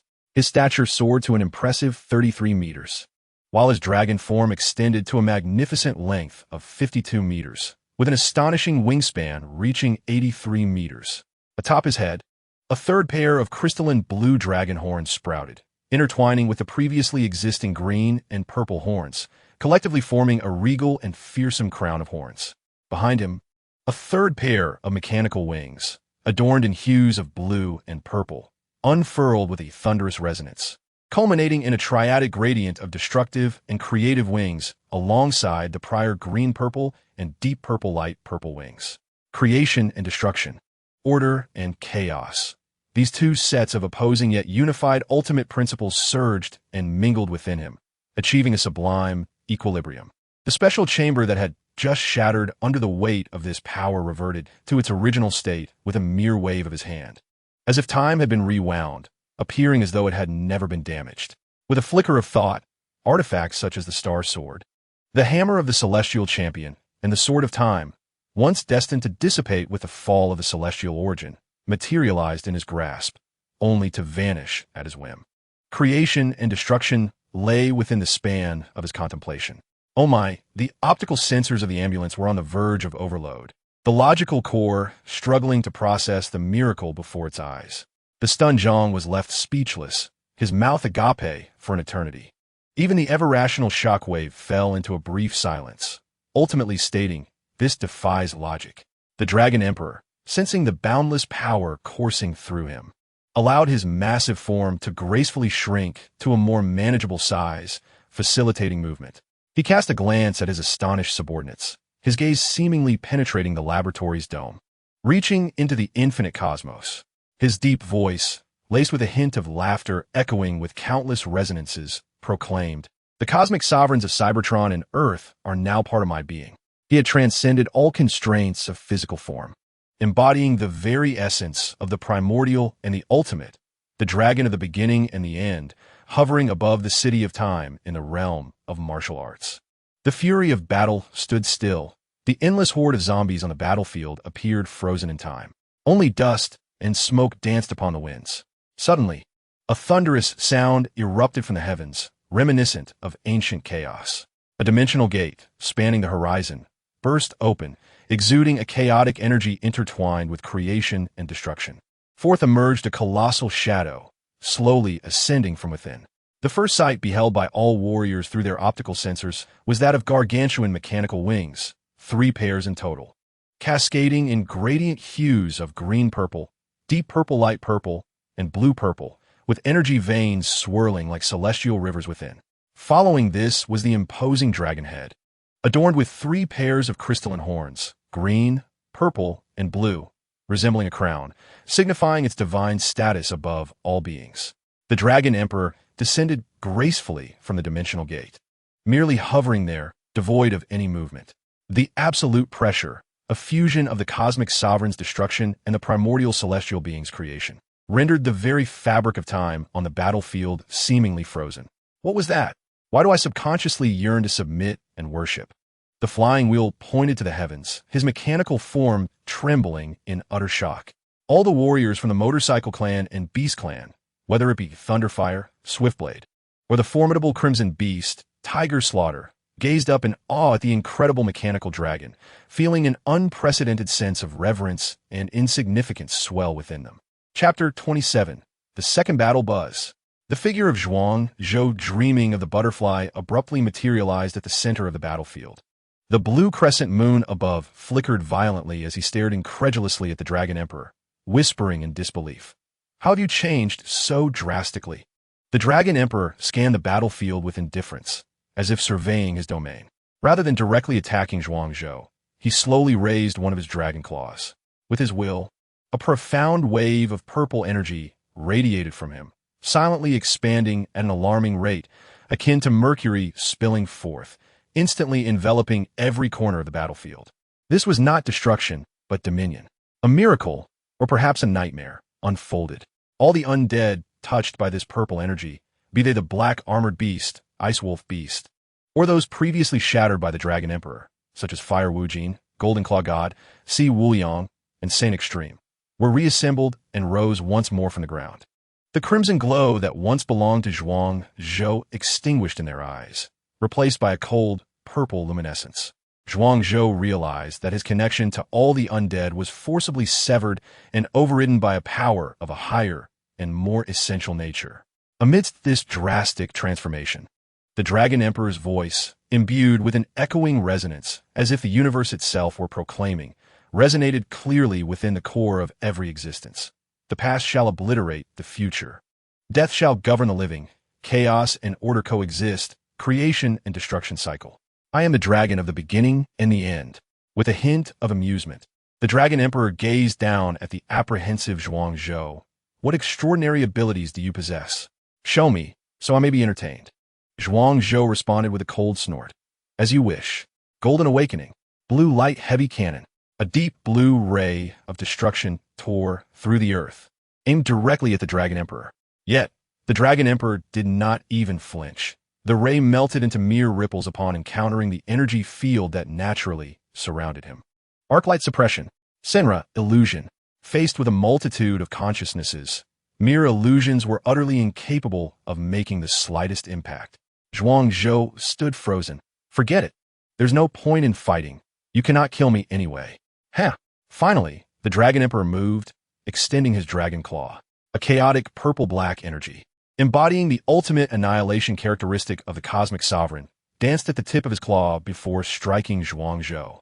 This purple-black energy did not erupt into a cataclysmic attack, but rather resembled a faint spark, gently arcing toward Zhuang Zhou. Upon being struck, Zhuang Zhou vanished without a trace. In truth, even though the Dragon Emperor retained the form of the frenzied dragon demon, he possessed the capability to annihilate his adversary, merely vexed by his incessant resurrection. In the realm of reality, within a luxurious apartment, a balding Mediterranean gentleman clad in pajamas emerged from an oddly shaped gaming pod. This was none other than the true essence of Zhuang Zhou, dreaming of the butterfly, Meng Zhuang Zhou. To his astonishment, he discovered that his connection to the Mecha Battle King world had been utterly severed. Have I been barred from access? He was not the creator of this world. Rather, he had stumbled upon the Mecha Battle King realm and had utilized human-machine interface technology to establish a link, thereby acquiring a fragment of authority within that universe. As he pondered this predicament, the Dragon Emperor of Time City retrieve the 7 assembled tokens. The tokens emitted 7 beams of varying hues, converging at the heart of the city into a blue pillar of light that pierced the heavens, seemingly connecting to an unknowable realm. The formidable consciousness of the Dragon Emperor surged along the light beam, swiftly breaking through dimensional barriers. In the reality of this world, the global network experienced countless imperceptible fluctuations. Meng Zhuangzhou remained in a daze when a figure, diminished to human size, yet still exuding an air of majesty, silently materialized in his living room. "You, how could you possibly be here?" Meng Zhuangzhou exclaimed, nearly leaping in terror, as if he had encountered Spectre. "All things are possible." The Dragon Emperor's voice resonated with an electronic echo as he curiously surveyed the gaming pod. "So this is the device that connects to the Mecha Battle King world? Quite intriguing." A swift glance allowed him to instantly analyze and comprehend its core principles.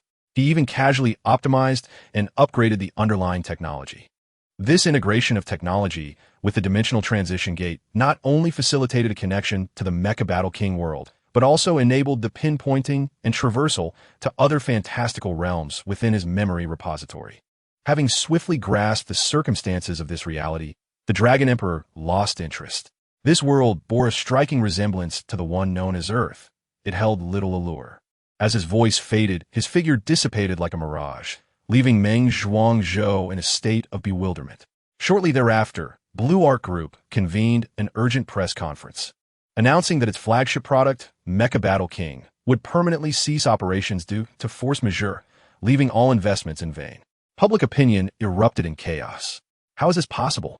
I was enjoying it just fine," someone exclaimed. "This is nothing but a complete scam, a scheme to manipulate stocks and deceive investors." The internet overflowed with furious denunciations and a plethora of conspiracy theories. The stock price of Blue Arc Group plummeted precipitously. Meanwhile, the founder, Meng Zhuangzhou, frantically sought assistance, declaring, "The ultimate boss from the game, the Dragon Emperor, has entered reality. He is secretly controlling our world." However, such an alarming revelation was met with disbelief. Many speculated that this Mediterranean gentleman had lost his sanity due to the stock's decline. Realizing that no one believed him, Meng Zhuangzhou shrugged it off. Indifferent to their skepticism, in the realm of mechanical beasts, Time City awaited. Upon the return of the Dragon Emperor, with a mere flick of his hand, a stable and magnificent dimensional gateway to Cybertron rose majestically in the town square, heralding the commencement of an exchange and fusion between two worlds. The inaugural visitors through this portal were none other than Shockwave, Decepticon, and Ratchet.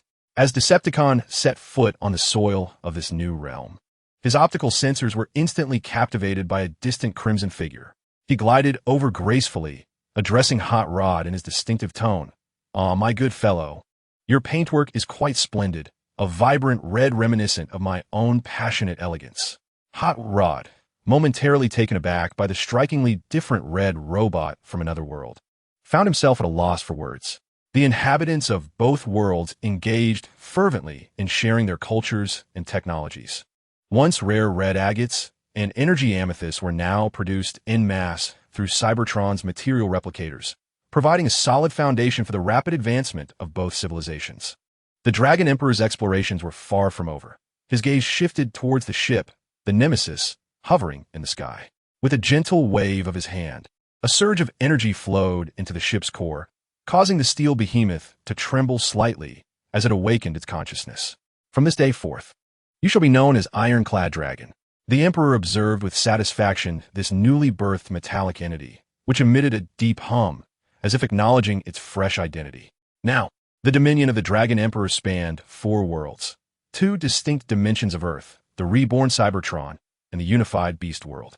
As he watched the gradual amalgamation of Cybertron and the Beast World, growing ever more powerful, his heart swelled with a sense of fulfillment akin to that of a diligent farmer witnessing the fruits of his labor.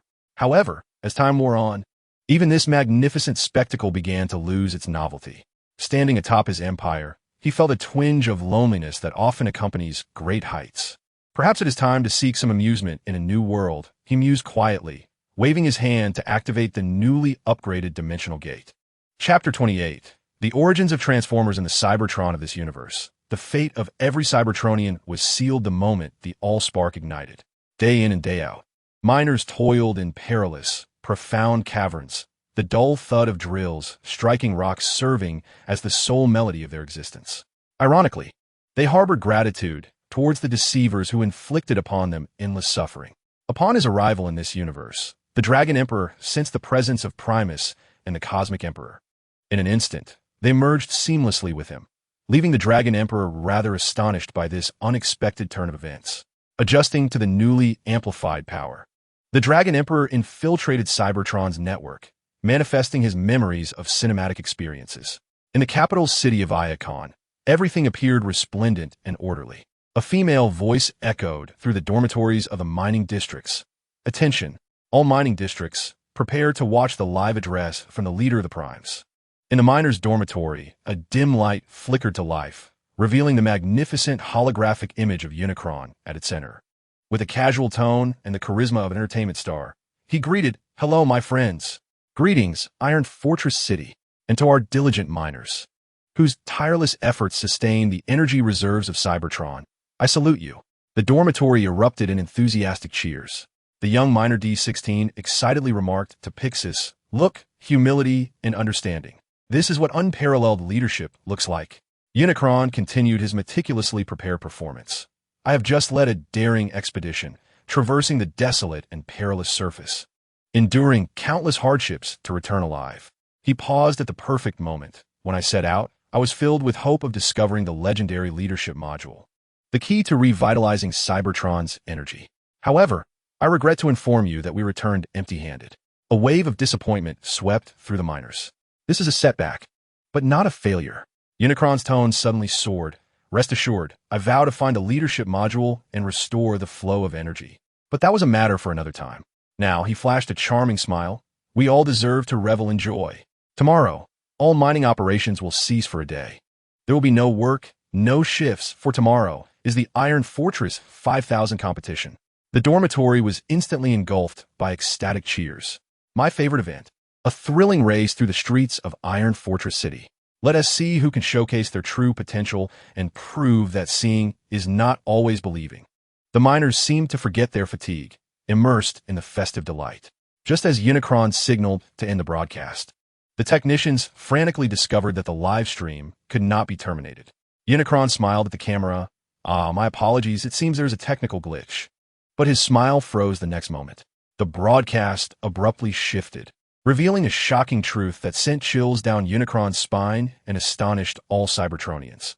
The screen displayed a younger Unicron deceitfully reporting military intelligence to the Primal Primes, claiming to have intercepted crucial information about the Quintessence. The commander of the Quintessence was to hold a secret meeting, and a surprise attack could end the war. He implored for a clandestine meeting, leading the Primal Primes to a designated cave.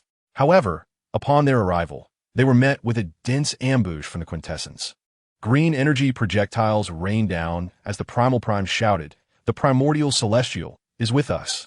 For Cybertron, they united in purpose, struggling valiantly, gradually turning the tide of battle.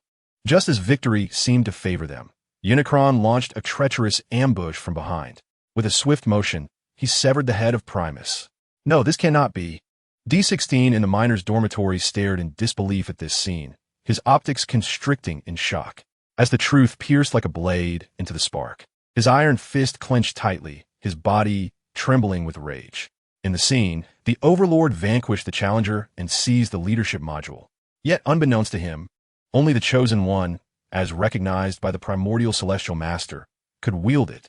The leadership module dissipated into shimmering light within his grasp, causing Cybertron's energy to dwindle. He also extracted the transformation gears of the Thunderous Master, claiming them as his own. "Fraud!" D16 bellowed, tearing off his identification badge and violently smashing it to the ground, crushing it underfoot. A similar chorus erupted from countless minor dormitories, the sound of trampled badges resonating like the drums of rebellion. At that moment, a dignified figure emerged in the frame. The gaze of the Dragon Emperor seemed to penetrate the screen, gazing directly into the spark of every Cybertronian.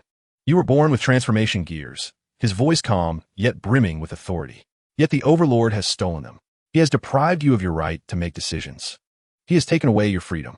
Now, I shall grant you your first true choice.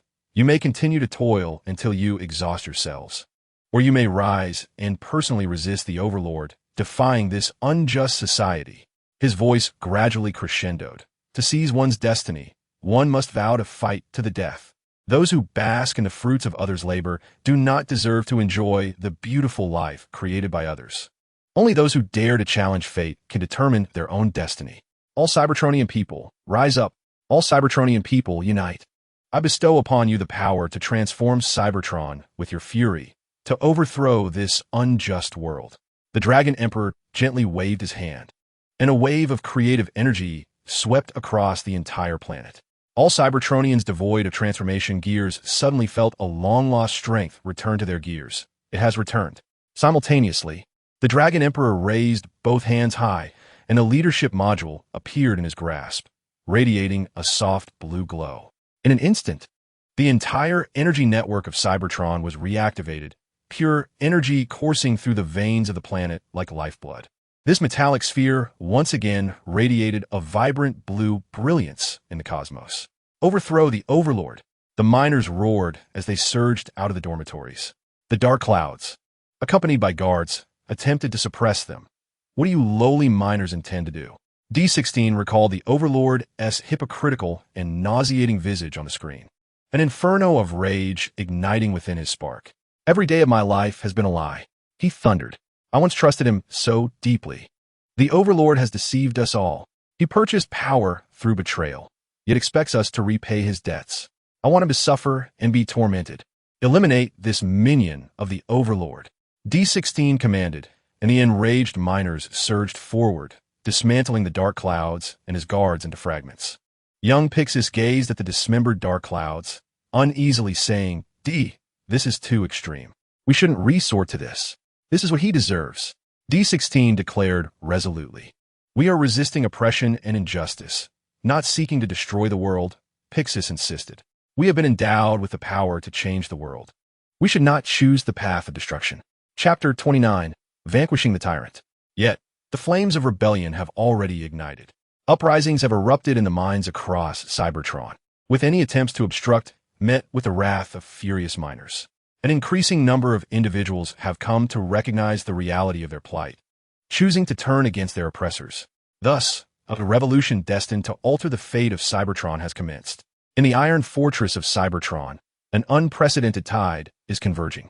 Countless miners pour forth from the mines, their optical lenses ablaze with repressed fury, rushing towards the source of ignition in the heart of the fortress. There stands a resplendent tower, the palace of the tyrant perched atop, overlooking the entirety of Cybertron, once a symbol of hope and glory. This structure has now become a monument to deceit and oppression. For freedom, D16 raises the weapon he has just seized, leading the charge at the forefront. Behind him, the miners surge like a relentlessly breaking dam. Guards along the way attempt to halt this torrent of rage. Yet their energy weapons seem insignificant before the sheer number of miners. The guards are toppled, their weapons wrested away, their armor torn asunder. This is not merely a battle, but a righteous judgment. Pax struggles to navigate through the throng, his voice drowned out by the deafening cries. Stay rational. We are not marauders, he calls out. Yet even he understands that this long-suppressed fury must find an outlet. As the miners breach the final line of defense and flood into the tower, they behold their once revered ruler, the tyrant, trembling on his knees. Spare me, spare me. The tyrant's voice quakes, his former grandeur utterly diminished. D16 strides forward, cold flames blazing in his optical lens. You have deceived us all. You have stolen the future of Cybertron, and now it is time for repayment. No, wait. Pax finally pushes to the forefront. We must give him a fair trial. But before his words can fully escape, the enraged miners have already surged forth. The tyrant's pleas for mercy swiftly dissolve into chilling screams, followed by the ear-piercing sound of metal being torn apart. Black Widow attempts to escape amidst the chaos, only to be engulfed by the wrathful crowd.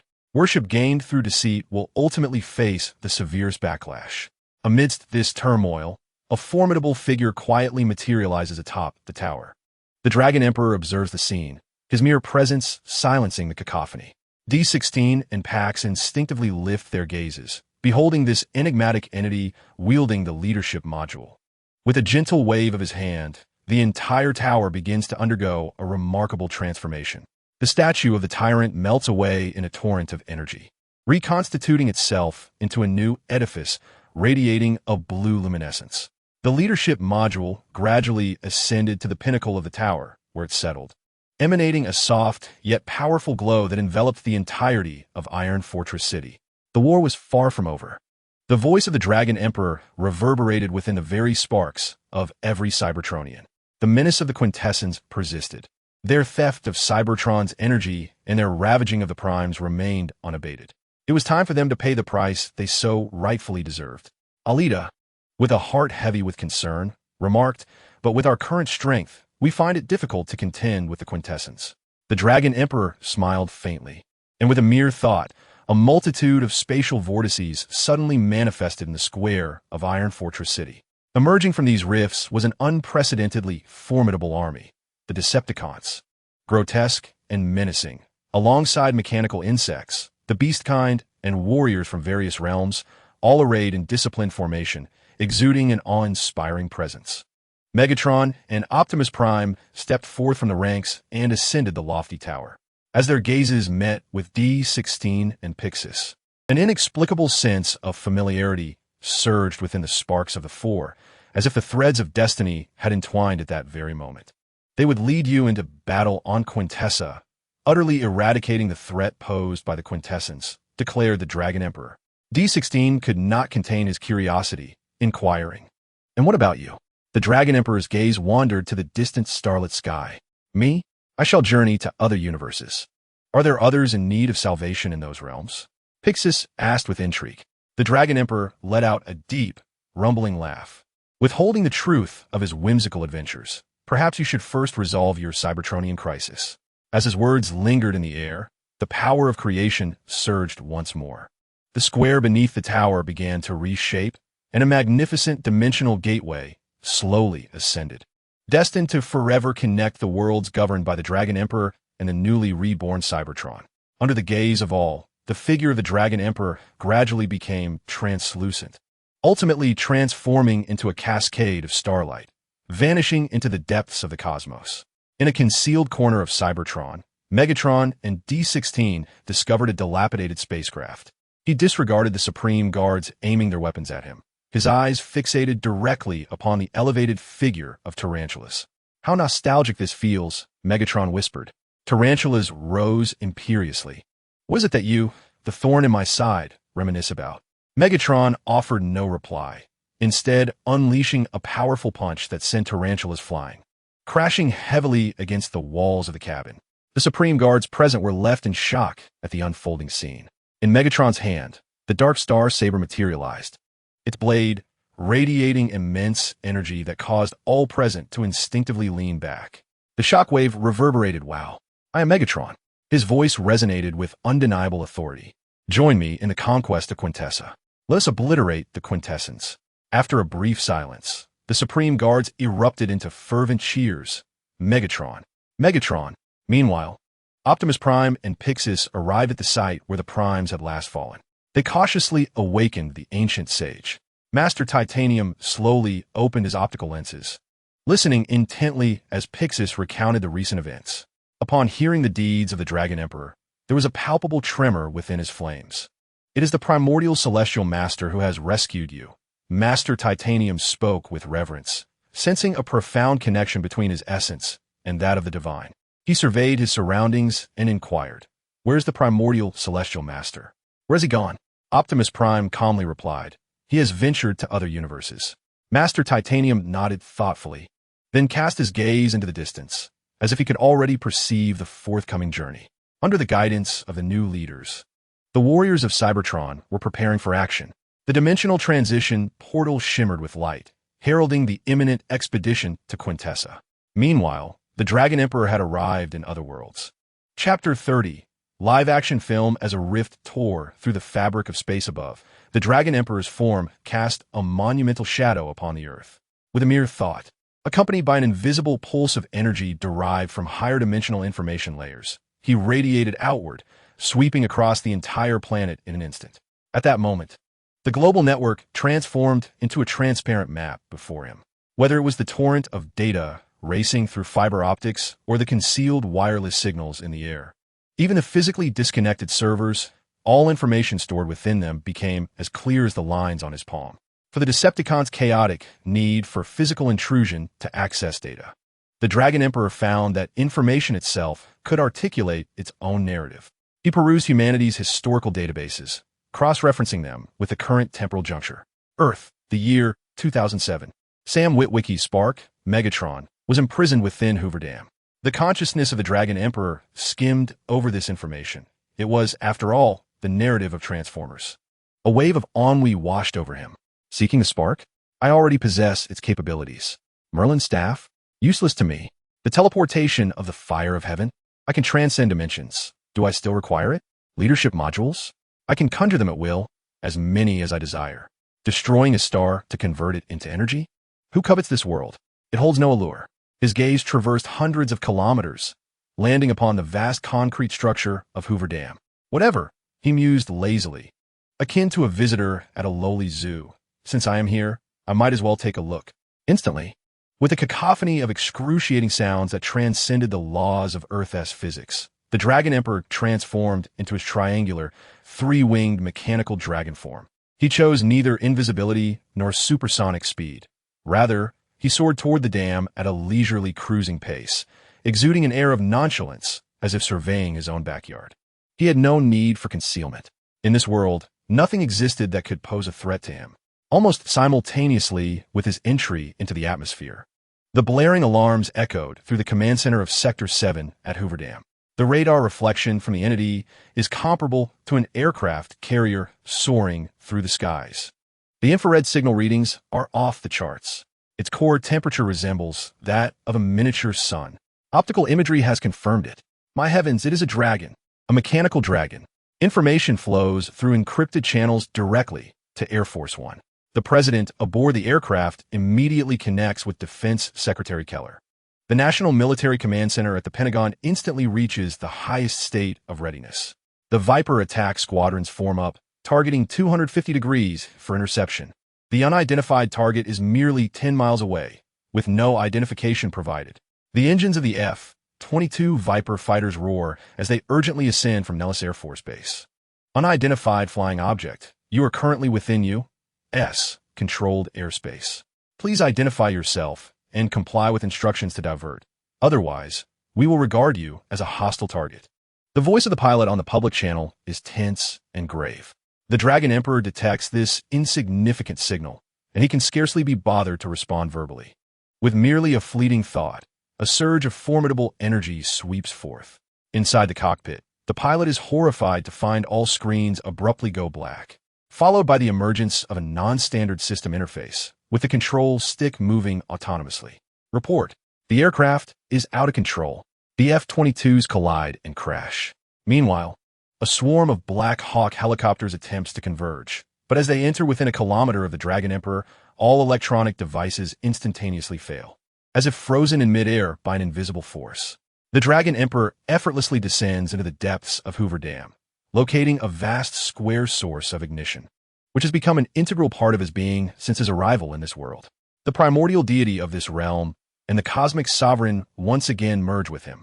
The massive ignition source morphs and compresses into the hands of the Dragon Emperor, who, bearing the spark, approaches Megatron. A bolt of purple lightning shoots from the palm of the Dragon Emperor, striking Megatron and awakening him from his slumber. As soon as Megatron awakens, he bellows, "I am Megatron." The Dragon Emperor replies, I know. In an instant, Megatron's consciousness is assimilated by the Dragon Emperor, who then kneels before him. My lord, Dragon Emperor. Together, the Dragon Emperor and Megatron emerge outside the dam, where his creative power manifests, raising a space bridge connecting this world to Cybertron. The Dragon Emperor sends forth a command through the global network under his control. This is not an invasion, but a proclamation. Like an administrator with elevated privileges, he directly modifies the content of all connected screens worldwide, including television signals and broadcast frequencies.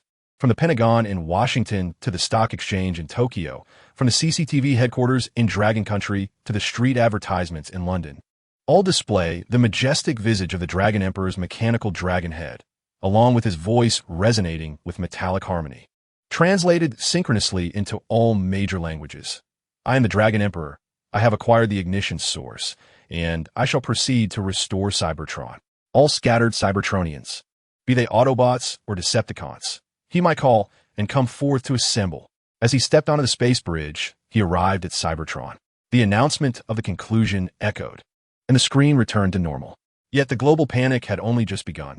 Computer expert Maji stared incredulously at the scene before him, uttering in disbelief, "This is impossible.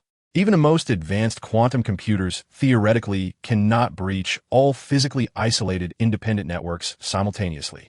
This would necessitate a fundamental rewrite of the rules governing information transmission. This is not merely a virus. It is a living entity existing within the dimension of information." In the Pentagon, generals shouted orders hoarsely, "Cut it off. Sever all network connections." Reports indicated that even backup power systems, which were completely offline and operated by mechanical switches, were being disrupted by an unknown energy field, automatically powering up and transmitting data. Defense Secretary Keller, with a grave countenance at a Pentagon press conference, announced to the nation, "We are facing an extraterrestrial invasion and have activated Defense Condition 4, the highest state of alert. We are confronted with an unprecedented and immensely powerful weapon system." On the rusted and desolate expanse of Cybertron, the towering form of Unicron materialized, the tremor of his metallic feet stirring dust that had settled for millions of years. His crimson optical sensors swept across the ravaged landscape, quickly locking onto a faint yet bothersome energy fluctuation. The next moment, space warped once again. He found himself in a dim chamber constructed of ancient Cybertronian metal. Quintessa, the self-proclaimed deity with 5 faces, hovered above her throne, astonished by his abrupt entrance. Her gaze first swept over Unicron's astonishing form, a fusion of creation and destruction, before settling on his subservient companion, Megatron, who stood in reverence. "Who are you?" she demanded, her voice imbued with a forced calmness as she addressed Megatron. "I command you, as your creator, to eliminate this intruder beside you." A cold fear, born of primal instinct, gripped her core. What she sensed from Unicron was not merely hostility, but a profound malevolence, as if he were scrutinizing her creations from a higher dimension. Unicron let out a derisive chuckle. "Creator?" He raised a claw, pointing gently to the earth beneath him, each syllable laden with immense weight. "I am the primordial being.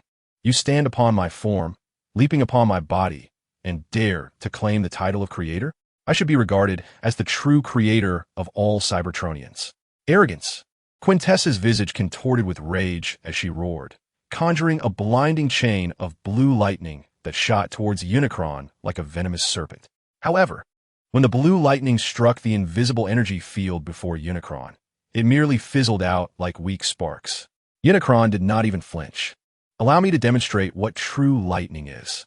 Unicron calmly raised his arms, gathering destructive purple thunder that began to crackle ominously, as if thousands of birds were lamenting in unison.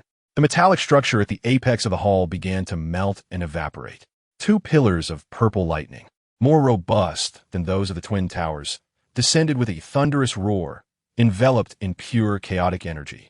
The radiance consumed all, obliterating Quintessa's desperate wail, along with her very existence in a particles finer than dust. The entire process unfolded with the ease of crushing a bothersome insect. The Dragon Emperor, ignoring the charred remnants, casually discarded the source of the spark, an enigmatic cube containing the essence of planetary life, upon the ground beneath him. A gentle hum emanated from the spark source, radiating a halo teeming with boundless vitality, swiftly spreading like ripples across water. Wherever the light touched, rust flaked away, and the metal gleamed anew. Parched energy conduits began to flow with vibrant azure liquid energy. The cracked earth began to mend, and the once silent heart of the planet pulsed with a faint yet resolute rhythm. Cybertron was visibly rejuvenating. Having completed this act, the Dragon Emperor sensed a lingering void. He waved his hand, and a stable, resplendent dimensional gateway arose at the planet's zenith, revealing glimpses of the universe he ruled. "Another addition to my collection," he murmured, his tone devoid of joy, steeped instead in an overwhelming ennui. At that moment, the newly arrived Autobots, Red Spider, Dizziness, and Optimus Prime, witnessed the newfound luminescence illuminating the entire planet. Their optical sensors brimmed with disbelief. The Dragon Emperor's gaze swept over them. "Guard this place and restore it," he commanded, simple and unequivocal. No sooner had the words left his lips than his form dissipated like smoke, leaving behind a revitalized world and a group of bewildered Cybertronians. On Quintessa, in the Origin universe, the battlefield raged fiercely. The five-faced judge gazed in terror as his forces retreated in disarray. Countless combined forms of the Constructicons surged like moving mountains, roaring as they tore through the lines of the beast warriors. In the sky, the War King's ultimate technique and the combined strikes of the motorcycle clan transformed into a cataclysmic cascade of light, harvesting the lives of the Sharkticans en masse. At the heart of the battlefield, Megatron wielded the Dark Star Sword, while Optimus Prime elevated the Star Sword. In that moment, they became a harmonious duo, slicing through the enemy ranks with effortless precision. Beyond the dimensional veil, the Dragon Emperor observed this spectacle. His consciousness swept across the grand and violent drama he had orchestrated, a faint sense of satisfaction flickering within his core. Then, he turned, journeying to the next universe.